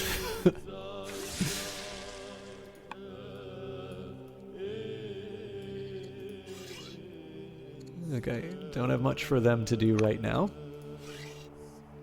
They're also holding down the fort. I think this time I can actually finally appoint the general that I wanted. And we do have a worker, but I think at this point, again, we want sort of settlers wherever we can.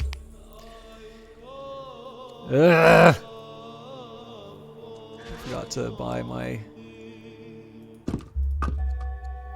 The influence mission of King Philip the Valiant has led to an event. In your efforts to woo matriarch Lanki the Younger, you've realized over the numerous times spent watching her dissect a problem and resolved it with keen solution that there might be something to her lifestyle. She somehow manages to resolve even the most knotted problems in an insightful manner. Adopting this new way of life would give you certain benefits, such as understanding more about what matriarch Lanki the Younger would like and how you could put her into your debt. So because this individual I'm trying to influence is intelligent, I have an opportunity to gain a new trait. So I shall bind matriarch Lanki the Younger to me and become intelligent. So I become intelligent, +2 season. Okay, well, that's not going to matter too much for me on the culture side, because I'm not a governor.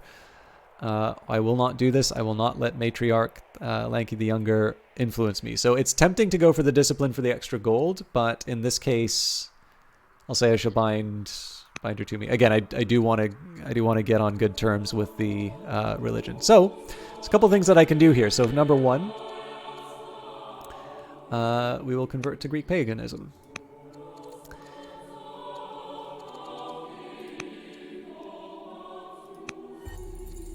And we can start converting. Basically, I'm going to try and get more members of my court to follow this religion so that I can kind of more readily influence them.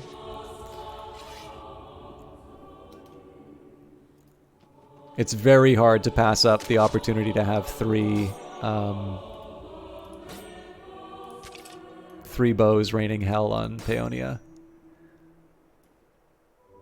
Okay.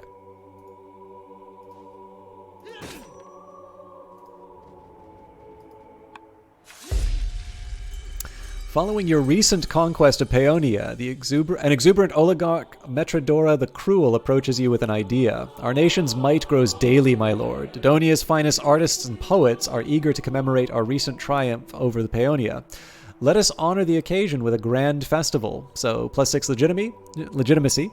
It's a good day for Macedonia. Let us celebrate in the occasion. So -30 unhappiness. We also lose some money. I thank you for your felicitations, but Macedonia must remain focused, or you think too abstractly. We will celebrate our triumph with sword and spear. Oh, I like this. So we can get a big sort of dump. We gain Festival 2, actually at a time when we wouldn't otherwise be able to get it. But I think in this case I'm going to do the long term. So you think too abstractly. We'll celebrate our triumph with sword and spear. We completed the goal, clear Paeonian camps occupying our rightful land. Okay, so this is going to take us a while to sort of resolve the consequences of this. So we've got 3 sites in Paeonia that we want to occupy, and we've got 1 Thessalonian site. So once I can do that, then I gain access to my military again. But first things first, we're going to clear out the bad guys. I think in this case, I'm just going to get hit. Helps me get a heal in. And again, we're going to have to skip a bunch of units, but in fact, what I'm going to do here, I'm going to sleep the units that are occupying city sites. I might want to switch these 2 out. This one's at full strength, whereas this one needs healing, but this unit's getting a ton of free training, which is nice, but we're going to skip it for now. Okay, Pella, again, there's tons of stuff that I want to be doing, but one of the things that's nice, both in terms of the order system, but also just the way the game's built overall, like, you do actually need to put some thought. I think actually, so we're talking about kind of doing comparisons and contrasting with Civilization, and I think one thing that's really interesting about Old World, and I might be kind of unfair to Civilization in this, but I think one thing that interests me so much about Old World is that it really doesn't feel like there are sort of wasted or minor turns. You'll actually kind of notice that the ones where I try to sort of like rush through things, or maybe I don't have a very clear idea what I'm doing, you see the consequences within a couple of turns for me, like not thinking carefully. It's actually I think a really good feature of this game, because I don't know about you, but sometimes when I play Civilization, like it does sort of feel like I just have to click through a bunch of stuff to get to like the fun bits, or like the bits that I kind of want to do. Whereas in Old World, like I really do feel like I'm focusing and paying attention to what I need to, or at the very least I feel like I need to. Like if I fail to do so, it's kind of on me for blowing it. Anyways, we'll end the turn, see what the barbarians do, or the raiders do.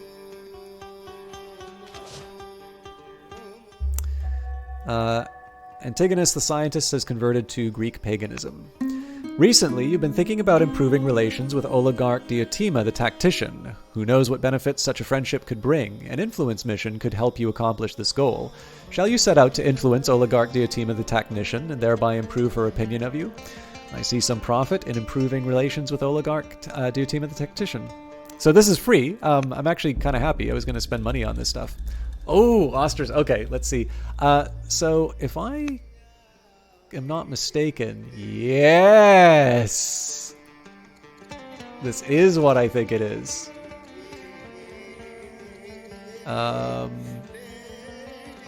Sorry, let me see if there's a...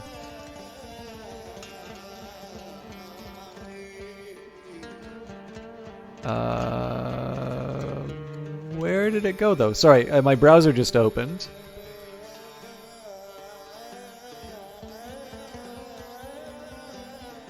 Okay, let me try clicking that again. Here we go. So I'm not going to read the whole article, but this is... Okay, this is one of the best things that games like this can do, in my opinion. And I love that Old World decided to do this. So again, I have... maybe I've been a little unfair when I talk about this sort of stuff. I do really like the Civilopedia. So one of the things that I really liked about the Civilopedia in Civilization is that I'm going to go and look at the Civilopedia to understand how the game works. And so there is a reason for me. Actually, the best way that I can explain this is that, like, I love going to libraries, and some of the libraries I go to actually have better electronic collections than they do have physical collections. But particularly at university, at UBC, they have a wonderful library. And being able to walk through the library on my way to the thing that I'm trying to find. So again, it'd usually be econ, but not exclusive. Sometimes it would be classics, actually. I walk by things that are not related to what I am looking for. The old saying, you can't judge a book by its cover?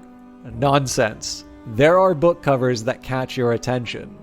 and you stop and you look, and all of a sudden that leads you down to a path that you otherwise never would have taken. It's actually something that I think we sometimes lose when we have like Wikipedia and Google in front of us. We can like sometimes having the inefficiency of the search can give you some opportunities to learn new things.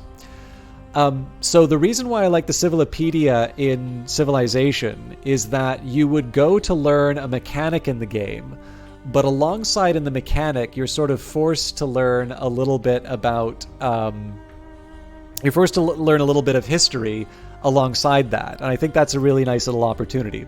So what's happened here is that that globe, and we'll bring it back to Old World, so I'll draw it to your attention. But for the items that are historically motivated, you can click the link and it will actually lead you to a Wikipedia article on the topic. So we're actually gonna, like I said, we're not gonna go through the whole article. It's a little, well, actually it's not that long, but we'll see. We'll go as far as it becomes interesting, let's say. And so again, like I don't want to be unfair to Old World and say that, oh man, they didn't include the history in their rule book, their instructions. Like how dare they? That's such a shame. They did include the information, and just in a different place. But the only difference here, right, the difference I'm highlighting is that there's a difference between having the historical concept alongside a place you're likely to be looking inside of a game, as opposed to like a button where it'll move you on. But on the other hand, like if there's new research, Wikipedia is more likely to be updated. But we are going to learn a little bit about ostracism, because this is actually interesting history. I do know what ostracism is. So, well, okay, I know what the word means, but this is actually an institution in ancient Greece. So ostracism was an Athenian democratic procedure in which any citizen could be expelled from the city-state of Athens for 10 years. While some instances clearly expressed popular anger at the citizen, ostracism was often used preemptively. It was used as a way of neutralizing someone thought to be a threat to the state or a potential tyrant, though in many cases popular opinion often informed the choice regardless. The word ostracism continues to be used for various cases of social shunning. Procedure. By the way, we do have some of these pottery shards as well. The name is derived from the pottery shards that were used as voting tokens called ostraca, singular ostrakon, in Greek. Broken pottery, abundant and virtually free, served as a kind of scrap paper, in contrast to papyrus, which was imported from Egypt as a high-quality writing surface and was thus too costly to be disposable. Sorry, I had to belch. Each year, the Athenians were asked in the assembly whether they wished to hold an ostracism. The question was put in the 6th of the 10 months used for state business under the democracy, January or February in the modern Gregorian calendar. If they voted yes, then an ostracism would be held 2 months later. In a section of the agora set off for suitably barriered, citizens gave the name of those they wished to be ostracized to a scribe, as many of them were illiterate, and then they scratched the name on pottery shards and deposited them in urns. The presiding officials counted the ostraca, submitted and sorted the names into separate piles. The person whose pile contains the most ostraca would be banished, provided that a quorum was met. According to Plutarch, the ostracism was considered valid if the total number of votes cast was at least 6,000. According to a fragment of Philochorus, at least 6,000 votes had to be cast against the person who was to be banished. Plutarch's evidence for a quorum of 6,000 agrees with the number required for grants of citizenship in the following century and is generally preferred. The person nominated had 10 days to leave the city. If he attempted to return, the penalty was death. The property of the man banished was not confiscated, and there was no loss of status. After the 10 years, he was allowed to return without stigma. It is possible for the assembly to recall an ostracized person ahead of time. Before the Persian invasion of 479 BC, an amnesty was declared under which at least 2 ostracized leaders, Pericles' father Xanthippus and Aristides the Just, somebody who we met earlier in the campaign, are known to have returned. Similarly, Simon, ostracized in 461, was recalled during an emergency. So I wanted to see if there's a couple of people who were... Okay, I'm going to ask you a question here. I kind of wanted to... There were a couple of famous individuals ostracized, which I think would be interesting. would you like me to keep going with this, or do we have enough that we can move on with the game? I know it's a little quiet in chat right now, so I wanted to give people a chance to speak up though, if this wasn't interesting. Like, I like reading this stuff, and I like people having an opportunity to learn about things like these if they didn't know about them before. But I also don't want this to become too, I don't know.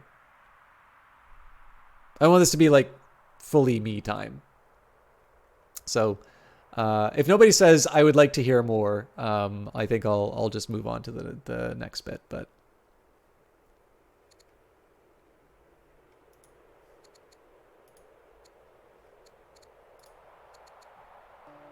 sorry, I've got a couple of notifications. I just want to make sure nothing big happened.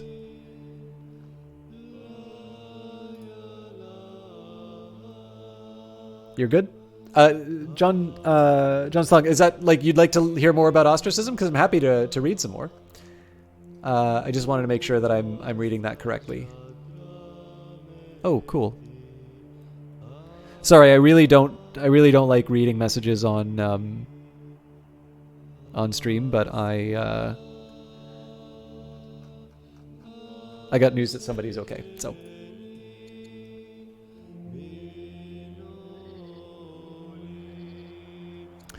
Okay, I'll read a little bit more and then we can move back into the game. I'll take that as an okay for the history of ostracism. Ostracism was crucially different from Athenian law at the time. There was no change and no defense could be mounted by the person expelled. Two stages of the procedure ran in the reverse order from that used under almost any trial system. Here, it is... Sorry, let me be a little more steady in reading. The two stages of the procedure ran in the reverse order from that used under almost any trial system. Here, it is as if a jury are first asked, "Do you want to find someone guilty?" and subsequently asked, "Whom do you wish to accuse?" Equally out of place in a judicial framework is perhaps the institution's most peculiar feature. It can take place at most once a year, and only for one person. In this, it resembles the Greek pharmakos, or scapegoat, though in contrast pharmakos generally ejected a lowly member of the community. A further distinction between these two modes, and one not obvious from a modern perspective, is that ostracism was an automatic procedure that required no initiative from any individual, with the vote simply occurring on the wish of the electorate, a diffuse exercise of power. By contrast, an Athenian trial needed the initiative of a particular citizen prosecutor. While prosecution often led to counterattack, or was a counterattack itself, no such response was possible in the case of ostracism, as responsibility lay with the polity as a whole. In contrast to a trial, ostracism generally reduced political tension than increased it. Although 10 years of exile would be difficult for an Athenian to face, it was relatively mild in comparison to the kinds of sentences inflicted in the courts. Remember that, some of you will know that Socrates was killed. So, keep those stakes in mind.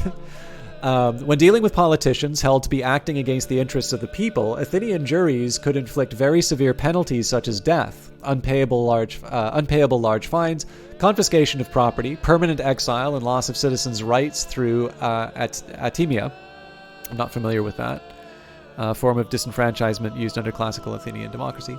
Further, the elite Athenians who suffered ostracism were rich or noblemen who had connections or xenoi in the wider Greek world, and who, unlike genuine exiles, were able to access their income in Attica from abroad. In Plutarch, Plutarch is a historian, for those of you who don't know. Following, as he does, the anti-democratic line common in elite sources, the fact that people might be recalled early appears to be another example of the inconsistency of majoritarianism that was characteristic of Athenian democracy. However, 10 years of exile usually resolved whatever had prompted the expulsion. Ostracism was simply a pragmatic measure. The concept of serving out the full sentence did not apply, as it was a preventative measure, not a punitive one. One curious window on the practicalities of ostracism comes from the cache of 190 ostraca discovered dumped in a well next to the Acropolis. From the handwriting, they appear to have been written by 14 individuals and bear the name of Themistocles, ostracized before 471, and were evidently meant for distribution to voters. This was not necessarily evidence of electoral fraud, being no worse than modern voting instruction cards, but their being dumped in the well may suggest that their creators wished to hide them. If so, these ostraca provide an example of organized groups attempting to influence the outcome of ostracism. The 2-month gap between the first and second phases would have easily allowed for such a campaign. There is another interpretation, however, according to which these ostraca were prepared beforehand by enterprising businessmen who offered them for sale to citizens who could not easily inscribe the desired names for themselves or who simply wished to save time. The 2-month gap is a key feature in the institution, much as in elections under modern liberal democracies. It first prevented the candidate for expulsion being chosen out of immediate anger, although an Athenian general, such as Cimon, would not have wanted to lose a battle the week before such a second vote. Secondly, it opened up a period for discussion, or perhaps agitation, whether informally in daily talk or public speeches before the Athenian assembly or Athenian courts. In this process, a consensus or rival consensus might emerge. The process of democratized influence over elite members of Athenian society might have emboldened the popular citizenry into civic action, while prominent citizens might have felt pressure to please those below their social standing. Further, in that time of waiting, ordinary Athenian citizens must have felt a certain power over the greatest members of their city. Conversely, the most prominent citizens had an incentive to worry about how their social inferiors regarded them. So the reason why I'm kind of happy I got a chance to read a little bit more of that. I won't do the rest of the article. Again, this is neat stuff, but I don't want to read the whole article. Hopefully this has interested you enough to maybe seek this out on your own. But it's interesting because, one, this reveals a bit about how we gain an understanding of the ancient world. One thing that's kind of exciting about classical studies is that, with maybe the exception of working with source material that's not in translation, like if you want to do physics, this is something that one of my classics professors said, like if you want to do physics, you kind of need a large hadron collider, or like there can be fields of inquiry that require pretty substantial capital investment to be able to do meaningful work, or like to advance the frontiers of knowledge on. Classical studies, you essentially have the same material that the absolute like top of the field has, right? With certain exceptions, right? Like if there's a new archaeological discovery, that may not be disseminated right away. But we're all basically dealing with sort of the same fragments. And you need to try and exercise some empathy and understanding for a culture that can sometimes be very, very different from our own. And so, again, like to a certain extent, when you see ostracism, you sort of think is like, oh my God, like this is like institutionalized cancellation. Like this is horrifying. Like what would ostracism be like if Twitter existed? But on the other hand, right, the article actually gives some reasons as to why that might be a useful mechanism in a society where if you go to court, like it can be either literally the end of your life, or at the very least such a disruption to your day-to-day living that you'll essentially never be the same person again. And again, if I don't mean to suggest that Plato's apology is sort of a verbatim text of what happened in Socrates' trial. I don't want to. I actually just don't know how much of a record it is of what actually happened. But clearly Socrates was capable of annoying people enough to be executed. So again, just to bring it back to old world, like I really love the fact that they included this. Even if I have my own preferences in how this knowledge is disseminated, like if you do wind up picking up this game, and like I said, the DLC I'm playing right now, Heroes of Aegean, is available for free 2 weeks after the game has been released. So it is not a bad time to consider picking it up. And again, I was given a copy from Hooded Horse, and there's a small interest there. But I do hope that those of you who do decide to pick up Old World do take the opportunity to like follow these links. I know you kind of want to get on with games and stuff like that, but this is, to me, the fact that games do this, even Civilization did something like this back in the day, that ultimately is one of the reasons why I wound up in university. It took me a while to work through film for a little bit, but the seeds that were planted by these kinds of experiences did ultimately lead me to to try and pursue some kind of study. So, and I like to think that somebody will play Old World and possibly find interest in some of the things that I found very interesting when I was playing Civilization. After several contentious encounters, oh my god, I can't pronounce that. The Aegean family accuses the Chaonians of political wrongdoing, specifically oligarch Metrodora the Cruel. They request that all citizens of Aegai write the name of someone on the court whom they wish to see ostracized, and they have chosen Metrodora. We have not seen evidence of her crimes, but the accusers have whipped the population into a frenzy. They want blood. So, this is because I've sort of... So, again, notice I didn't tend to the oligarch, and the family as a whole are unhappy with me. I'm paying the price. The events have consequences. So there's no compelling evidence against Metrodora, so the Aldean get even more mad at me, and Metrodora gets even more happy with me, or we have no choice but to cast out the villain. So this has consequences for the family. They're at cautious opinion, so this'll... Ooh.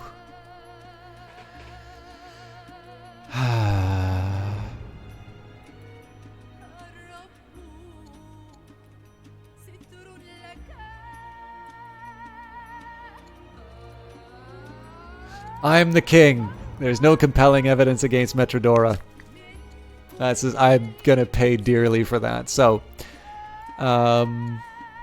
we gotta start mending some fences. Oh, right, but I can't influence. Oh, dang. Okay.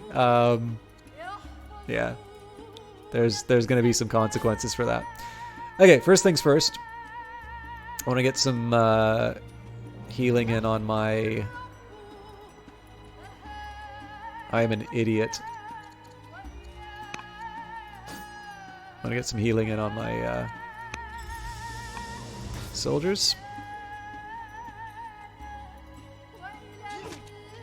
I don't think it's worth it to commit more troops to this fight right now.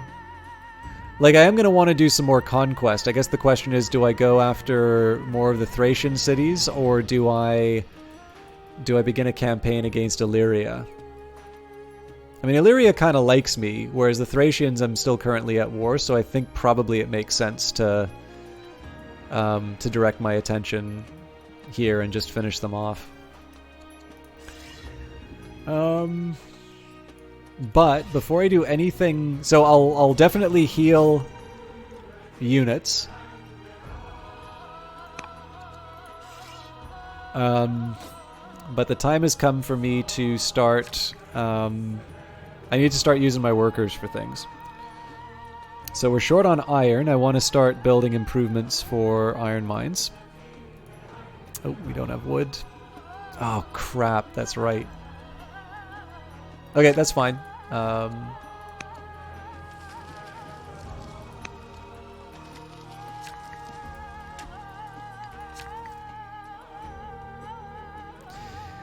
Okay, so I've got a worker for here, I've got a worker for here, I've got a worker for here. So yes, I can have a dedicated worker to chopping down trees. Okay.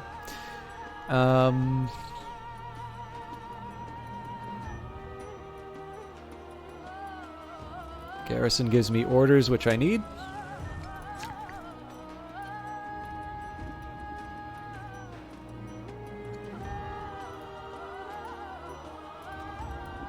Oh, I don't have the stone for it.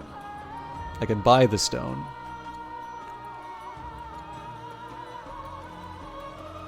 Uh, 500's a bit much. You know what? I'm just going to build a quarry. Better still, a quarry that gets adjacency bonuses. Okay, is that all my workers working? I'm perhaps a little surprised.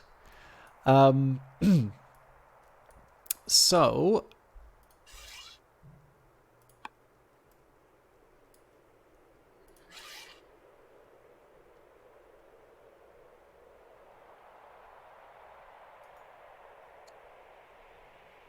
I don't have the orders to promote. I want to make sure I have at least one order left over.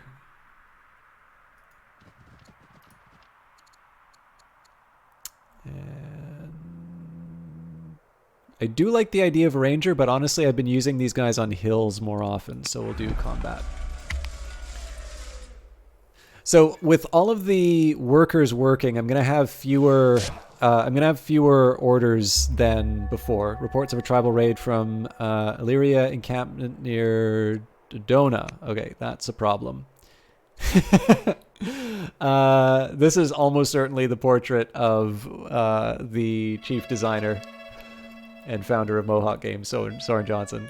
New court minister, Parmenio, has joined the court. His aptitude in matters of state will keep Macedonia moving forward.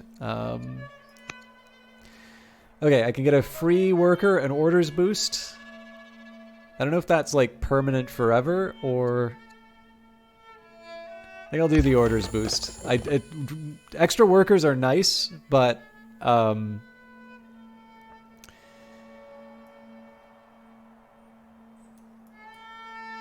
Oh, this is a shame. Okay, so I'm going to this forest so I can basically chop everything down. And again, we're going to ignore the archer. Sorry, there is one military unit that I'm going to use. Also, we had... Yeah, I need to move military units to protect. Yeah, that's funny. So I had 2 units in this area, and they've sort of like vanished. Unless they were never mine to begin with. But what I'm going to do here is I'm just going to make sure that there isn't anything I can be doing with workers. Oop. Nobles in the court insist that we clarify our stance on economic systems. Do we support the policies of colonies abroad, or do we explore serfdom here at home? So colonies will allow me to buy tiles. We get a movement bonus along neutral rivers. So I believe when you're within your own territory, it costs you 2/3 of a movement point to move along rivers. So I think that just extends that to neutral territory. So we do need to pay training, but as you can see, we're drowning in training. Diplomats are happier. Aegean are happy with it. And then we could have serfdom. So Chaonians already like me, so I don't really need to worry about that. It does cost us money. Farms and pastures have a higher output. So I guess the biggest thing is that I'm already generating a lot of food, so I do prefer the idea of colonies. So we will grow and expand. Also, I'm going to take a second here. So I've probably been able to get a chancellor for a while.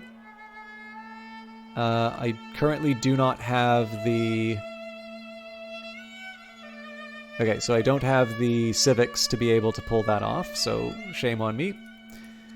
My ambassador can do something.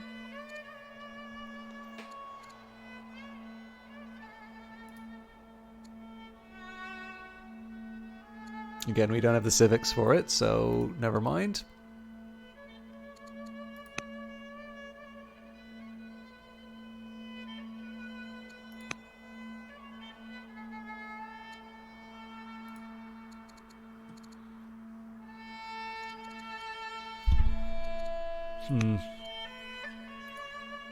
Yeah, she doesn't like me enough to...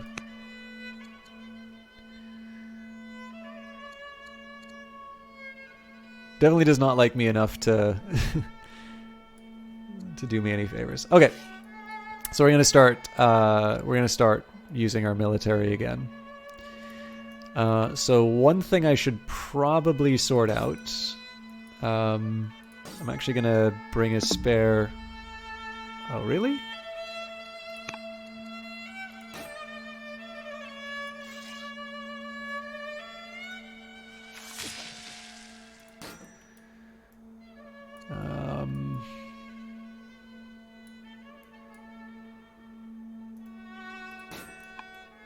So this unit needs to heal. I do want to make sure that I send someone to protect this region, even if it means I have to send them back. All right, and we're going to start moving on Thracian lands now.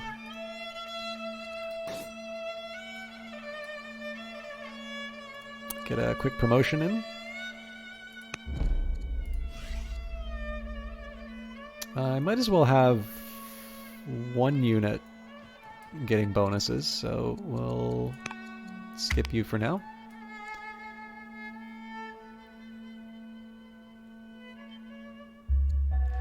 The Second Philippic. The citizens of the Athenian alliance have assembled for another fiery speech by Demosthenes. He accuses you of violating previous peace agreements among the Greek city-states and denounces those in Athens who support you, saying you are guided by ambition and the desire of universal domination, regardless of the claims of peace and quietness and justice. Yet this time, Demosthenes doesn't suggest attacking Macedonia, perhaps a sign that he has come to understand your vastly superior military position. Yet it seems that the people in the Athenian alliance are getting ready to recognize you as an enemy, as Demosthenes urges them to do. If he is growing afraid, perhaps he is not a complete fool. So I know if you have a spy master, you can send somebody off to rid you of these meddlesome characters, but... Message of Epales. You awake in the middle of the night gasping in horror. You have been visited by Epales, a demon of nightmares. Sorry, the demon of nightmares. His message is not clear, but you can recall flashes of blood, gasping for air, and the sound of people screaming. Your seers dare not interpret the message definitively, but they suggest an explanation that you suspect may be right. That you will not die a natural death. Not even demons will scare me. Oh my goodness.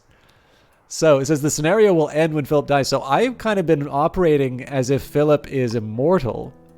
And that is probably not a good way to be playing this. Oh, that's really interesting to see that the trees are worth so much less so far away from my territory. But yeah, so it may be that if I leave too much undone as Philip... like I don't know if any of you know, Philip was assassinated. So it's possible that you can suffer an early death and kind of like lose the scenario for that reason. Now I'm feeling nervous. Okay, before I do anything else, let's make sure that we don't have any... Okay, we finished a forum.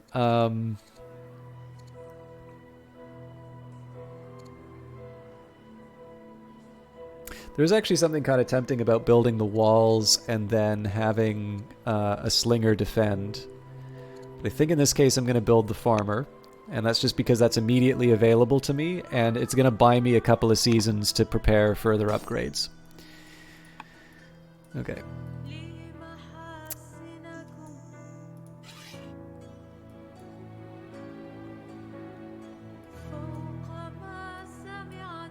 So this seems like a good spot to attack the Thracians.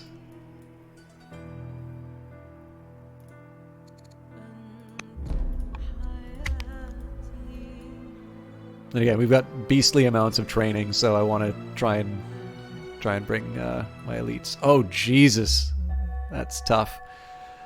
Okay, Portcullis the game recommends, and it is going to give me that Spy Master, so we might be able to deal with Demosthenes that way. Under recommendations, Portcullis is a vital technology that unlocks the appointment of a spy master who can be sent on missions to undermine your enemies through infiltration or assassination. It also allows for the construction of moats to further defend your cities with existing walls. So this is going to be a hard fight. Okay, so we got a few things I want to do. So first of all, we're going to appoint a chancellor. My ambassador, let's do a trade mission to the Athenian alliance. Unlikely anything will come from that, but my chancellor, I do family gifts. Yes, my chancellor will keep the ingrates under control. I'm a little more worried about... I still don't have the stone. I think this time I'll buy the... stone. I kind of always need more. I think it's fair to say. But again, here I'm going to make sure that my workers are occupied... Or, sorry, not entirely true.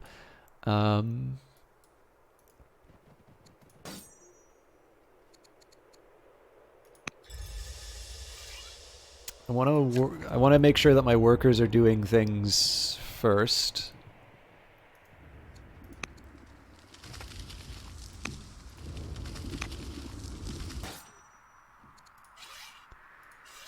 And in this case, I'm actually willing to spend quite a bit as far as orders are concerned to catch those. I guess it's not including these. Beepo the Bear! Hey, thank you very much for the raid. There's so many of you. Okay, so in this case, I'm definitely going to force march. This is going to have consequences as far as my like my overall orders are concerned, but we need to show these guys who's boss.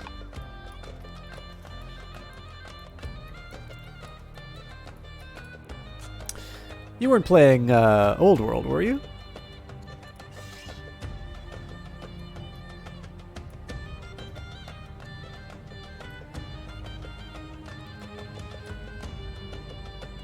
Okay, this is kind of an expensive upgrade, but I'm willing to go with it.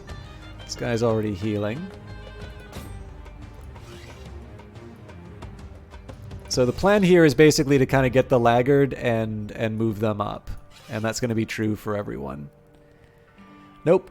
Total War Thrones of Britannia, the Guild 3 and Mass Effect Andromeda. Wow, you were doing like a 24-hour stream, were you? That sounds like a lot. Now, I've never played Thrones of Britannia, but I am actually very fond of Troy. Now, I'm sure that will come as an absolute shock to everyone watching. What? The guy who's going on about, you know, the classical world happens to like a game based off of the Iliad? Why, I never. How could anyone have predicted such a thing? But yeah, so the Total War sagas I think are maybe a little underrated. I actually like Troy even without the sort of the addition of the mythological elements personally. But I can understand why people might have wanted that. But you know, I will confess I've never played Mass Effect Andromeda. I am ashamed to admit. I'd like to. I think the training has served its purpose. I think at this point we've got to start moving people. If we're going to start fighting the Thracians, we need to commit to that fight because everything's sort of distributed, and I know I can't move these guys. Well, I can move them, but it would be unwise to do. Yeah, I definitely feel like Andromeda was not allowed to become the good game that was kind of... I mean, probably more so. It's probably truer to say that for Anthem, actually. Oh, wow, that's a stronger force than I thought they were going to be fighting with. But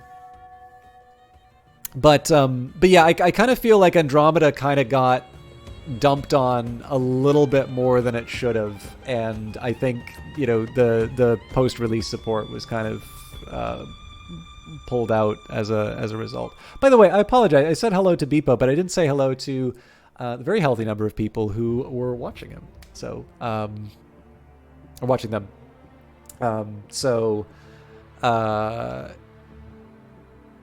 Thank you. I'm System Chalk. I talk too much over games. But I'm very happy that you all came along. Actually, the biggest thing I'll say is I think one of the biggest things that a Twitch streamer can ask you for is a chance to entertain you. And I think normally when you are watching someone and they host, you know, the fact of the matter is you didn't sign up for this nonsense. You came on watching Beepo. So the fact that so many of you decided to come along and give me a shot, I appreciate. I know I'm not for everyone. So, but I do want to take the minute to say thank you for coming along with that. And I think that should be recommended. Assuming at least half are lurking, got the most from someone else's raid. Hey, wherever it comes from, right? And lurking is fine. I mean, I kind of survive on that. I do sometimes ask, you know, hey, is it okay if I do like X, Y, or Z? But I kind of figure the entertainment side of the equation is important for me. Although I will say, Hooded Horse did give me a copy of this game sort of for promotional purposes, and so I don't feel obligated to sell the hell out of this thing, but like, if you are interested in Old World, now is not a bad time to ask questions about it, because I'm having a jolly good time with the new DLC. But I'm also in a talkative and sharing mood. So if you see any value in I don't know, in asking asking questions. Now's a good time to ask those. Queen Consort Odata has converted to Greek paganism. Matriarch Lenki the Younger has successfully converted Queen Consort Odata to her religion. The grieving King Philip the Valiant is at an end. He is no longer mourning. Oh, that's fine. I mean, like I said, it's my job to sort of try and bring whatever entertainment I'm capable of. But it's nice to remind people that I thrive on questions, but I don't feel a requirement for them. Visitors to the court notice a caravan of strange wagons filling the streets outside. It comes to our attention that this group of travelers is a contingent of Athenians sent as a gesture of thanks from orator Demosthenes, the fountainhead of the Athenian alliance. He wishes to express his appreciation to us for aiding the Athenian alliance in this time of greatest need. The caravan includes laborers instructed to build whatever we require as repayment for our favor. So we could do farm for food, mines to gather ore, almost certainly where I want to go with this. Quarries to harvest stone, or please keep your gifts. So I think in order to get the favor, let's do mines to gather ore. Odata and Olympias are squabbling about which one of them is your favorite. As neither of them want to concede to the other, they demand that you settle matters once and for all. Oh boy, nothing good can come from this. If you guys ever wondered why Philip was assassinated.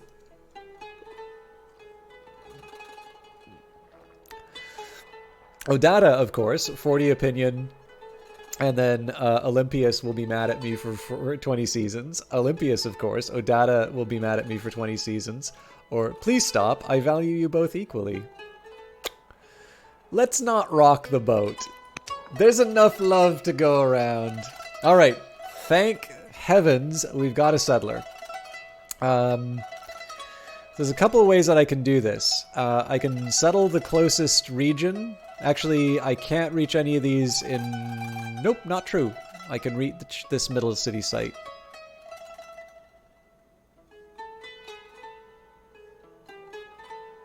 Yeah, honestly, let's just free up whatever we can.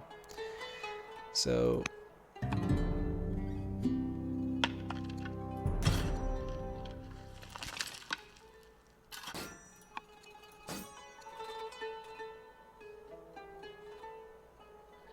That's not a... I was thinking we could, like, pierce through and kill this horse, but that's not going to happen, so... Although my health is looking none too good. Okay, again, I want to make sure that the workers are being taken care of first. Well, not entirely, but... Okay, so I got my farmer. I'm out of stuff to work on. So I could put on a festival to help with the unhappiness. Honestly, that's probably my better option right now.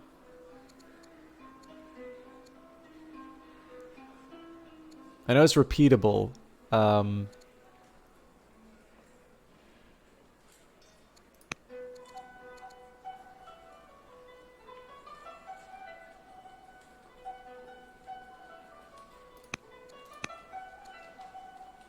Yeah, we'll do a festival.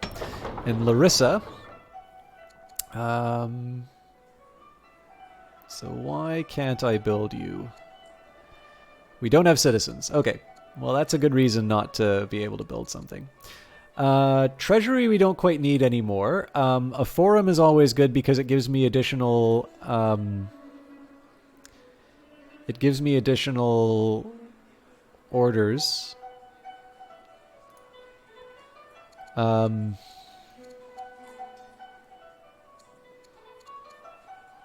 a little reluctant because of the stone. Alternatively, I can try... Yeah, I think I'm going to try the forum. I can buy the stone if I need it. Okay. Traditionally, we start with a worker, and I think that should not change here. And Pella, we might actually do another settler. So it would be really nice to do some of this other expansion. We've got a ridiculous number of citizens to work with.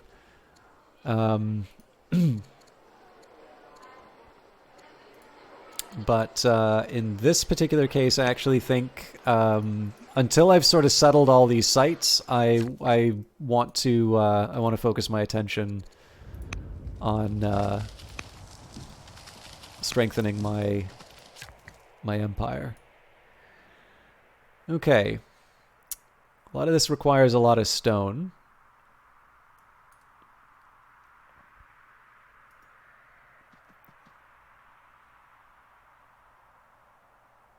We're generating a decent amount of stone, but we're also generating a decent amount of food, so I will build the quarry.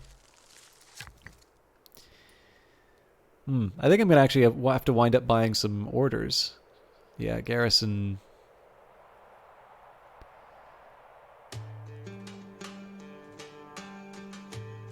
Ugh. Okay, well, we'll build a mine because it doesn't cost me stone. My god. I have so many workers. It's a nice problem to have, though. Okay, we're definitely not ending the season because we've got some warring to do.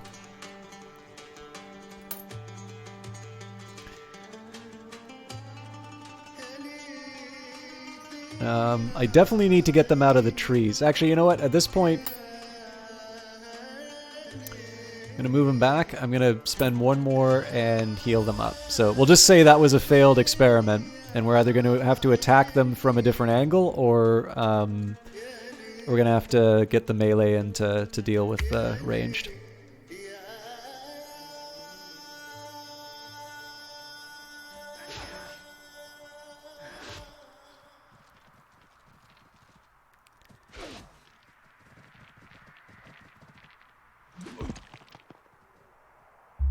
Sparta has begun construction of the lighthouse. You've successfully exerted your influence upon Oligarch Diotima the Tactician. Oligarch Diotima the Tactician becomes influenced by King Philip the Valiant. Okay, another settler. I think at this point we just go to the closest region. So I've got a settler for here, a settler for here, and I think it'd be nice to build an anticipatory settler, but I will not do that right now. So, okay, before I do any worker business, we'll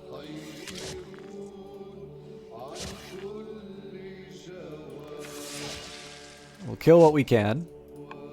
It's delayed my healing, but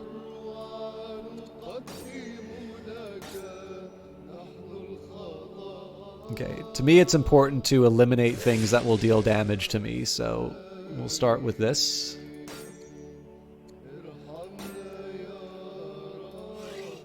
And what I'm going to do first is basically any worker and any city business needs to be dealt with. Now, this discontent is really becoming a problem, so I'm reluctant to do it, but I think I need to put on a festival, and then we'll maybe think about building some additional workers. So we're starting to get back to double digits on a number of jobs. If there's something that gives me additional orders, I want to take advantage of that. Also, if there's something that reduces unhappiness, I want to do it. Otherwise, maybe a slight preference for stone and urban.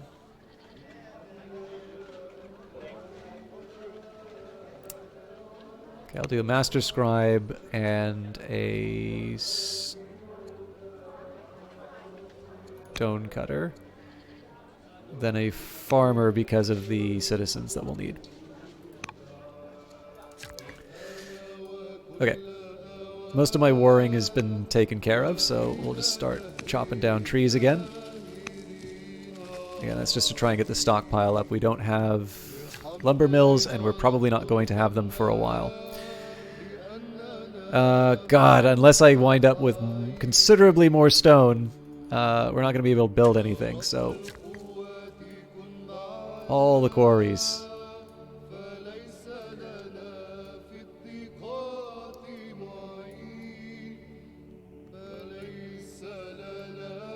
I also feel... oh yeah, I've got an extra worker kicking around here, so maybe I should get them chopping some trees too. Well, I mean, I can build a farm. And all of these guys have moved, so... I guess I did say I'd move the laggards up.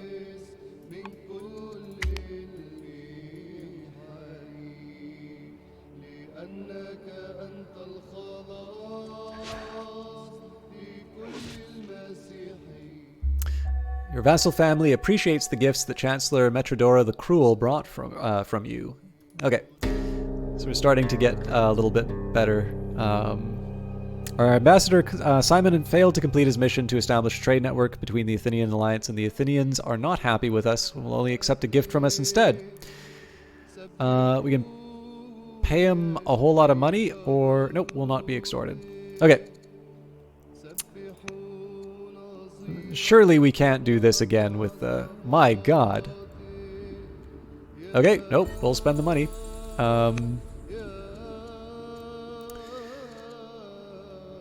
Oh, man.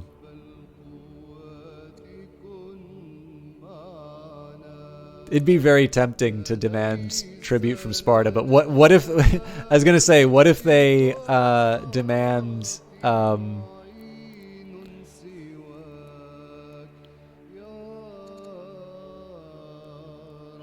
It's like, what if they actually use that as an opportunity to fight?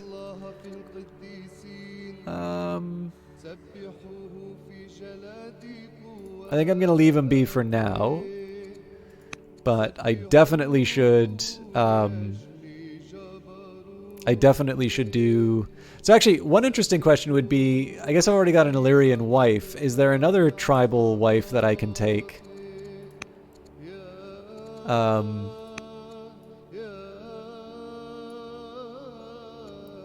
I guess I already got a Thessalian. Yeah, I've got the collector's edition.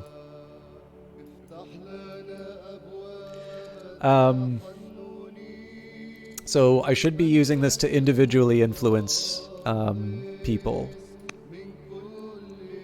So first of all, we're gonna convert her religion. How else can I don't really have any other way of influencing them. Although, let's try and make my wife a little less mad at me. Okay, the public purse. Now that Larissa thrives, its elders wish to do more for the poor. A proposal for welfare provisions in Larissa reaches the court, and debate begins. Imposing a grant of money for the hungry would reduce the state's funds, but it would set a powerful precedent. It would be seen as a protector of the people. So we can establish a grain dole. That's going to cost us money, which we can afford, and it would lower unhappiness. We could use the money to influence key nobility. We pay off the nobles for 40 seasons, but we lose legitimacy, and then we can buy food to distribute to the hungry. I think we'll do the grain dole. Wayward son. A younger son of Athenian Alliance's royal family has presented himself in Nicaea as a defector and a great admirer of the culture of Macedonia. Take him into custody and make sure the Athenian Alliance learns of our leverage. Ooh. And support his dreams of leading an artistic community in Nicaea. Oh, yep. Nope. We're willing to take all the unfortunates. Hey, Alia Banana. Thank you very much for coming along with Beepo's raid. I hope you are doing well, and thank you for hanging out. More importantly, thank you for supporting Beepo through being a good representative. Okay, let's take a second here. Yep, nope, this will work.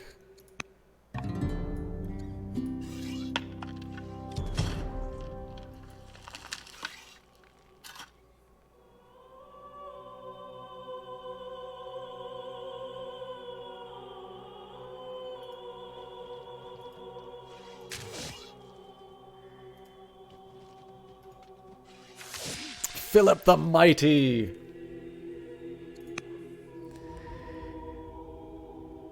Leah is the greatest Beepo raider so far. I actually really like the lightsaber / glow stick emote. I'm not sure where that came from, but it makes me smile. Okay. So I do kind of need to work on my priorities a bit, but we know we're not going to lose this unit. It's going to be a little close, but let's move you into a training position. Oh, I can upgrade. It's expensive, but it's worth it.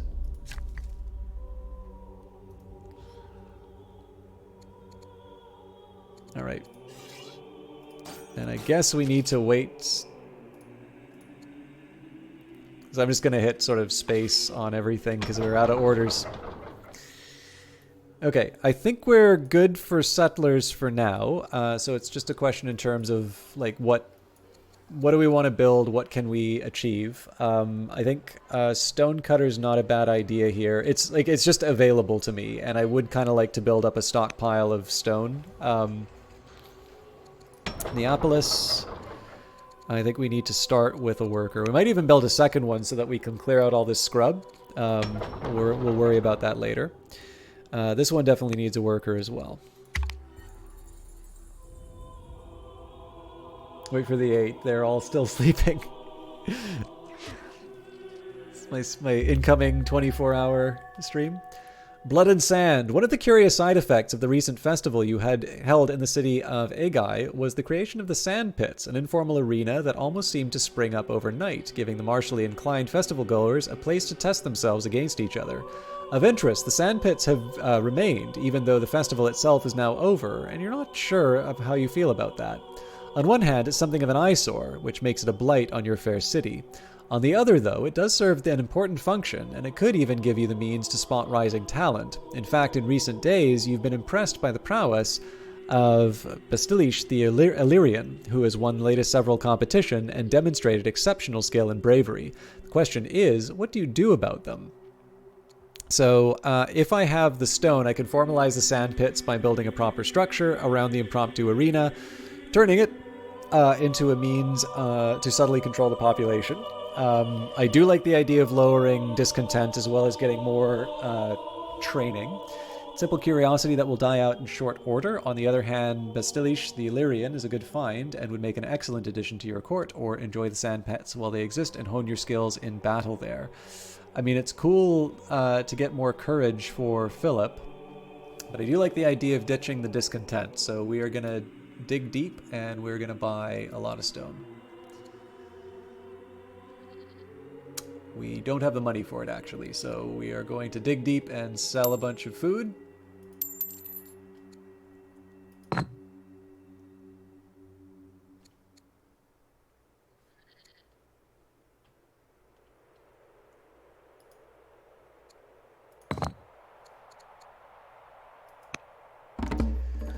Critics decry the court's silence on religious policy. They say it is past time that we declare our stance, whether we support divine rule or legal code.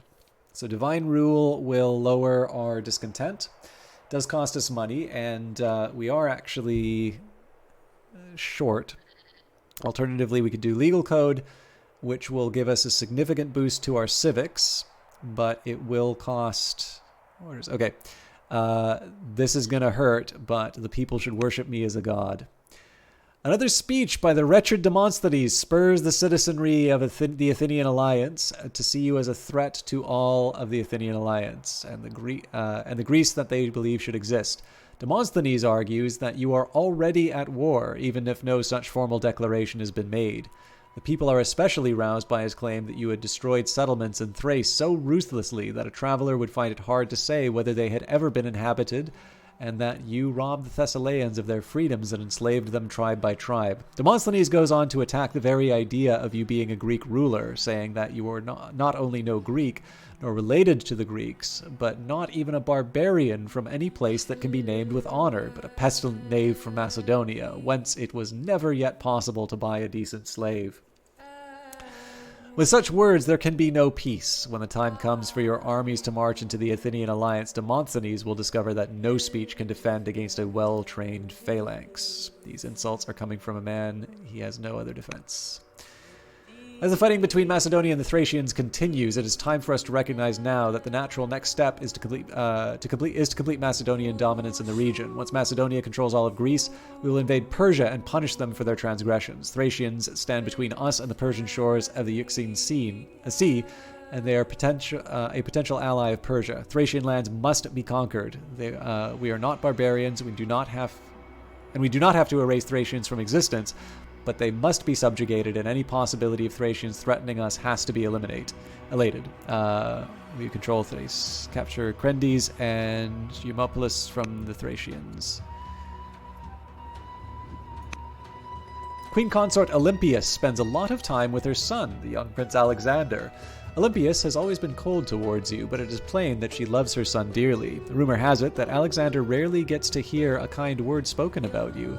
Be that as it may, even at this young age, Alexander is showing signs of being a capable heir. The boy is strong-willed, never deterred by scrapes and bruises. He enjoys listening to the Iliad, and is especially fascinated by the story of Chiron, the centaur tutoring Achilles. Your marriage to Queen Consort Olympias may yet prove to be much more significant than yet another political power move. I should take time to teach Alexander some lessons personally, or Olympias may not love me, but she is capable of raising a strong child. Spend some time with our son. Okay, I'm obviously short on orders right now, but I do want to cut down some trees. I am eventually going to need to resolve the money situation, but that will be resolved by stone sooner rather than later. It looks like I get the option of building another quarry.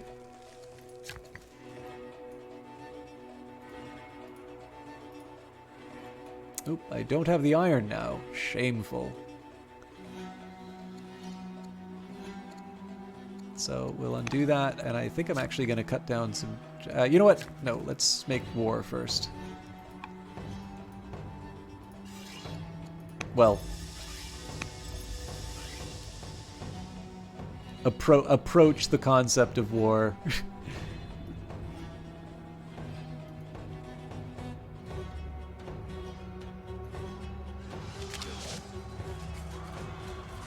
So this may have some penalties. These guys might get kind of mad at me, but... I actually do. And one of these have eagle-eyed out of curiosity?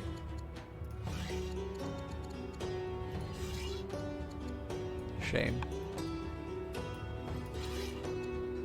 Oh, they do. So I can move this one up. I can move this one into these woods. And probably get some extra damage done.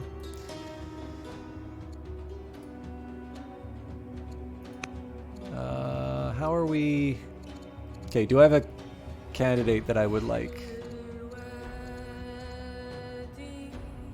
I don't have the civics anyway, but yes, I will eventually assign some governors. Right now, though, we just need to cycle through... Okay, production. So I can do a stone cutter. That's actually not a bad idea right now.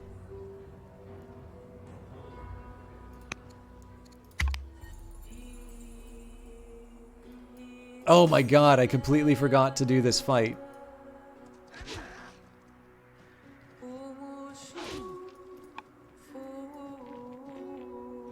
Leave me alone!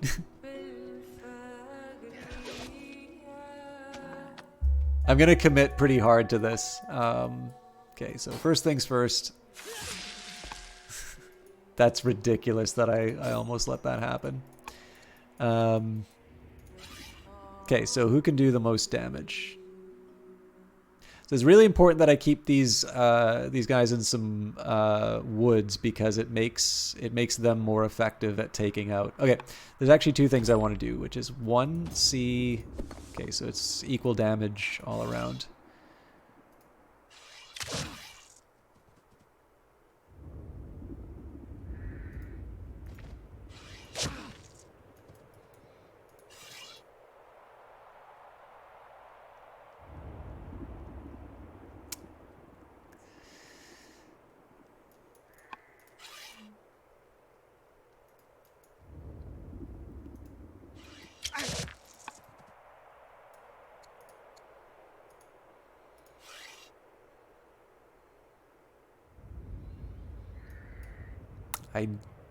I want to make this work very much, but I can't.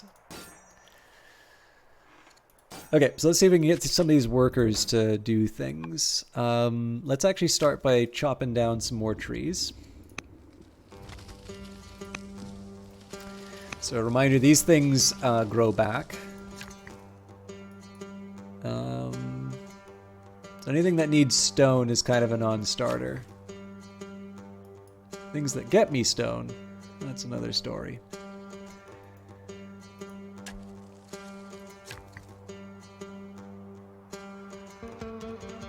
And a hamlet helps me with money. kills my stone, but helps me with money.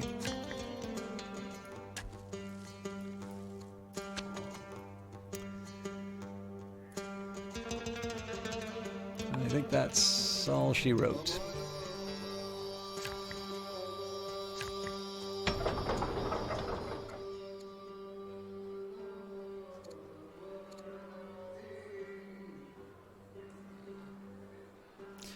Treasury's kind of tempting here. Nope, we don't have the culture for it. So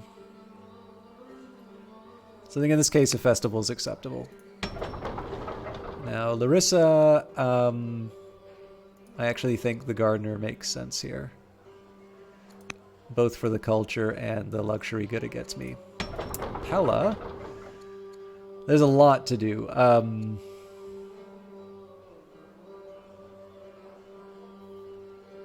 So the real question is, like, where are my biggest shortfalls?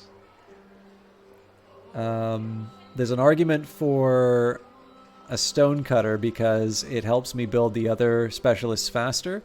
There's also the argument for the officer because it's an urban specialist. So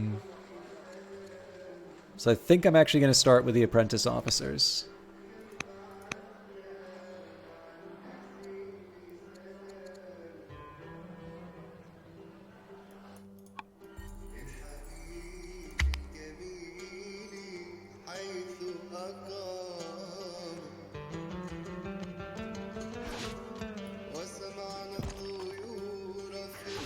This is the advantage of keeping people in trees. Your vassal family appreciates the gifts that Chancellor Metrodora the Cruel brought from you. Okay. And Queen Consort Odata cannot let go of grievances and is often angry. She's a more bitter person.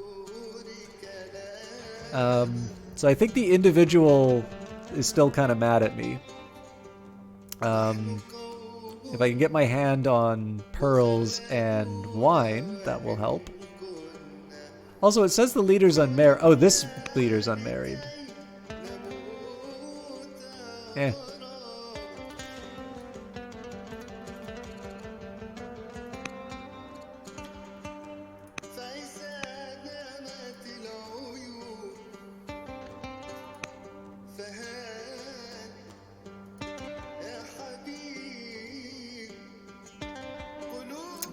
We can't really afford to do this, so I'm gonna refrain. Okay, first things first, let's wipe out kind of the last remnants of these units.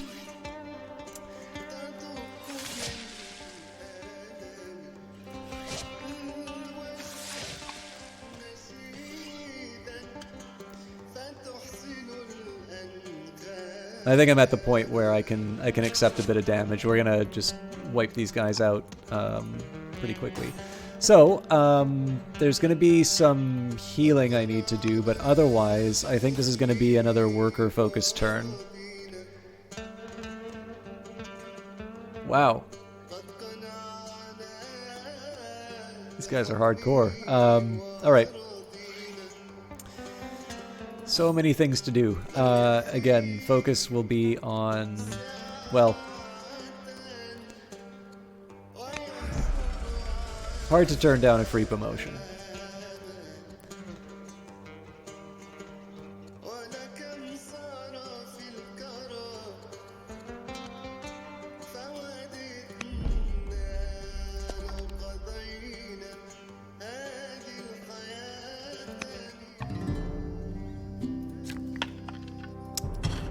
I think chopping some more trees is a good use for this guy.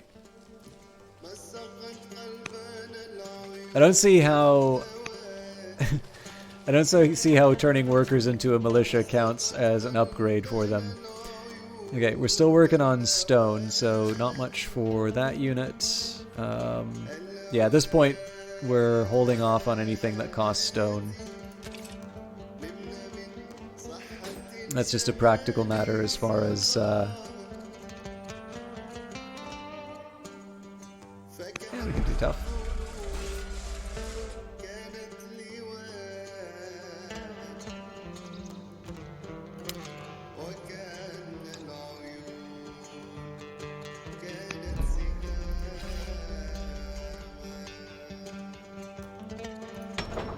Okay, Helicanarsis needs a worker first of all. Eventually we're going to build some treasuries as well, but we're running short on some important necessities.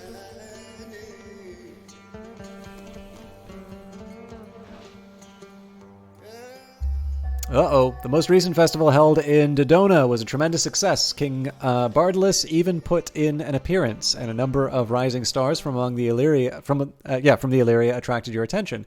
Given that you and Illyria are on reasonably good terms, King Bardalus has agreed to part with one of his own courtiers, if you'd be willing to pay to relocate the one that you want to bring in the fold. The opportunity to bring new blood and fresh perspectives to the court could pay substantial long-term dividends. So we could get a court merchant, a minister, or a soldier. So all of this is going to cost 460. So we're first of all going to sell a bunch of food.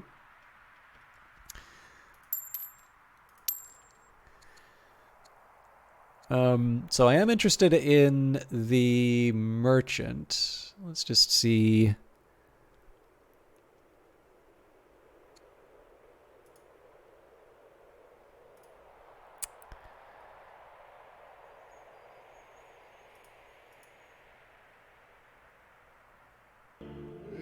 That doesn't make any sense.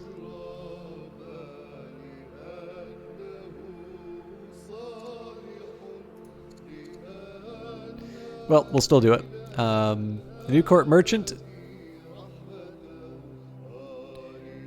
Yeah, Dirdas has joined your court. His keen attention to economic affairs will help Macedonia prosper. Okay. And he's upset at me for some reason. Great.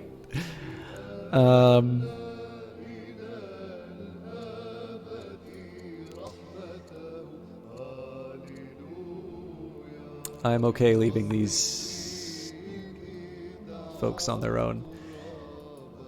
Okay, first things first. Clear out the bad guys. It's equal damage from both positions.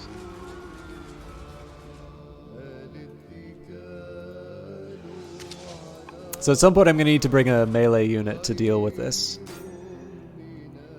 This is the closest one, but this spearman is better for occupying. So I'm actually going to move this unit into a training position. This unit doesn't really have any training left, so we'll move as close as we can to the objective.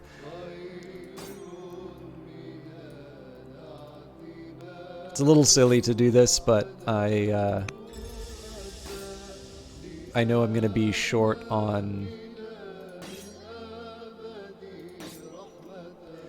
I'm going to be short on stone to do the stuff that I actually want to do, so... At least this lets me... spend... At least this lets me kind of build up my units. Okay... Treasuries are nice, but I can't really afford one here. An archer is tempting with walls. It does take a lot of trees. I'm actually okay with this, though. So I'm not going to build the walls yet, but... Lyctos has got its workers, so... I think I am going to start building my treasuries. I've got a quarry built. So I think I'm probably just going to wind up selling a bunch of food. Actually, you know what? Let's not stand on ceremony.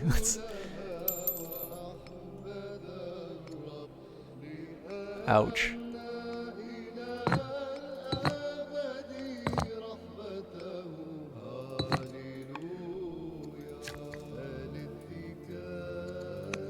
Clearly I need to get my tree quantity back up.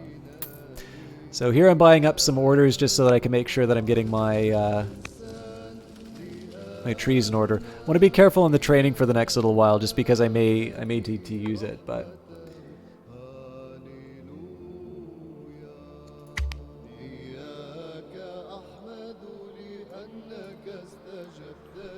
So as long as they don't generate any new units, we should be okay. Oligarch Diotima, the tactician, is converted to Greek paganism. Matriarch Lanki the Younger has successfully converted Oligarch Diotima, the tactician, to her religion.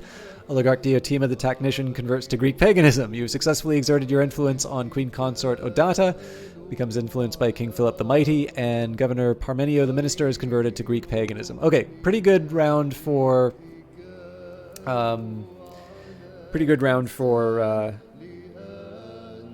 just accomplishing some relationships I was looking to cultivate. Forestry, I pretty much have to have. I'm constantly running out of wood, and I do like the idea of helping lower discontent by having sort of walls and archers. So we will build the lumber mill. It'll take 3 seasons. More importantly, I don't have any bonuses for the first time in a while. No, we don't have a lumber mill yet, so we're going to still keep chopping down trees. Garrison does help me with the orders, but I'm running out of money, so if I think I'm actually going to need to spend this stone on building treasuries.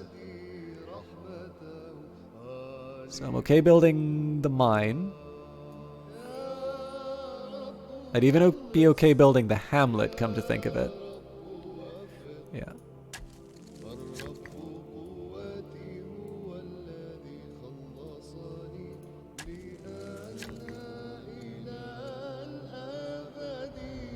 Oh, this will be a big one.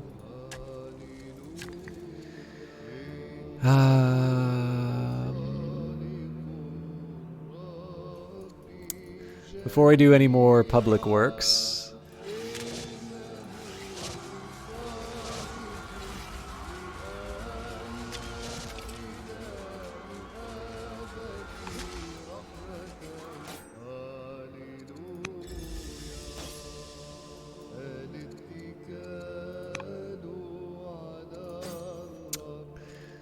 Again, it's pretty clear these guys are not going to be doing anything for a while. Let's figure out some other things to do first. Okay, I think we did say we were going to start doing some treasuries.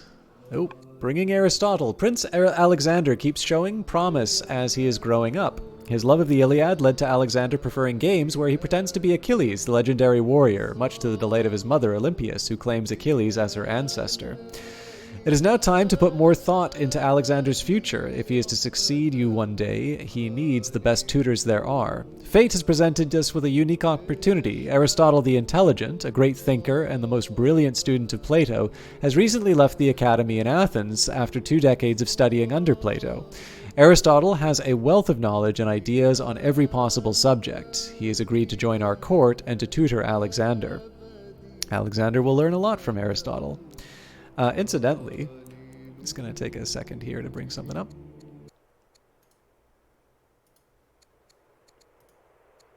I think it's possible I might have skipped the music. We'll see if we can get that working again.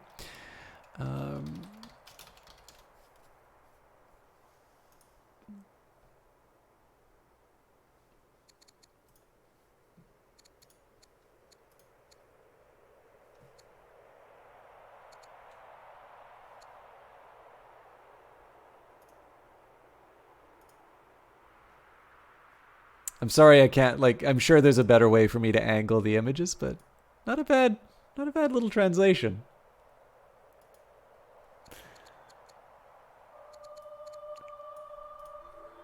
Uh-oh. Who knows? Maybe we will one day meet Memnon in Persia. Oh, hang on. Nope, sorry, different one. Your court receives an unusual visitor, a Greek by the name of Memnon, hailing from Rhodes, has long served the Persians in Phrygia. Around the time that you took the throne, the Frisian governor, whom Memnon served, attempted a coup against King Artaxerxes of Persia, with Memnon as a general. The coup failed, and Memnon fled to Macedonia. During Memnon's visit, you spend some time discussing the military of Persia, its force composition, its usual strategy, the role of the regional satraps in the defense of Persia. You're very pleased to see that the young Alexander also takes an interest in the conversation and asks astute questions, displaying a much greater understanding of military matters than a child would be expected to have. Memnon talks to Alexander as an equal, and you leave them alone for a while. You will do not doubt that Alexander will learn much about Persia, where you expect him to accompany you one day. Who knows, maybe we will one day meet Memnon in Persia. Right, so Alexander will learn a lot from Aristotle. New court scholar Aristotle has joined the court. His curiosity and insight will aid Macedonia in unraveling the mysteries of the world. This is getting expensive.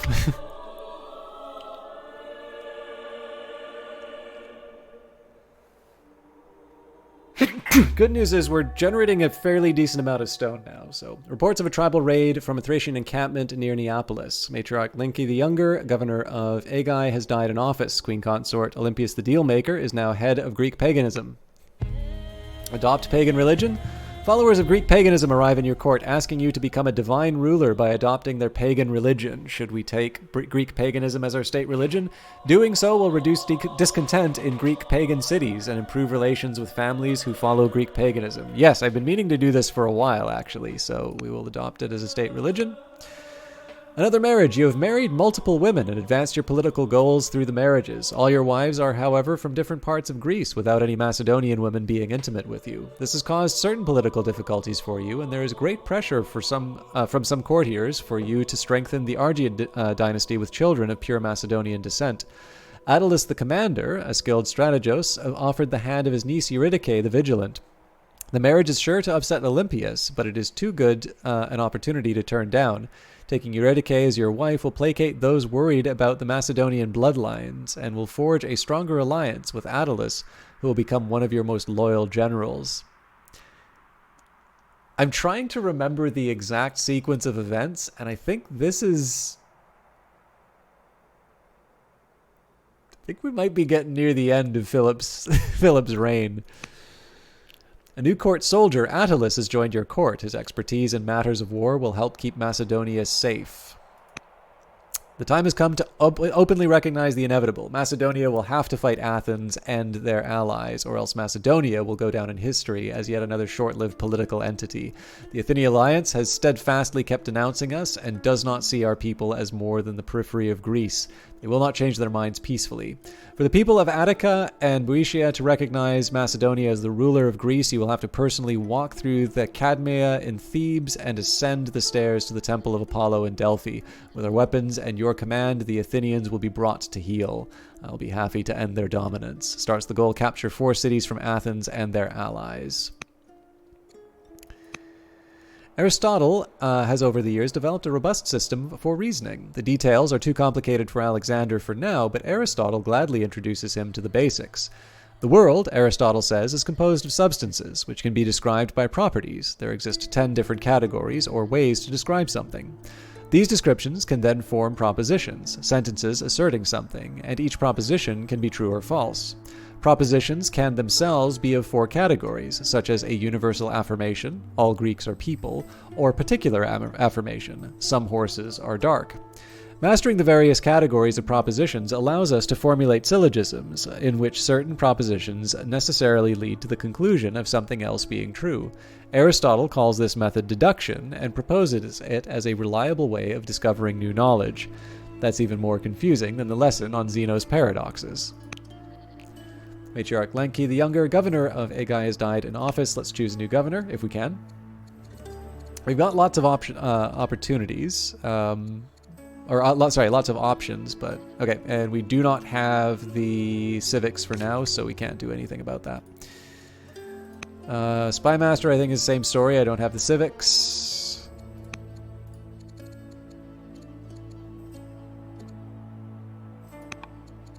But Philip should try and make someone happy.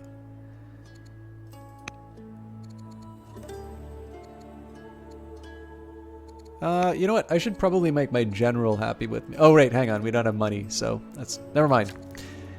Okay. First things first. Take out the Thracians.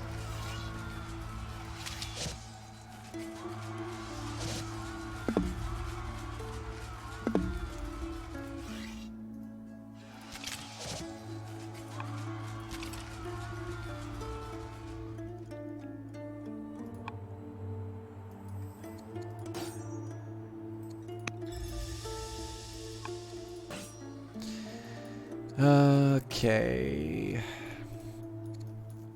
I'm trying to decide how many units to commit to Thrace and how many I want to sort of direct towards Athens. And I mean, like, maybe what I will do, there is definitely something appealing about my wall of archers just annihilating everything in their path.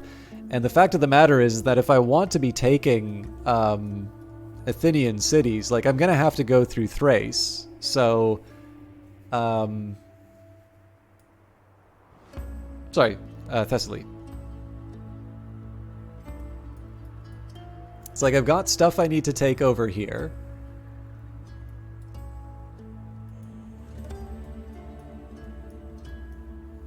Mind you, I only need to do two attacks there. This is also an optional mission.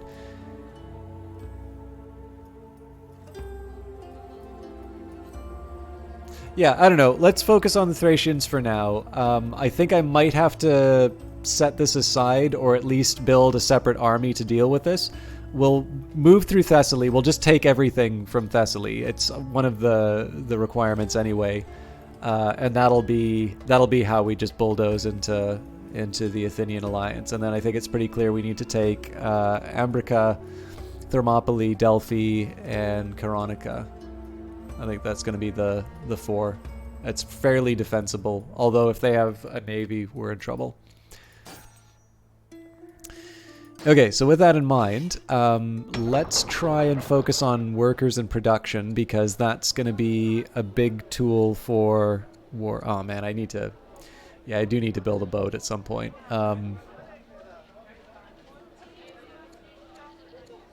Look, I got to build it sooner rather than later. Let's just accept this is a sad reality. Do I want more? I mean, Fora would be better. Yeah, well, let's go for the forum. I'm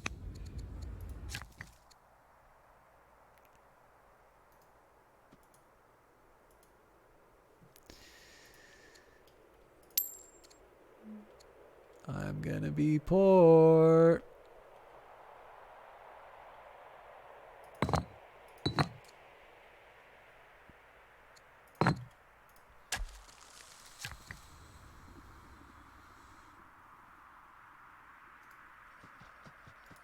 Corey's it is.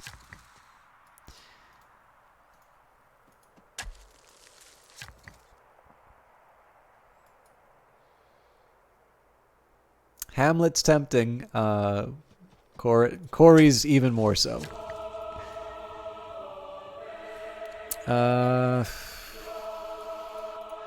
Okay, I gotta get some units. Oh god, I completely forgot. I also need to worry about a settler. Oh right, okay. These guys are already taken care of. So yes, it is fine. It is fine for me to dedicate some effort to acquiring resources. More quarries! Oh god, I don't have iron now. Why? Okay, we'll skip a turn for you. We will continue to train our people. Oh, here's an idea. Okay, don't skip. Let's get some generals.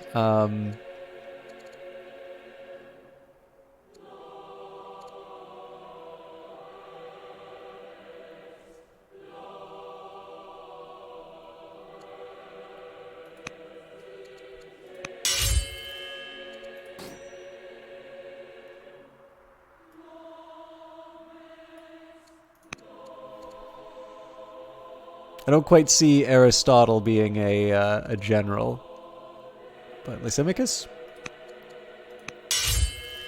Okay, that's the season for us.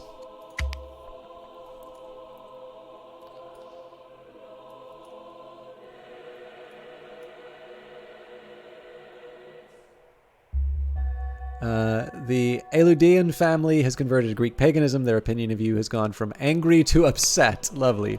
Macedonia now controls Krendes, a new settlement in the area founded only about a year before you took the throne. Despite the settlement's lack of history, it has an important position next to sources of gold.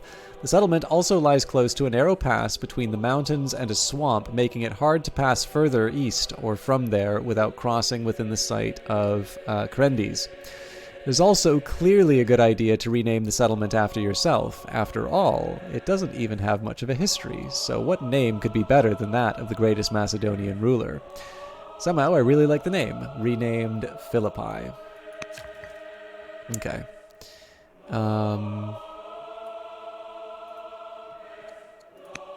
I think we need to keep cutting trees because I am eventually going to want more archers. On that note, though, oh hey, we cool. I didn't think we would get that so quickly. All right, so I got some problems though because the bad guys are showing up.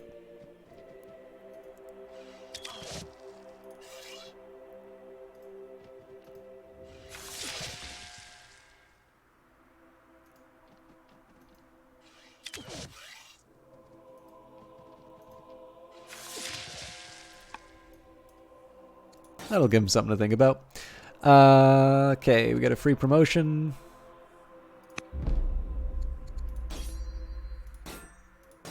Again, I'm not going to mess... I've got 2 orders, so I'm not going to mess too much with this stuff until I know... I think we should start with healing. I think the usual story here, we're going to build a worker first. This worker is idle. I think we were originally going to get it to build a quarry. Clearly, we don't have the orders for it, though.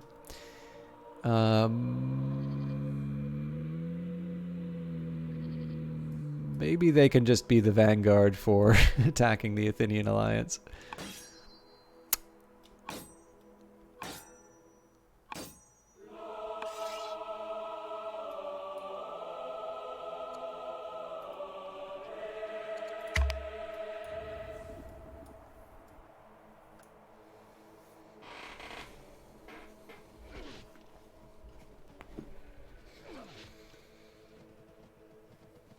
So my preference would be to wipe out the Thracians if I can, but...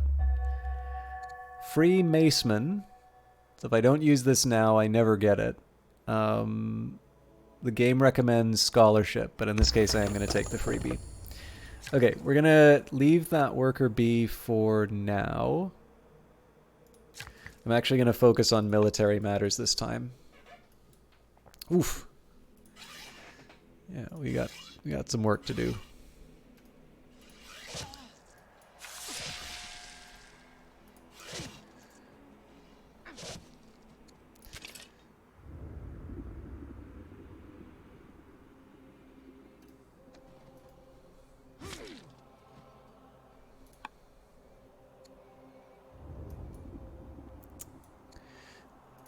Think, yeah, doesn't get me a lot, but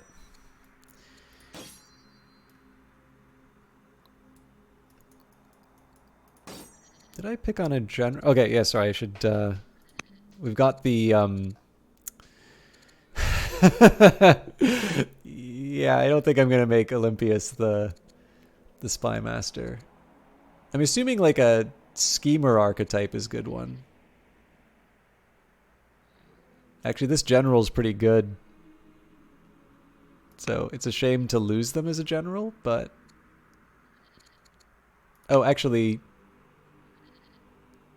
I mean, she's mad at me, but... Yeah, why not? What's the worst that can happen? Governors. We do have the civics for it. Aristotle's not a bad choice.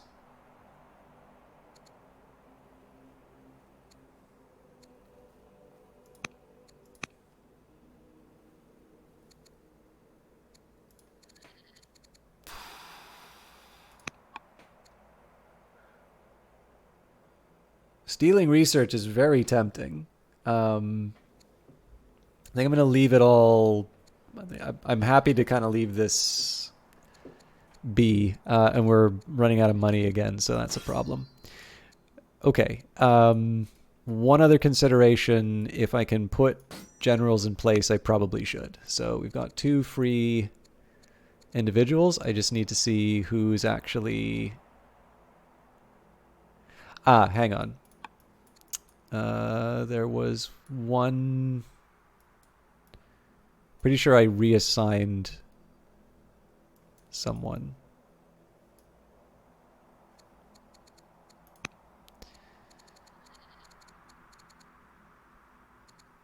I want to hide infantry units. I want to see infantry units. Okay, fair enough. Nope, this is the right one to choose.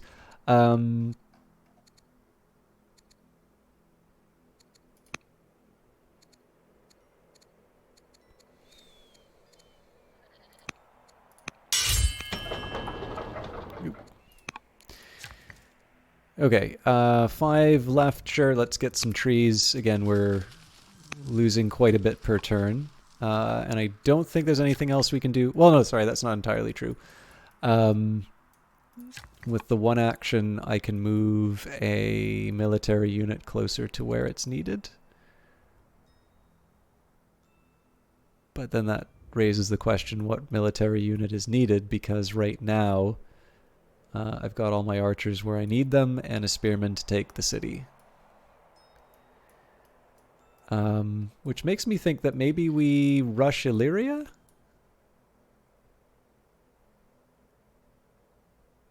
I mean, it's a little arrogant for me to say,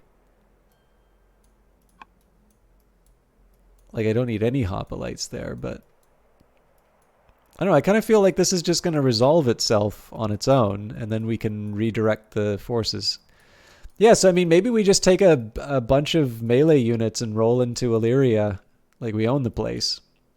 At least gives them something to do. But right now they're all training. Okay, yeah, that's what I'm going to do next time.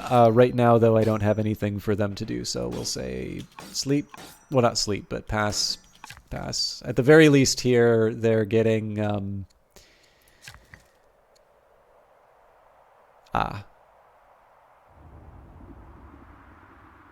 We'll pass by you for now. Maybe. Okay, somebody's got to do something. We'll go for more stone.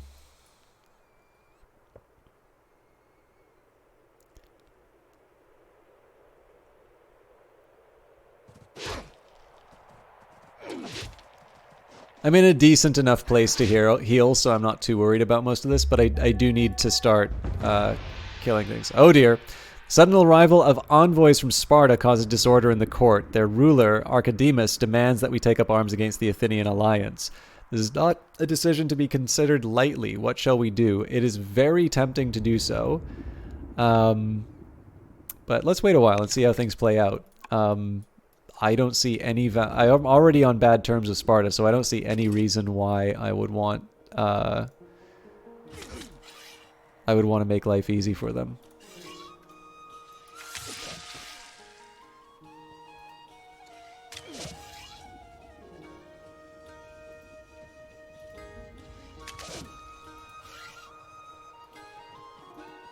So again, slow progress, but we're making it.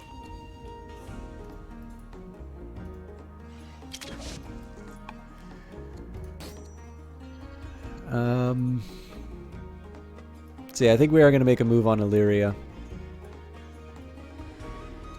Although, let's start focusing on workers again. I got stuff to build. Okay, we're making money. We produced a gardener. We don't have citizens. An archer is tempting, because again, that gives the possibility of moats and defenses and such. And then, of course, there's the forum, which gives me extra orders. I'm going to start with an archer, though. Halicarnassus, that's finished its worker. It is a little tempting to do another treasury.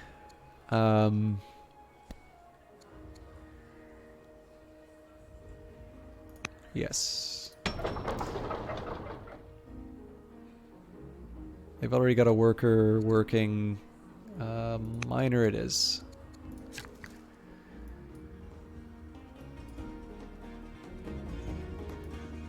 Okay, hard to argue with a garrison.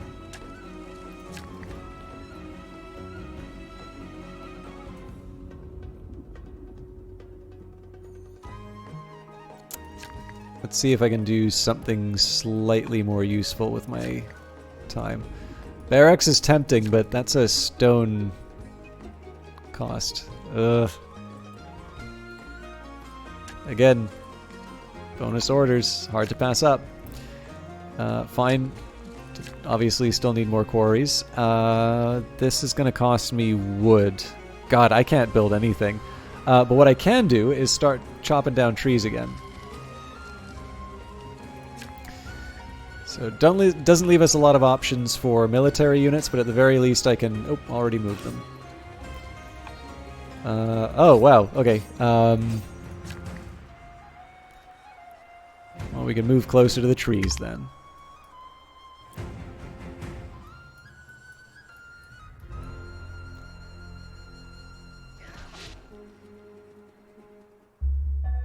Reports of a tribal raid from Illyria. Bastion near Atalea. God, do I really want another court scholar? Yeah. Again, game gives you freebies. It's hard to turn them down. So let's, again, focus on our military efforts first, because we're clearly running out of opportunities. This is going to be ugly. Philip the Victorious. Okay, we'll get into position.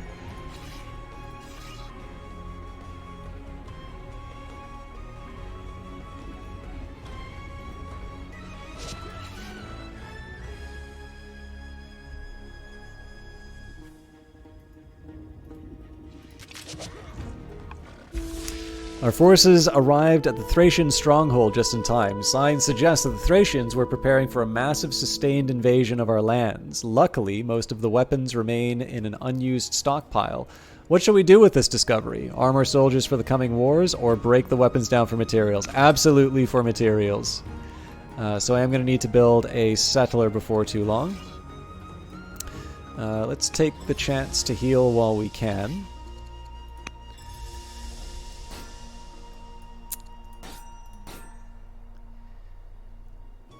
And let's focus... Oh, there's my Freemason. Too many things to do. Lessons of Aristotle. Aristotle continues to tutor young Alexander. One day Alexander will surely be fighting in Persia, and Aristotle is keen to offer thoughts on the nature of Persians. He believes that Persians are barbarians, destined to be nothing more by the very virtue of their birth. The natural order of human societies is to practice slavery, Aristotle explains, and it follows that barbarians are meant to be slaves, for they are little more than beasts, unable to rise above their own bodily desires and pursue a greater purpose. Aristotle encourages Alexander to be a hero of the Greek people, never to indulge too much, and to practice self-control in order to distinguish himself from the barbarians. Insanity 9790 asks, is this like Civ 5? I'm thinking about buying it. So, one, was given a key from Hooded Horse for promotional purposes. So I was playing Old World back when it was on Epic, but it's fair to say probably I should disclose that before I make recommendations. I do think this is a game worth trying if you like 4X games. However, one of the biggest things that I do say to people is that one of the best ways to get the most out of this game is to kind of forget what you know from Civilization games. One of the previous streams that I did, I I read the slides from a presentation from Soren Johnson, who is actually pictured down below here, and it's a talk that he gave at GDC. It's like 10 minutes long, about sort of knowing the inheritance of your genre and sort of understanding, I guess for lack of a better term, what's necessary for a particular game. And Old World definitely reflects that kind of thinking. Like food. So here's a good example, right? What you may be familiar with from Civilization is that food will translate into growth. And that's not really true in this game.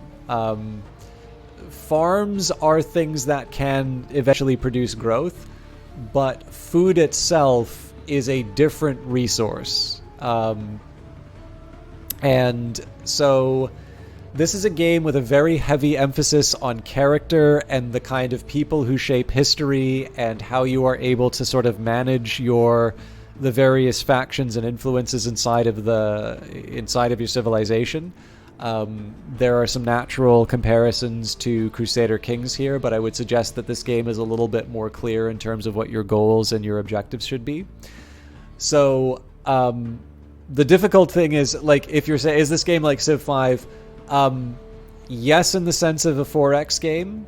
No, in the sense that this game is better understood as a game that is and Grilled PB&J, thank you very much for the follow. This is definitely a game that is much better understood as someone who has been with this 4X genre for a while. So obviously Soren Johnson worked on Civilization 3 and Civilization 4, as well as the 4X component of Spore. And this is somebody returning to a genre and not taking anything for granted, taking the time to sort of think about how the game works. Like, so for instance, one thing that's really interesting about this game is the orders. You'll notice that I'm actually making some tough decisions in terms of how I'm using my units. And I've got a reasonably good ruler here, right? Like, Philip is at 90 legitimacy, like he's getting 9 extra orders a turn, but I'm still having to decide what are my priorities in terms of what I want to try and accomplish. And this means that where Civilization, you can sometimes feel that there are less and more important turns. Generally, I'd say in Old World, you will feel like every turn is quite important and requires care. And if you watch some of the playthrough before, every time that I treat a turn as maybe less serious, inevitably that comes back to bite me through my carelessness. So I hope I know I tend to go on a bit in terms of answers, but I did just want to kind of be clear.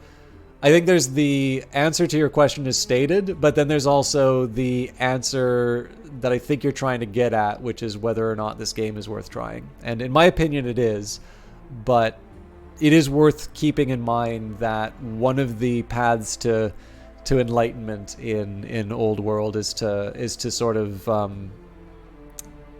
keep an open mind. It actually has a manual now, so I think it's like a 200-page manual written by a fairly senior member of the Old World community. And there's a lot of depth here, and it's definitely a product of some careful thinking about what makes 4X games interesting. Also, it's worth saying this is based entirely in classical antiquity, right? So you're not going to see any flying units. Alexander will heed these words. Okay. What do I do with my 8 remaining orders? Okay, I think I need to keep building stuff. So Stronghold's tempting, but it's 110 stone.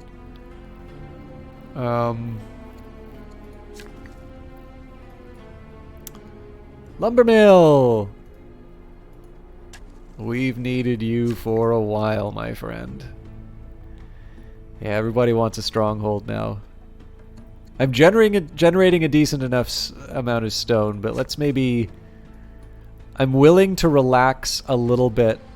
Okay, that's not true. I will build the hamlet for cash, but I'm going to relax a bit on the stone so we can get a bit of a stockpile going, because I am going to be slamming that that quantity before too long.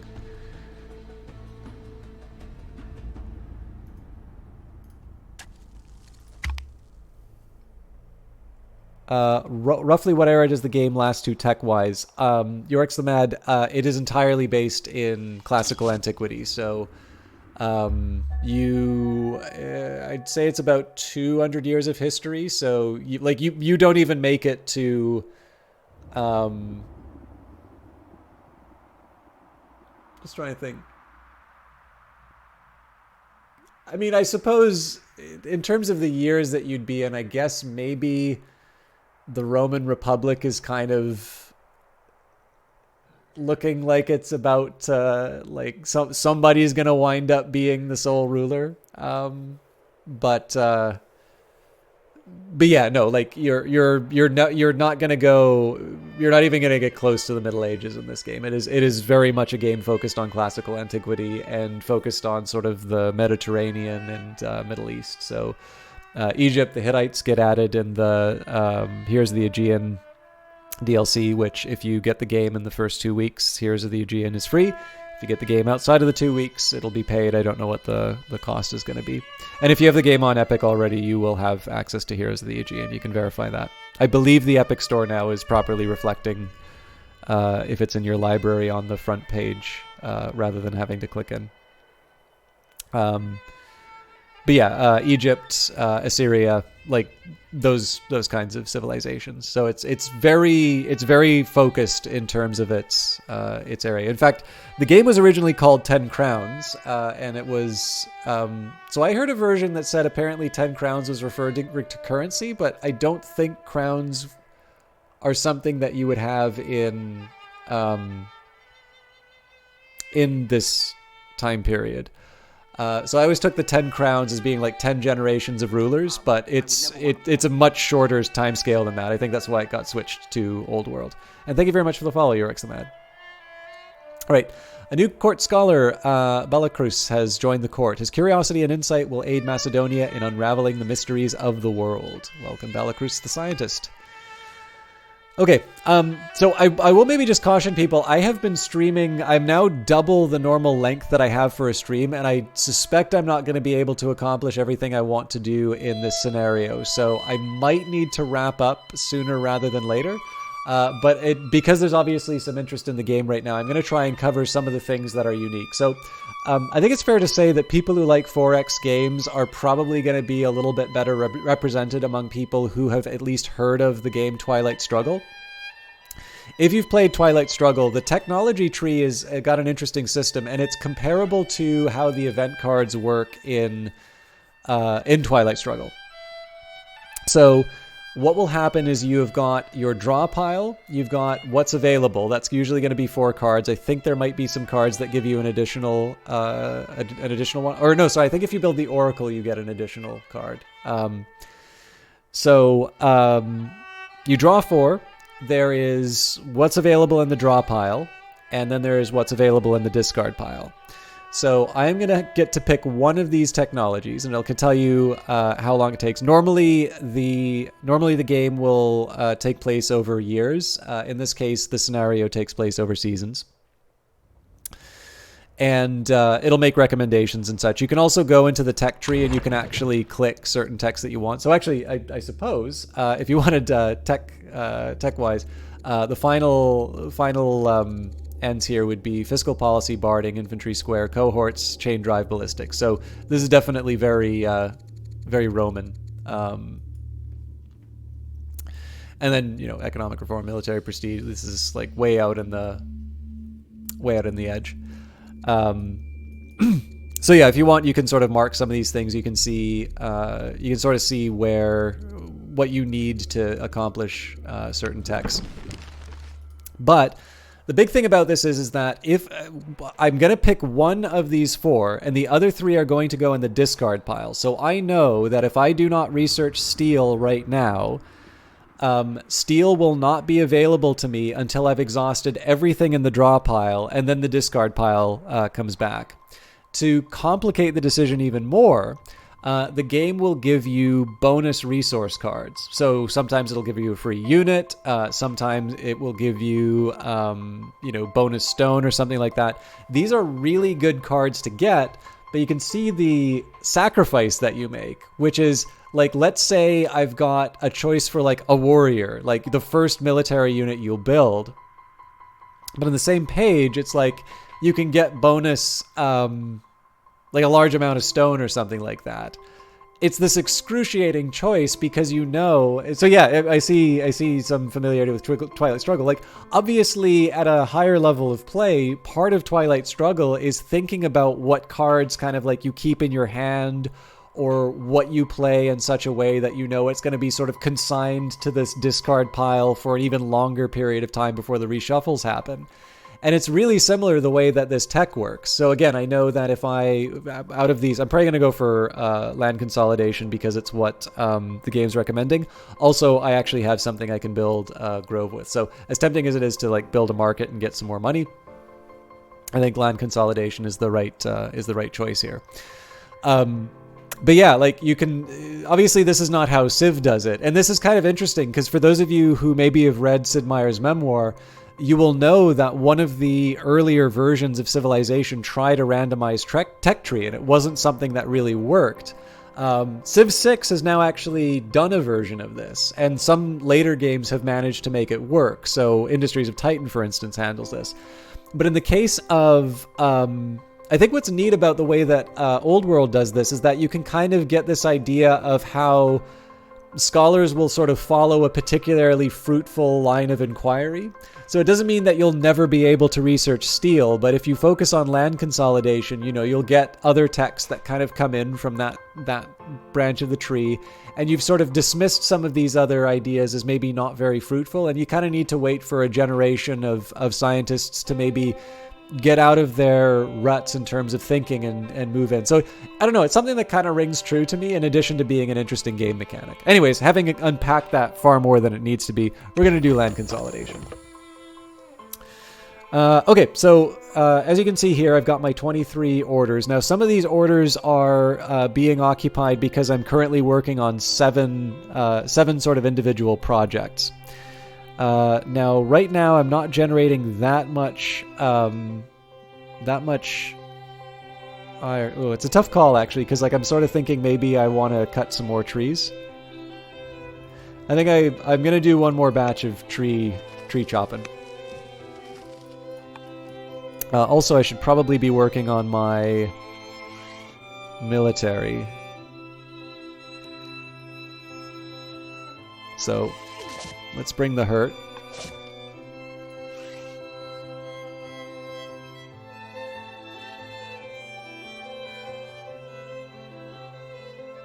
Wait, can I actually move here? No. I didn't see the...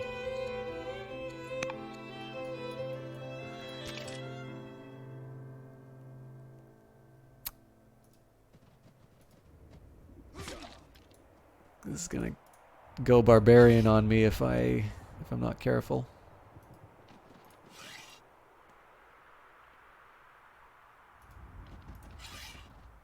So I do want to make my moves on the Thracians. So yeah, I've only got 5 more orders that I can use. Oh Christ, I forgot.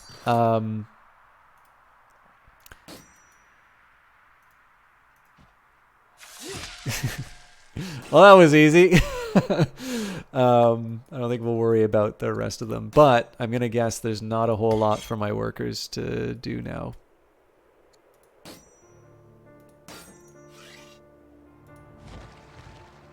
Oh!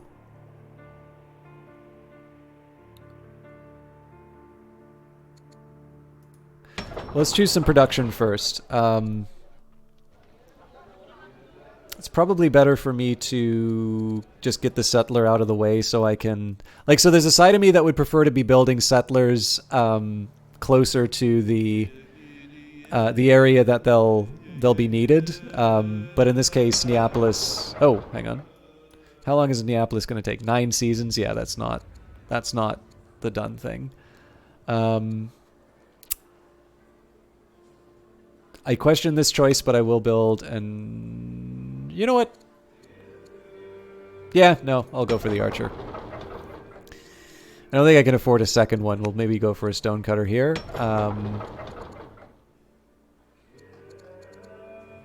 Lots of stonecutters, actually. And an event, Ribald Letter.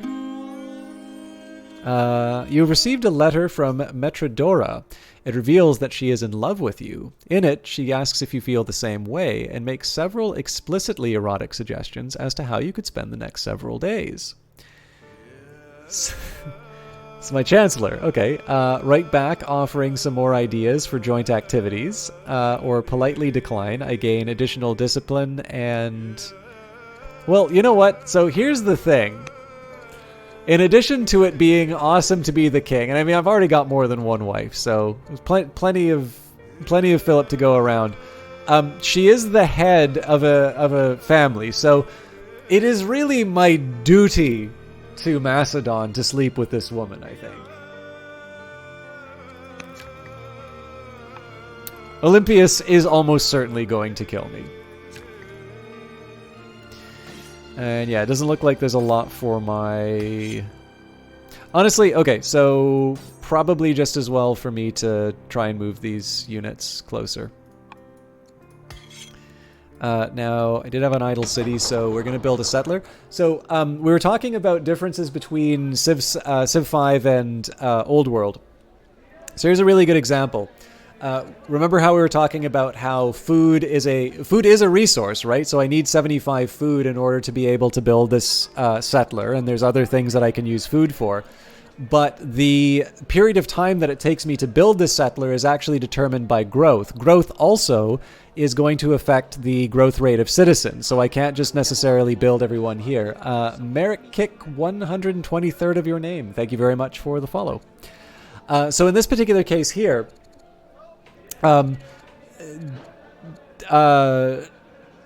a guy, and again, I apologize for the pronunciation on these things. I know some of this history, but I absolutely do not. I mean, I've learned most of it through reading, right? And unfortunately, you don't get to have the book like shout at you the name of the classical name. So I know some, but not all. But basically, to build workers, so, you know, if you think about civilization, right, you get food will affect your growth rate will give you citizens are then deployed to tiles, which are kind of just autonomously give you resources. Old World, you take a worker, you build on a site, which gives you a certain amount of income, and you then will, using a citizen, build a worker to get the most out of your resource. So for instance, this mine is giving me 8.5 ore right now. I could build a miner on it, and the miner will give me additional training, which is one of my secondary resources. If there's specialized resources on it, I will gain it. I will get additional resources from that mine. But also so in this case, I've got Rural Specialist, which if you hold down shift, you can kind of mouse over and get additional tooltips. But basically, I also get some science from this. And what will determine the speed at which I gain these specialists are my civics, which is obviously a very different kind of resource than growth. So you can sort of see here how if you just think of this game in terms of civilization mechanics, you can really get misled and sort of go on these wild goose chases. But it also sort of leads you to these really interesting decisions in terms of trying to figure out how you want to use these scarce resources. Like in the end, it really promotes some careful thought in terms of how you try and approach your goals. So in this case here, I do need settlers to occupy things. I'm a little concerned about the fact that I'm doing it from my westernmost city because I'm going to need to use a bunch of orders to get them to where they need to be.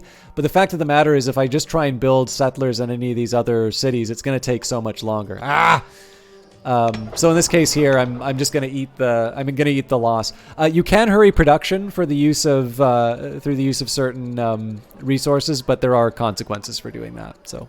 And again, for those of you who are already familiar with Old World, I do apologize for going into the mechanics, but I like this game a lot, and I know, like, I think for some people they're going to be very excited by the prospect of like trying new stuff, but I also think for some people it's going to be really jarring to expect certain things from civilization and then sort of find them not there.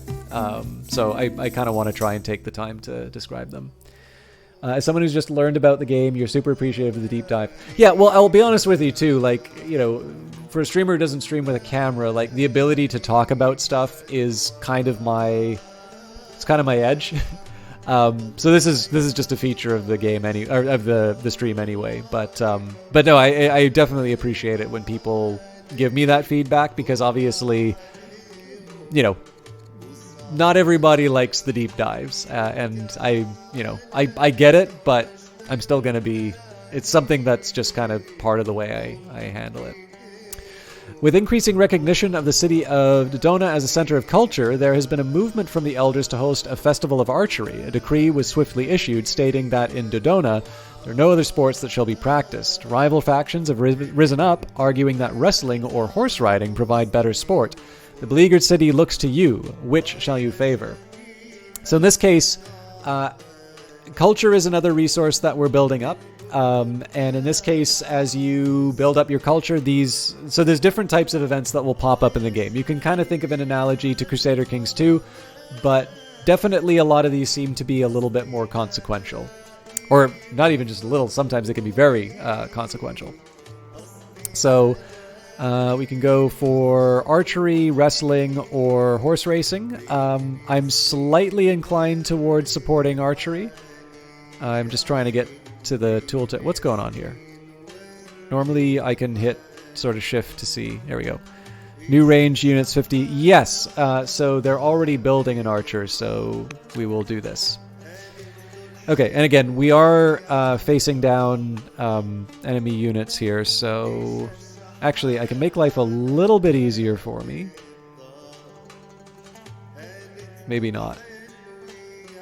Well, somebody's got to occupy the site, so this stops it from becoming barbarian. I'm going to move these guys back to heal. So some can heal in neutral territory, but most units have to heal in friendly territory. So yeah, notice pretty much over half of my units have been used up just to prosecute this fairly minor battle. Now, it's fair to say I needed to capture Krendes, which I already did, and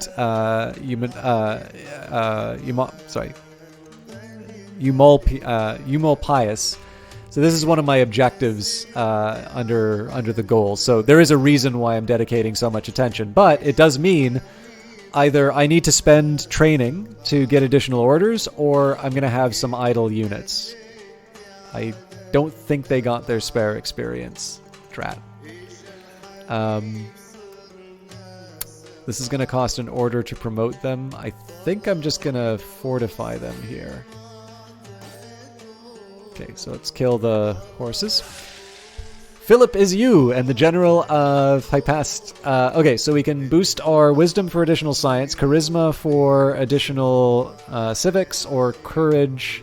Yeah, honestly, let's just keep making ourselves a better general.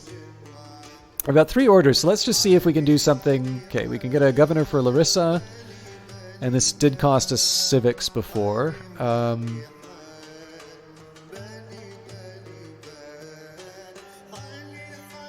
Yep, I think scientist will be fine. Lots of idle people, but I don't have a ton that I want to do here. Although maybe let's try and make nice with factions that might be a little angry with me. So the reason why I want to try and get the good side. Oh, actually, so here's a perfect example. So Lysander of Dodona doesn't like me. I should be able to get an intercession. I don't have the orders for it, so I'm guessing. Yeah, we also don't have the orders for that. Okay, fair enough. So let's find something that we can use 1 order for instead. You know what? Let's just admit this unit's never coming back to the training tile. So last thing I got to do is just pick some production. One of the reasons why I put an archer here is so I can build some walls, and this is because it will help reduce discontent if I have a kind of a faction's units protecting the city with walls. We'll end the season, see what the retaliation from the Thracians are. Once we take this out, there's 2 remaining cities, or we could try and make peace with them. Governor Melinger the Younger has converted to Greek paganism. Happy to see that. Citizens in the quarries near Halicarnassus have unearthed a massive stone Goliath. Its size and style suggest a culture with which our scholars are not familiar. What shall we do with the statue? So we could put it on public display, which will give it additional culture, or we can disassemble it for stone. Now, I really do need the stone, but culture is nice to have, so we will put it on public display. We will build a lumber mill because we really need the wood. We're still at a deficit on wood, so if we can get that to a positive number, that will make me happy. Whether or not we actually can pull that off is another question. Heals for as many people as we can.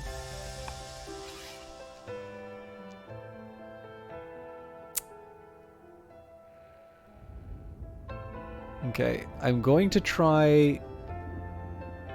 Yeah.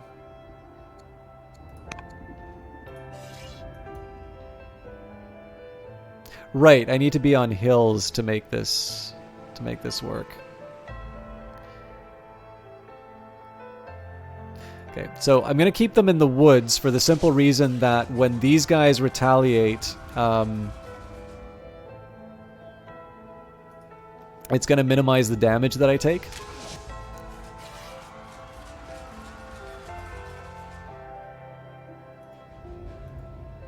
So again, this is in danger of becoming barbarian, but we can move units fairly quickly afterwards. Okay, 5 orders. So in this case, oh, actually, let's do some of these assignments. So many governor opportunities.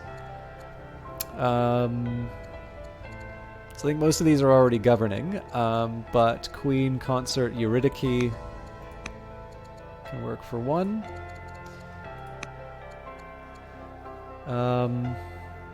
Antigonus is not the most exciting choice for a ruler or a governor because of the hit to military, but obviously I've got a lot that I can work with there. And what I might do, I might say I'm kind of tired of having so many idle units, so we're going to start spending some points. Yeah, I'm not quite ready to end the season.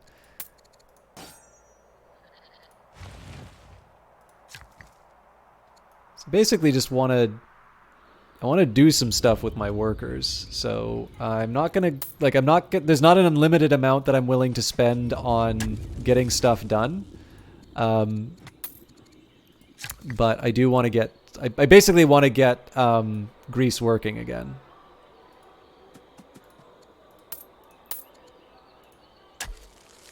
Now, I am going to pay for this in subsequent turns. Hey, thank you very much for the donation.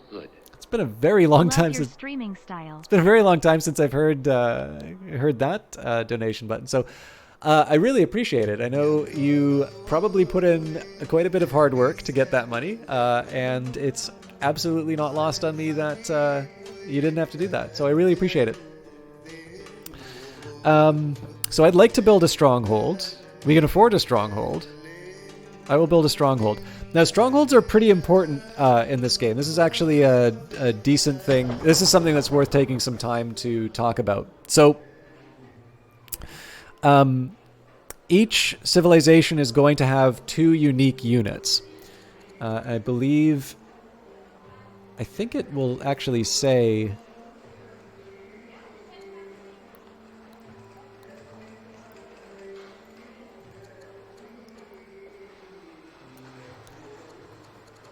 Does it? Okay, I might be wrong on this actually.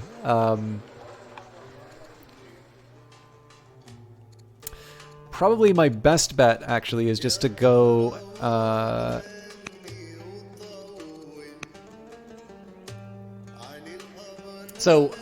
There's unique units here. So the Phalangite and the Hypaspist is. Sorry, Hypaspist. It's basically like the good. There's like the good unique unit, and then the like deluxe unique unit. So in order to be able to build the Phalangite, the sort of like super unit that Macedonia gets, there's a couple of conditions that need to be met. So one, you need to have a stronghold. Strongholds actually can't be built until you meet certain requirements. Remember how I was talking about culture? Well, you kind of keep moving up through culture, and once you hit certain levels, then you're able to start building more things. So again, the little Greek columns that you see, those aren't for show. Those actually do determine sort of the cultural level. They promote certain events popping up. They unlock certain buildings. And so once you build a stronghold, and once your culture gets up to strong, which I believe is the next level after developing. I don't know if it'll say... Yeah, weak, developing, strong, and legendary. And then, like, I think you can get, like, legendary 1, legendary 2, etc., etc. So, stronghold is one of the items that you need to be able to... Sorry, you need to get your culture to a certain level to be able to build a stronghold. You need a stronghold to be able to build your best units. But on top of that, in order to be able to build a stronghold, you also need to have laws.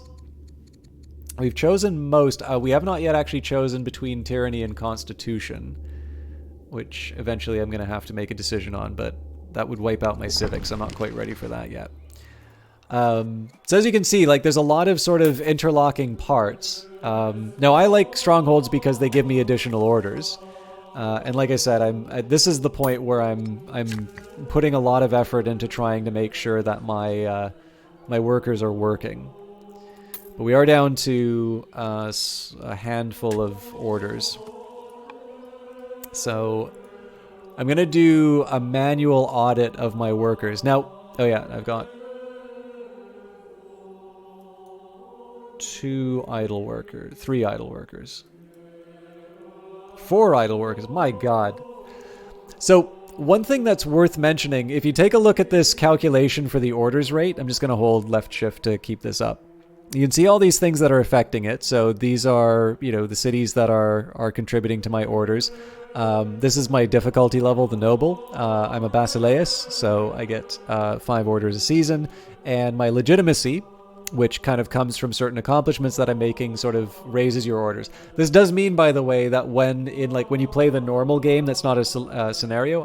I think it said the scenario ends when Philip dies, so I suspect that I'm not going to I'm not going to get a chance to see what this Alexander whippersnapper is going to get up to.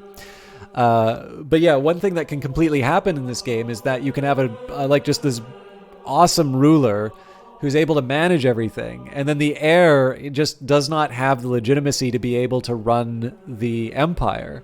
And so you have to make some really, really tough decisions in terms of how you direct your military or what kind of improvements you make. Because if you notice, I'm currently losing 7 due to the construction of improvements. That's going to go even higher because of all this extra effort that I've spent doing additional improvements. Mind you, a lot of those improvements are focused towards making me able to do even more great things. So it's not that I regret doing it, but it is definitely...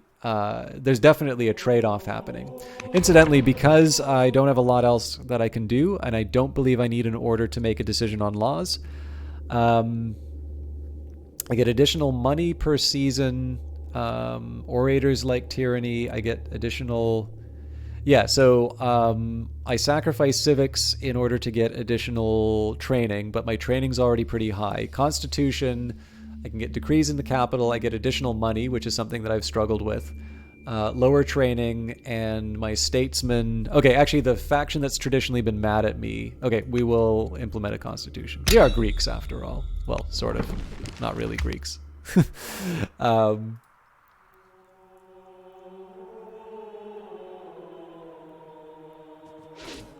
So we stayed in the woods because it reduces. So if you take a look again, the game gives you the information that you need to know. It just sometimes, if you don't know where to look, it can be challenging. But if you take a look in the bottom right-hand corner there, it says versus ranged plus 50% on defense And that probably doesn't require a whole lot of elaboration. Obviously, if you're flinging projectiles into the, into the woods, you're going to have a harder time hitting your target. So in this case, I'm just sort of unleashing hell and hoping hoping for the best. I'm putting this back here so it doesn't become a barbarian settlement. We might need some backup. I definitely need these guys to heal, although this will probably turn into a city for us shortly after. Let's maybe... I'm going to hold back on the military side and see if maybe we can get some things done with my workers. And eventually I'd like that Byreme to do something as well. Now, how long is it going to take a settler? 9 seasons? Not worth it.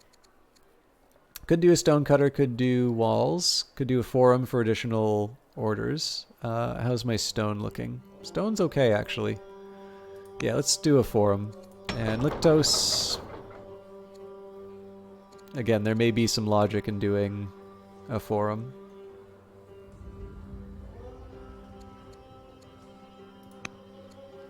Basically, until these workers actually start putting down things like farms and that, we're just not we're simply not going to be in a position to be able to make these settlers. So now, I think I'm at the point where I'm okay having a stronghold for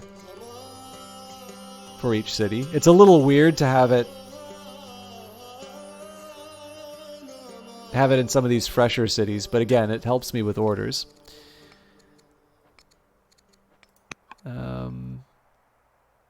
Just trying to think. I feel like I should be able to convert some people to Greek paganism, particularly leaders of families. I don't want to assassinate.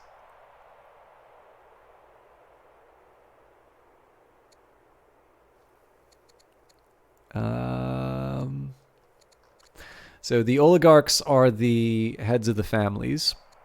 Generally, you want them to be on good terms with you.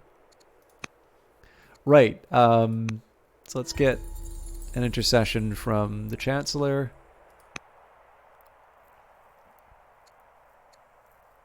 Could even try influencing him myself.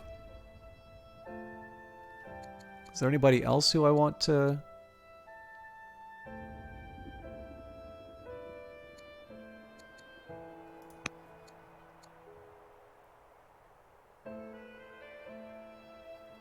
Yeah, let's get some... I think I'm just going to do a bit of a charm offensive here and try and get some people on my side. Let's influence... So this isn't really a member of a family. This is somebody who we got from a tribe. And my spy master's idle, but the question is, what do I do? That's really expensive, actually. Let's not do that. However, I am going to build a bunch of stuff. Oh god, yeah. I've lost all my stone again. More quarries. Maybe a barracks. Barracks costs too much stone. Oh god. Okay, iron ore, because it's the only thing I can afford to build. Although we can buy a shrine to Athena. 166. I feel a little bad doing it, but I'm going to do it. So you can buy and sell resources. I decided to bite the bullet in this case. Okay. 3 orders, not a lot. But we can try and kind of close the book on the Thracians.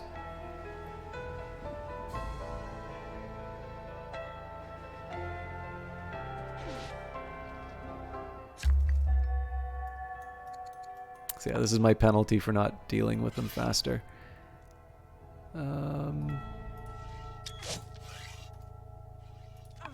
Slightly more inclined to just try and nuke them from a distance. Oh, drat.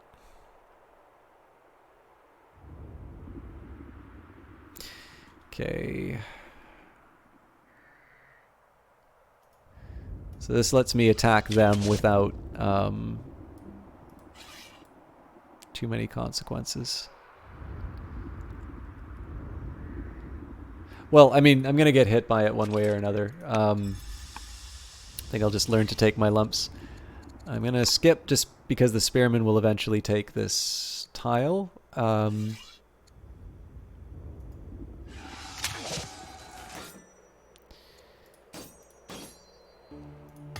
So again, I at some point would love to take Illyria, but clearly I do not have the resources. I do want to build a moat because we do have a family unit defending here. Now again, I may not have a ton of stone, but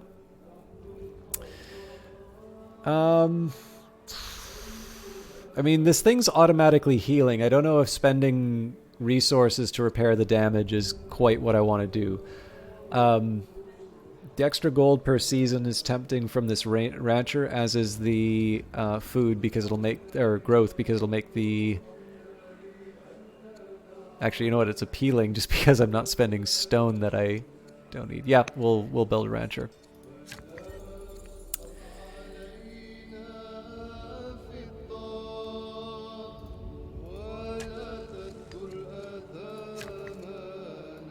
Excuse me. Here I'm just trying to build stuff that doesn't require stone so I can try and get my stockpile back up. Oh, but I need to buy trees. Can't afford 100, but I can buy a couple more at least. Now, our lumber mills should be coming online relatively soon.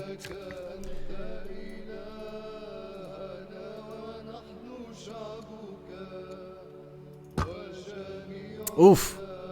I'm broke. Oh, hang on. I bought too much. I think I hit Control instead of Shift. So if you've ever played Off-World Trading Company, which is by the same developer, both the marketplace and sort of the adjacency for construction works very similar. Have to go. Thanks for the informative entertainment. You as well, York's the man. I actually half an hour past double my stream time, so I do need to wrap up. It's like 2:30 in the morning. But I hear that there's some saying, just one more turn for 4X games. Makes it kind of hard to put down. But I really appreciate you hanging out, and I really appreciate you donating to the channel. It certainly wasn't required, but is really appreciated. Have a great evening or afternoon or whatever time it is where you are. I'm going to take a second with the Byreme and just get it out of the port. We need to, we do need to figure out how we're going to take this final island. We could just declare a treaty, but wouldn't it be so much nicer if we own this for ourselves? Dodona, okay, we've already built the moat. We don't have the stone. I generally don't like the repeatable. Yeah, we'll do a stone cutter now. Okay, I think it's all military units from here, so I think what I'm going to do in this case, we're going to kind of continue on our plan to... Okay. So this is sort of prepping for an engagement against Illyria. And this mace should be pretty straightforward to upgrade. I don't know if there's a way to passively take over a tribe. Obviously that's a huge dedication of resources to sort of take these western areas. I really only need to take 2 to fill the objective, but now the game's recommending steel. I don't really know if I'm going to be building that many axemen, if I'm completely honest, but in this case I'm actually going to go for the game's recommendation.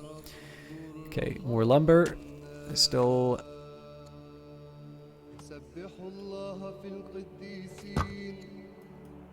at least cover my basic needs.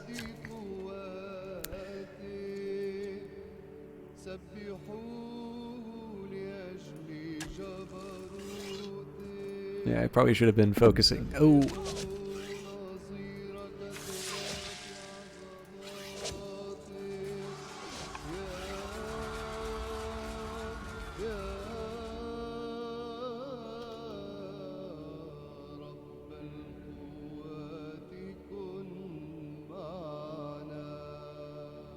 So we'll just get closer and throw our sticks. So again, danger of turning into barbarian encampment, but as long as I get my spearmen there. Actually, I'll probably have to take an archer and move them there. And I think if I can, I'm going to try and go to the creation of the new settler. That should happen reasonably soon. How you doing, Whiskey is amazing. I'm just cautioning. I should caution you that I've been going for double my usual length, so I may not be around for that much longer. But I do appreciate you hanging out, and I'll try to do my best to entertain you while you are here. So clearly, I need more. Let me just see exactly what this Acropolis business is. Urban improvement build and. Oh, so does this just unlock the possibility of the Acropolis? I'm gonna guess that's probably what that's telling me. Again, I don't have the stone to be able to do most of this, but making the lumber mills more efficient is probably better. That's fine, not going to be on for much longer anyways. It's getting super late. Actually, you would have loved, I know, so for those of you who don't know, Whiskey is Amazing, somebody I found through another channel, but, or maybe he found me, who knows. Whiskey has both a mind and an interest for other languages, so this is a little bit of inside baseball, but you'll be very pleased to know Whiskey is Amazing. Earlier in this stream, I got a chance to... So there's some ancient Greek in the game. Some of the phrases are ones that have sort of passed into common knowledge. So when the Persians sort of instructed the Spartans to throw down their weapons, the response, Molan Labe, I don't know the exact Greek pronunciation, is well known. Come and take them, and you will often see that referenced in other places. But because it does make some references to Greek, and it does present it in the original Greek, I struggle to interpret some of it sometimes. And I don't even remember where I learned this, but I'm pretty sure there's a Greek war cry inside of it. So if you look far enough back, you get to hear me do some horrifying approximation of of that war. So you like learning about languages and learning languages, but you are not a polyglot or anything like that. Disclaimer. So yeah, I'm sorry, all those people who wanted to give you your all those people who were gonna ask you to translate their the Russian novels that were sitting in their back pocket. All right, the citizens of Philippi trust in our justice and leadership. As a result, city leaders wish to strengthen the legal system and encourage more people to participate in the judicial process. They are considering the formation of a misthoria, a paid function that provides jurors with a salary. Such a position would be costly, but it would make Philippi's courts second to none. So this is, again, a result of our culture moving up. If we establish it, we will lose some money, but we will gain civics and culture.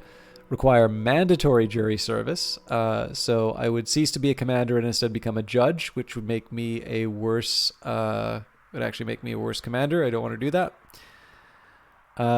And stay out of Philippi's legal system, which honestly, 8 orders is a nice reward.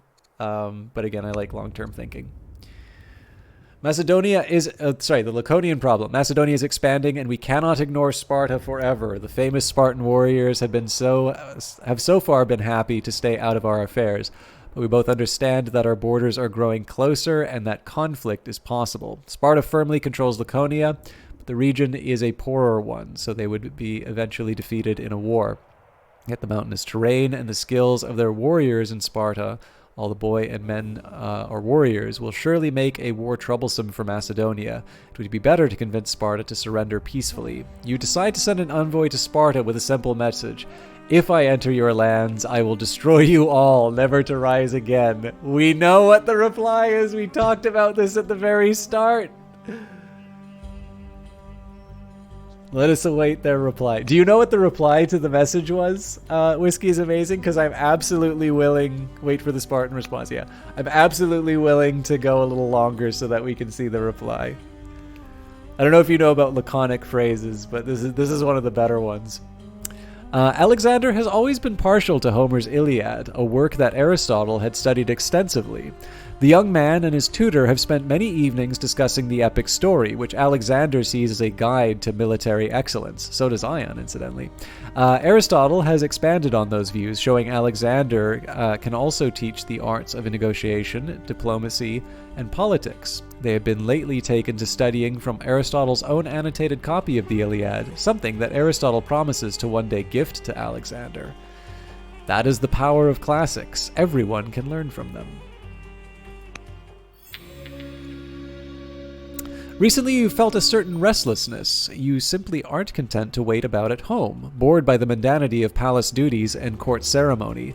Being a commander, you are eager to visit foreign military officers and academies and study their leadership styles. Shall you set out into the world at large on a grand adventure? So in this case, for 500 we can go exploring. I think that's fine, and we've got a ton of food, so we'll just sell off a bunch of it. It'll definitely depress the price. Again, like I mentioned, this is a lot like Off-World Trading Company. Assemble the royal caravan. We ride at dawn. And we will end the season.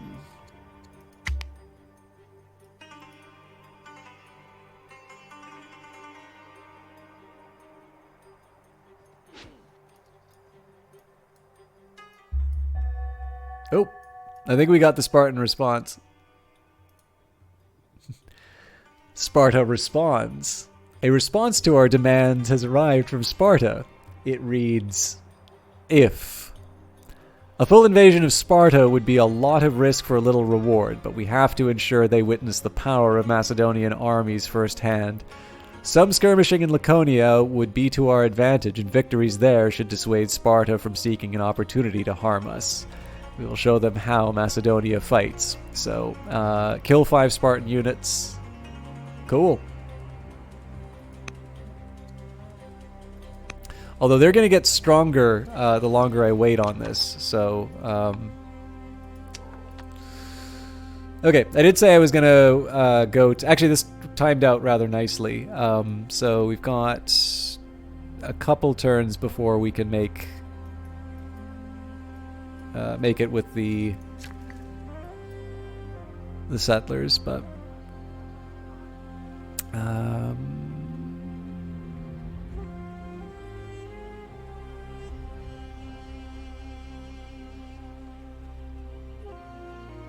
I do like the idea of building a citadel here.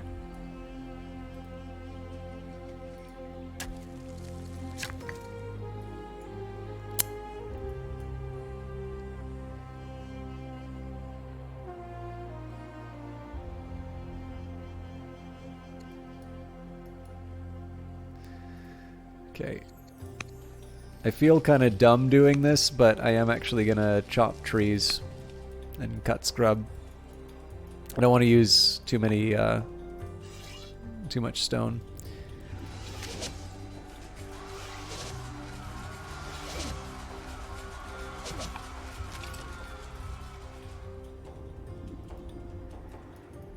So at this point, we're just going to walk into the city when we can. I know we're gonna have this site within a certain period of time.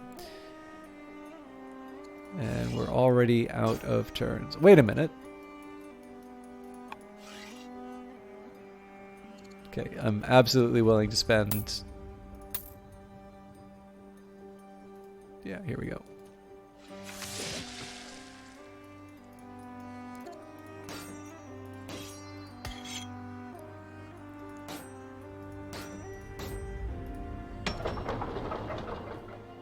Settler's done. I don't think I need another settler for the city I'm about to claim, but we will need another one before too long. Honestly, though, I've kind of underinvested in this city, so I think it's time we need to start paying some of that back.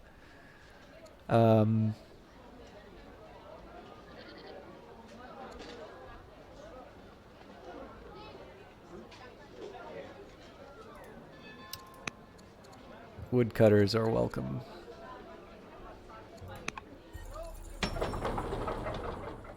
Stonecutter's done. I think maybe the Apprentice Acolyte. Yeah.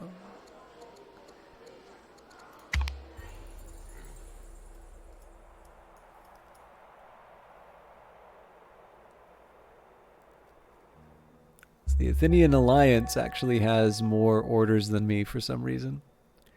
The Athenian Alliance has begun construction of the Colossus. The health of King Philip the Victorious has begun to decline, and he's now ill. Well, he's probably getting a bit old. And Themistocles of Crendius has converted to Greek paganism. Okay, so games recommending architecture. We don't have any freebies, so we don't need to worry about those. Baths will help with discontent, which is appealing. Probably should start doing some festivals in my cities as well, because I feel like I've been pushing the edges of what's acceptable. Oh. Wait. I can't walk into the city?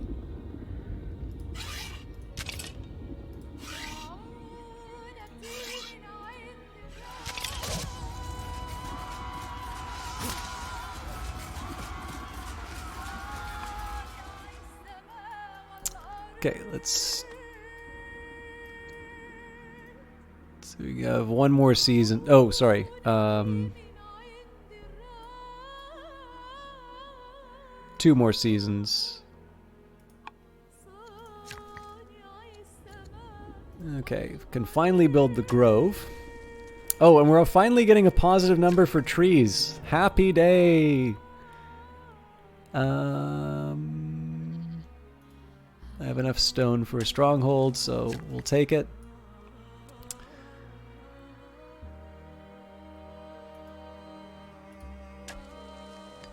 So generally, quarries are good against mountains. I suspect the game may not be recommending a quarry here because it's close to an urban tile. I won't question it. Although, I think there might be some sense in building a shrine here, because I believe if this tile gets worked, it expands my borders. And that'll start giving me access to those gold mines, which will be a nice little kick to the economy. Also, I have this stone to be able to do it.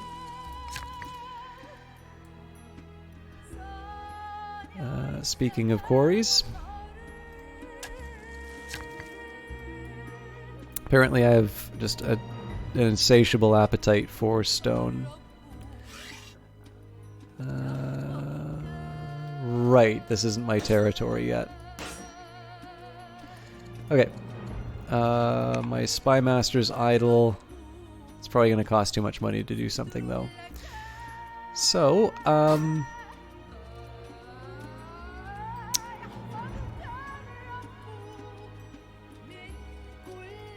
we'll just move our Hoplite, or, well, our polearm style units.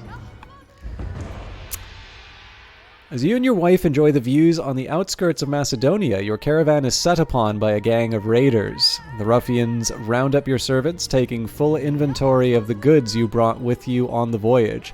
Your wife will fetch a fine price on the market, says the gang's leader. I'll make you a deal. Give us this beautiful woman, and we'll let the rest of you go. Cannot part them with my treasures. Let them have Eurydice.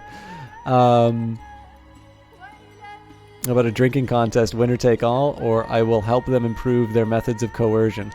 No, we definitely... I am not selling my wife. We'll sell food if we have to. Such an offer is insulting. I value nothing more than Eurydice. Ah! Your wife, Queen Consort Eurydice the Vigilant, wishes to indulge in her creative tendencies and decorate the palace with works of art. Shall we accommodate her? Sure, it's not like we didn't just spend a ton of money.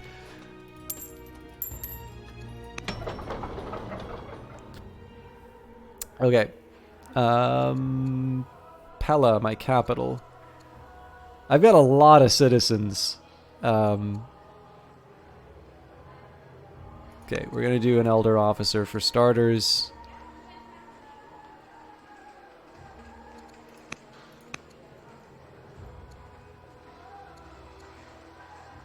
Yeah, That'll take us a while.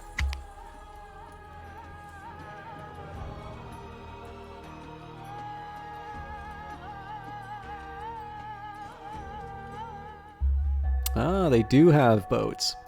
Reports of a tribal raid from Illyria near Attaleia. Chancellor Metrodona the Cruel has successfully intercessed upon Lysander of Dodona on your behalf. Lysander of Dodona has interceded for King Philip the Victorious.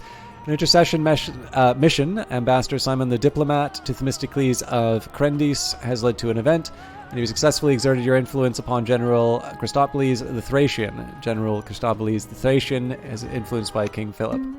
Your spy master, Queen Consort Odata, brings word that Ambassador Simon the Diplomat's efforts to intercede with Themistocles of Crendis for you have been met with resistance. Although Themistocles has been acting receptive and jovial, in secret he is undermining Simon and uniting the Argead family against the two of you using charisma and coercion. Odata asks what message you would like to bring to Themistocles and the Argeads, to bring the Themistocles and the Argeads back in line. So we're not villainous. So remind Themistocles of my generous love for legitimacy. Now, how does the Argead feel about me? I mean, I am the head of it, am I not? Apparently not. They're cautious. I think I'm okay losing a little legitimacy on that.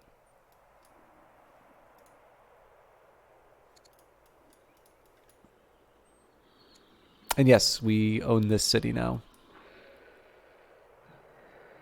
Which... Oh, here we go. Dinner with a rival. A delegation from Sparta is sent to help settle a minor dispute that is brewing between your two nations. What? My threat that I would completely... Like, I would burn their cities to the ground? At dinner, one of their party speculates on who could beat the gods of war, leading to a spirited debate. They put forward King Archidamus the Able of Sparta as the best candidate. Who do you choose? We can flatter them, but the general... So, let's be realistic. Everybody knows our own general Lysimachus of Nicaea is unbeatable. Yeah, and that'll get me my... that'll get me my legitimacy back. The fall of Eumolpius.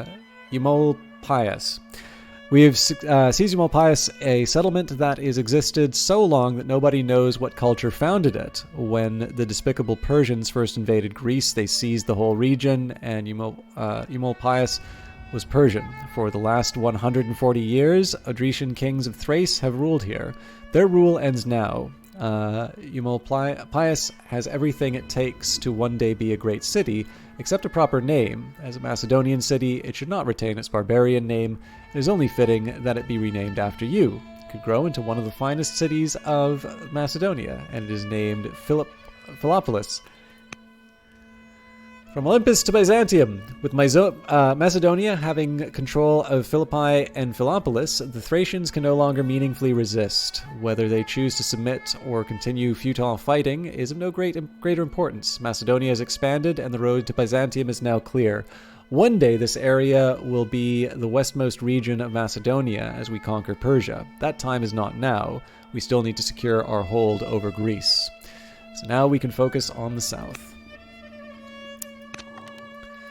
So at this point we can do a truce or we can try and conquer them. I think I want to try and conquer them, but the naval resistance might have something to say about that. Okay, again, I've got some citizens, so let's put some effort into that. I'm mildly encouraged to try and improve my... Nope, woodcutting. Gotta do woodcutting.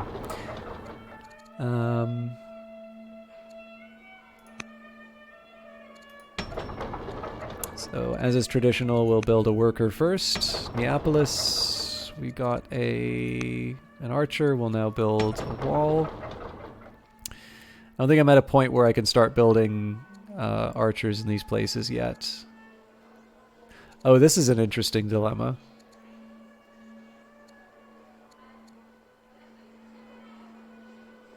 No, discontent's not that great, so let's do the festival. This one we can build a stone cutter, so we'll take the opportunity. Lycos, again, just grab whatever we can. Okay, we've got 89 stone to work with here.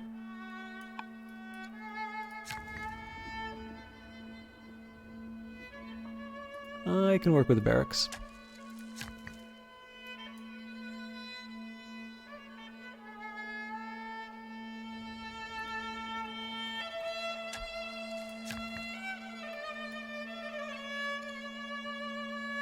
Again, the demand for stone confounds me.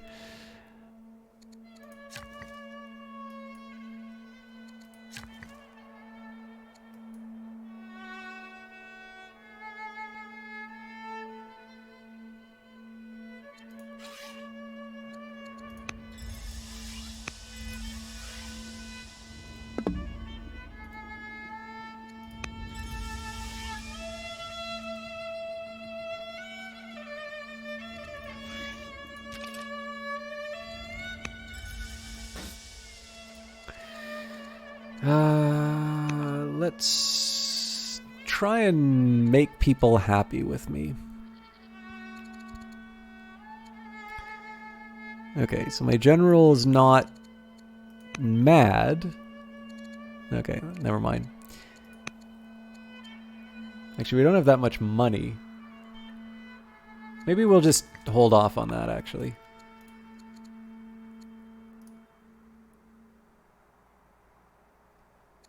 How old is he? 34? He's gray already?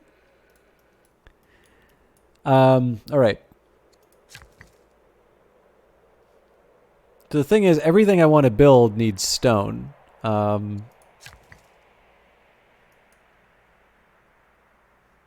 stone or wood, neither of which I have. So I suppose at this point it makes as much sense for me to just move the units that I can. Although I probably shouldn't be so relaxed. Like, I do kind of need to take this out. Maybe we move the archers to wipe out the ships that I can.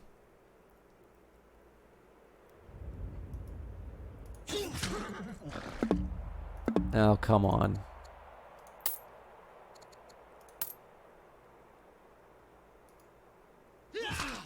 Sorry. Did one too many of those.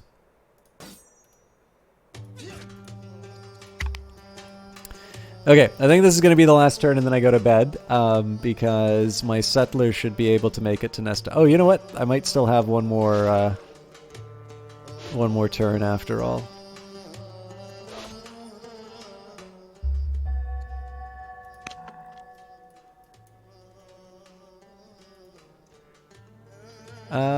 I think at this point I'm willing to force march this.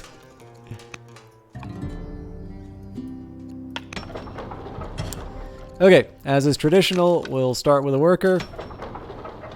We'll put more woodcutters because Lord knows we need more trees.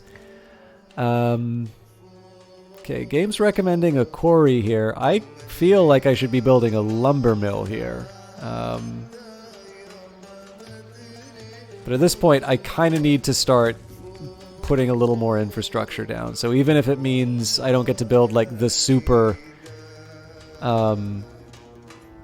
structures I want, I just need to get some stuff down. Okay, well, these two. Okay, actually, I'm also gonna properly just space pause these.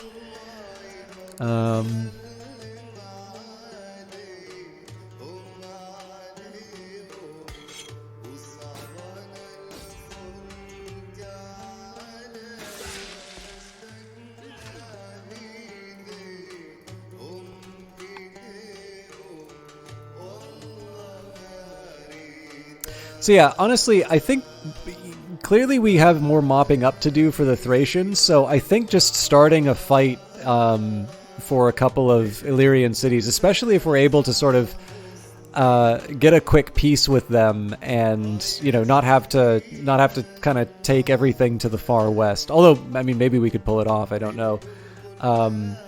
That would kind of allow us to sort of focus on Thessaly and then take on the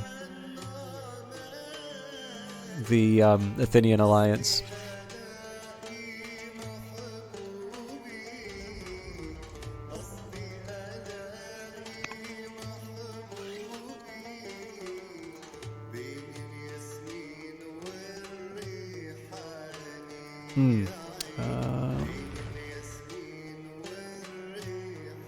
Uh-oh.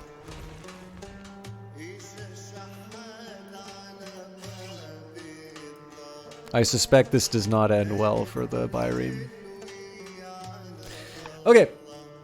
Rain Dog, evening, Mr. Chalk. How are you finding this title? I've been keeping an eye on it, but I'm waiting. I want the opinion of someone I trust. So actually, the Rain Dog, I have to apologize. I've been streaming for 7 hours now, so that's over twice the time that I normally do. I like this game a lot. I like this game when it came out on Epic, but they've actually continued to develop it, and I'm playing the new DLC, which has come out. It's sort of coinciding with the Steam release. Heroes of the Aegean. So if you pick this game up within the next 2 weeks, you get Heroes of the Aegean for free. If you already own it, which I suspect you don't based on what you said, you will also get a copy. And then it'll be available for sale afterwards. I like this game a lot, and I've been playing it quite a bit this week. So if you take a look at my VODs, you might be able to get an idea. The very fact that you're streaming so much longer than usual speaks volumes, honestly. Yeah. So the thing is that I was given a copy. So I already had a copy on Epic, but I was given a copy from Hooded Horse for promotional purposes, and I did get to do Heroes of the Aegean sort of ahead of time. So it's important to disclose that stuff, especially because I'm making a recommendation. I think this game is very good. One big thing is a lot of it. Obviously, it's a 4X game. It operates in sort of the shadow of Civilization, and the principal designer on it, Soren Johnson, worked on Civilization 3 and was the lead on Civilization 4, in addition to working on Spore as well, which sort of had this 4X-ish component to it. So clearly, like, it's not unfair that people are doing these comparisons, but it is also very fair to say that this game reflects a lot of careful thought on the 4X genre, and it is very much its own thing. I think one of the biggest things that I've continued to sort of realize in this game is that there are really no wasted turns. You need to be very careful in terms of your thinking. And if you do get careless, if you do sort of, like, just the order system on its own sort of forces you to make some specific decisions in terms of where you want your priorities to go. And I am all for that sort of stuff. Plus, I just like the history. I think there's some interesting ideas here, too, in terms of just focusing on classical antiquity and how they've managed to sort of incorporate this character system. Needless to say, this is not just sort of, oh, hey, I like Crusader Kings too, so I'm going to add in a character system. This, actually, the best way for me to articulate it was what I did earlier on in the game, which is to point out just how much of my global stockpile is coming from the specific traits that my individual, like the individual members of my court have. I probably should have given the olives to one of the families. Pretty sure, yeah.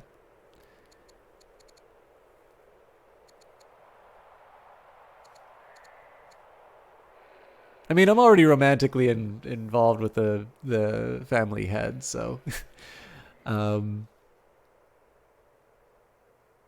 yeah, it's definitely fair to say this is a really special game. I'm very pleased that people seem to have kind of gotten into it and sort of appreciate what's been done. Holy crap. Okay, I made a big mistake here, and I'm going to have to pay for it, but nope, not them.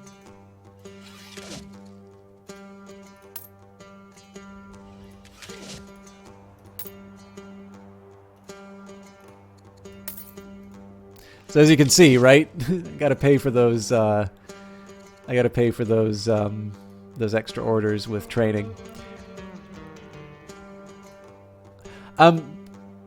But I really like the focus on the characters over nations, but then I'm a huge Crusader Kings and RPG guy, so that very much interests me. Yeah, so the only thing I'll say, the Rain Dog, is that the character interaction in some ways feels a little bit more limited, but the event system really kind of opens it up. So I think maybe a little bit more emphasis on events, and you definitely want to nudge your characters towards certain developments, whereas I sort of feel in Crusader Kings, sometimes it's just like, you wake up one day and you decide that you're going to become, a monk, and you're going to sort of follow this particular set of ideals. But I'll be honest with you, Rain Dog. Like, I would really love to, I'd really love to like go into all of the things that I think work so well in this game. But I also have a feeling I'm probably not going to do it justice. If you are considering the game and you don't mind watching VODs, the first VOD from Monday is me doing most of the tutorials. The second VOD will have me do the last of the 5 tutorials and then just get to do very poorly in the... So I do the prologue for Heroes of the Aegean, and then I do very poorly in the combat-focused one. And then tonight's VOD, I do that same mission again, and then the rest of the time has been spent on this sort of Conquest of Philip scenario in the DLC. The one thing I'll kind of say is that I haven't actually done the base game, as in just like hit the start a new game option. I haven't really done one of those since I don't know, like I guess when it first came out on Epic in early access. Yeah, I mean, there is a little bit of a gap in terms of what I think is going to be a core experience for a lot of people in terms of my coverage. But if any of that sounds interesting to you, and it'll help you make a decision between now and when I'll be streaming this next, which will likely be Monday, hopefully that'll give you a peek. Happy to watch the VODs. Cheers. Seems like your thing for sure. A more character event focused 4X is really an interesting proposition. Yeah, and I mean, more importantly too, like just as a 4X game, I think this game has taken it to an interesting place. And like I said, I really like the fact that I feel like every turn I need to think about things. And every time I get careless, like I was here, like I basically just cut my training in half because I ignored the fact that the Thracians sent a skirmisher out after me. Well, I guess this is Peltast, but yeah, like this is definitely... I had to pay for that, so... needless to say, I am very, very impressed with this game, and I suspect the fact that I've spent something like 15 hours playing this game, maybe a little bit less, but I'm pretty sure I'm reaching something like 15 hours of Old World this week. So I do apologize for those of you who wanted to see more. It's 3 o'clock in the morning for me. I've been streaming for 7 hours, which is definitely not characteristic for me. Let me take some time and see if I can find a broadcaster to send you off to. Normally at this hour, my options are limited, but let's see if maybe we can find somebody who's doing Old World. Oh, hey, there are a few. Do any of you know... do any of you know any of these Old World streamers?